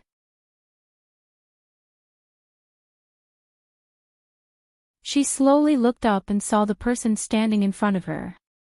He Ji-chu. Her dark eyes shifted, and large tears finally flowed out. Gu Nianji buried her head in his arms. Gu Nianji buried her head in his chest. At first, she only cried quietly, but her whole body gradually trembled, then sobbed, and finally wailed. Her cries were so painful that even the expressionless mercenaries, who were used to licking blood and killing as a profession, couldn't bear it and looked away one by one. He Ji-chu hugged her tightly and kept stroking her back to comfort her. She cried until she almost fainted. "Professor He, I'm so sad. I'm so sad. It's even worse than when they hit me and electrocuted me. I'm being tortured here, and he's beside another woman. He even helps her sprain her ankle. I can't stand it. I really can't stand it. I know it's not his fault. I know he definitely doesn't know what happened to me. But I still feel bad. I still blame him. I was wrong. I was wrong. I was wrong. I'm not that great. I'm selfish. I'm petty. I'm not presentable. I don't care about the big picture. I don't have a father or a mother. I'm not a Ms. Perfect. I'm just a little beggar who was picked up. I shouldn't have wishful thinking. I don't deserve to be with him. I reap what I sow. I deserve it. I deserve it. I deserve it." She said, "I deserve it," 3 times in a row. Her whole body was convulsing from crying, and she was on the verge of breaking down. He Ji-chu felt like a knife was being twisted in his heart, and tears rolled down his cheeks. "Nianji, you're not. You're not. It's my fault. Come home with me. I'll take you home," Gu Nianji cried until she fainted. He Ji-chu carried her out of Reinitz's villa and quickly got into the car. Reinitz and his men were temporarily tied up there, so He Ji-chu didn't have much time to retreat. He Ji-chu used all his connections and bribed them with astronomical prices to find Reinitz's stronghold and successfully rescue Gu Nianji. They rushed and finally boarded their private plane before Reinitz and his men were rescued. They flew out of German airspace. On the tarmac in front of Terminal T3 in the Hua-Xia Empire's imperial capital, a sudden accident happened. The bodyguards of the new First Lady, Kai Song-yin, turned pale with fright as soon as Ma Chi-chi screamed. A few burly men immediately rushed over and hugged Ma Chi-chi from behind to cover her mouth. 2 other people held her on both sides, and one of them slapped her face several times. Ma Chi-chi had never been hit like this in her entire life, and the person's hand was heavy. She was stunned immediately, and her cute round face immediately swelled up as tears fell uncontrollably. She didn't want to cry in front of so many people, but it really hurt. In that instant, she could only think of when Gu Nianji was electrocuted. It must have been 1,000 times more painful than what she was feeling right now. Ma Chi-chi began to cry even more sadly. However, the bodyguards didn't care whether she lived or died. They frantically covered her mouth and only wanted to drag her away immediately. Tan Guiren was furious when she saw this. She had never been used to seeing others bully the weak, let alone slapping an innocent girl in front of her. "Let her go. Let her go." Tan Guiren quickly walked over and pointed at the bodyguards. She said sternly, "Let her go right now. In broad daylight, is there still any law? The bodyguards froze and couldn't help but look at Tan Gairen's mother, Kai Song-yin. Kai Song-yin gave them a look, and they finally let go. Tan Guiren quickly hugged Ma Chi-chi and took out a handkerchief to wipe her tears. She said, "Don't be afraid. No one will dare to hit you again." Ma Chi-chi pushed her away and said angrily, "Who wants you to pretend to be nice? Go away. Don't touch me." Tan Guiren took a few steps back in shock and looked at her mother, Kai Song-yin, at a loss. Then she looked at Hu Xiaoheng behind her. Hu Xiaoheng's expression was normal, and she couldn't tell what he was thinking. However, his deep eyes carried a heavy sense of pressure. Even Tan Guiren didn't dare to look at him for too long. One look was enough to scare her and she quickly looked away. Kai Song-yin didn't say anything and only pulled on Tan Gairen's hand to indicate that she shouldn't be nosy. Kai Song-yin's bodyguard surrounded Ma Chi-chi again and grabbed her arms from both sides. Another person gagged her mouth. At that moment, Yin Shixiang caught up from behind. His hand was like a knife as he quickly snatched Ma Chi-chi from the hands of the bodyguards. Then, he coldly warned the First Lady, Kai Song-yin, who was smiling as she watched from the side. "Mrs. Tan, your husband hasn't officially taken office yet, but your bodyguards have already severely injured our citizen. I think many people will be very interested in this piece of news." Kai Song-yin smiled and said casually, "If they're interested, then they'll be interested.